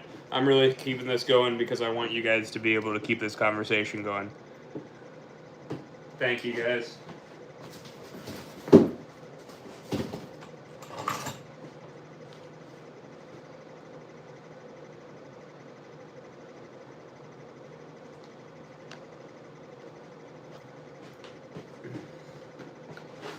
I can see that there's ink on my nose right now, but I don't want to really check. Silly.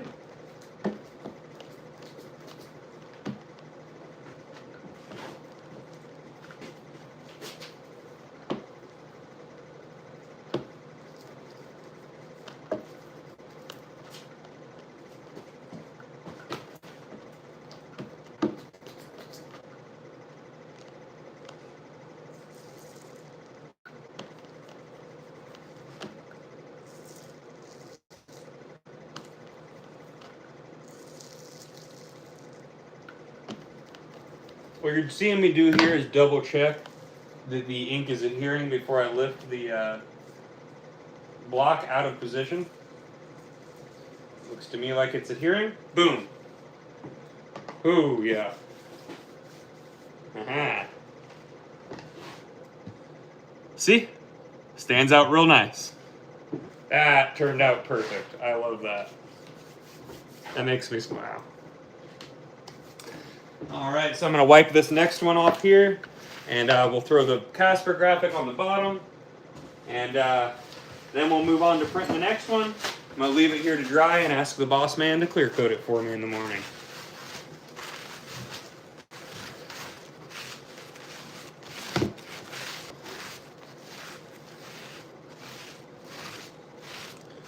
Thank you. Now wait until you see the bottom half of it. I really like that I swapped the black and white background on there based off the contrast from the board. Interested to see how it looks on the smeared one. Let's see. We got, yeah, I got black across my nose there.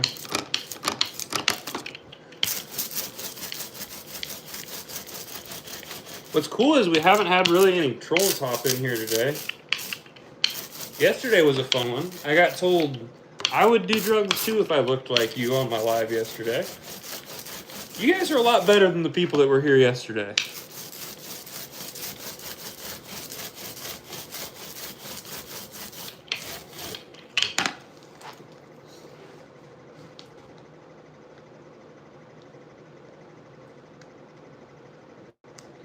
All right, I'm pretty happy with that placement already.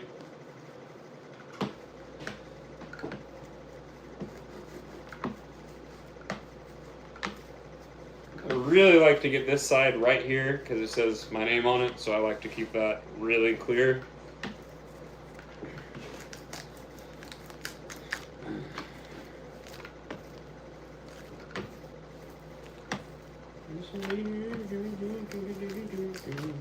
Now you guys got John LaHoy stuck in my head. I got John LaHoy stuck in my head. I shouldn't blame you for that. That's my fault. Woo-hoo-hoo. I am liking this. Ooh. I'm like a kid when it comes to this stuff. All right. So there is my board. It's got my signature graphic on there. I'm going to leave this one to dry overnight.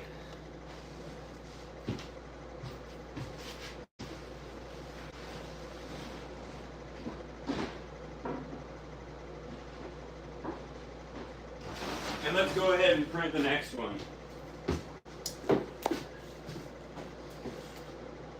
Since I've got my graphic right in front of me, we're just going to jump to that first. Thank you, Mark. I appreciate you. Once again, those would be considered a Casper collage. That's where you don't really tell us what you want. You just let me do what I want to do.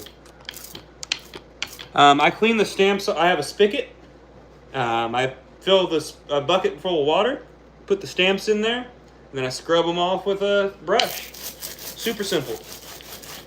Now, the ink that we use for fabric is oil-based. So it sucks to clean off, and we gotta soak the blocks in ink. I'm sorry, soak the blocks in soap as well. But it just takes a little bit of elbow grease to get all that off of there. No soap for this stuff. While it's water soluble, the clear coat keeps that from coming off.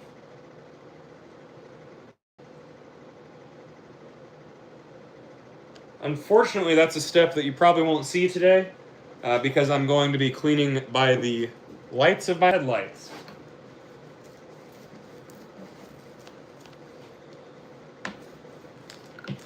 Guys, I think this might be the longest live I've ever done.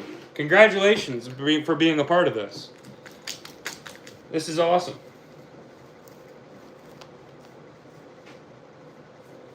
I think I called a live a marathon live a while back, and it was not this one.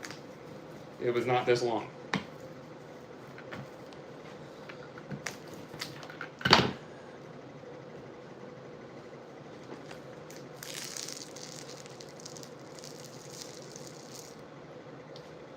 A little bit more on this.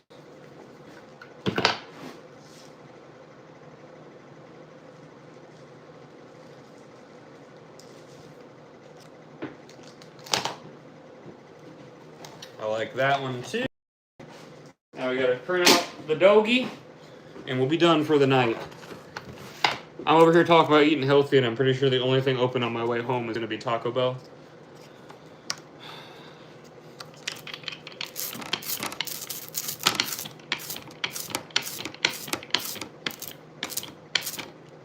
Thank you, Brian. I appreciate you guys enjoying it.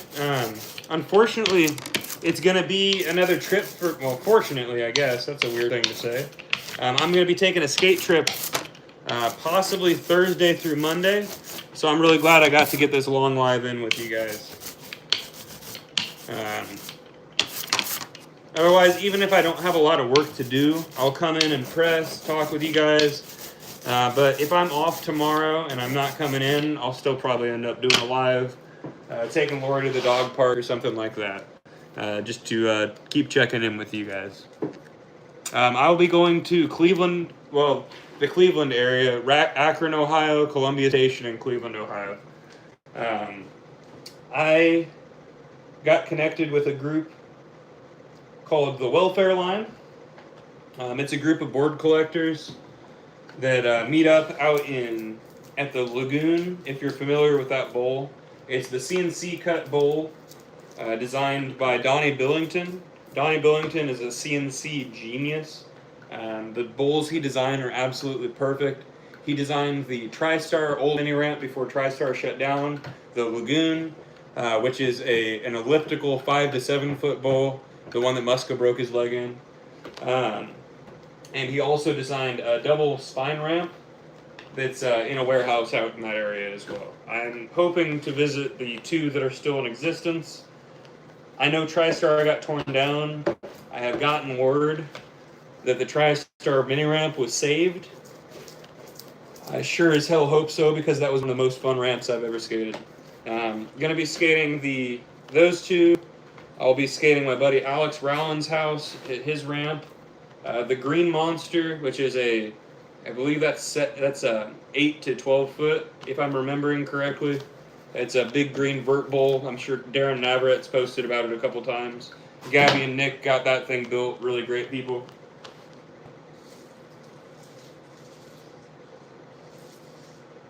Oops. Almost missed this edge again somehow.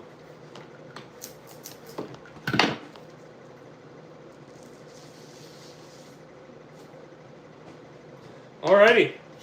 And the moment of showing you guys. Truth? Yeah, I like it. There we go. So those were my 2 boards there. I'm gonna go put this in the other room. Let's see. I got you guys up to 7%.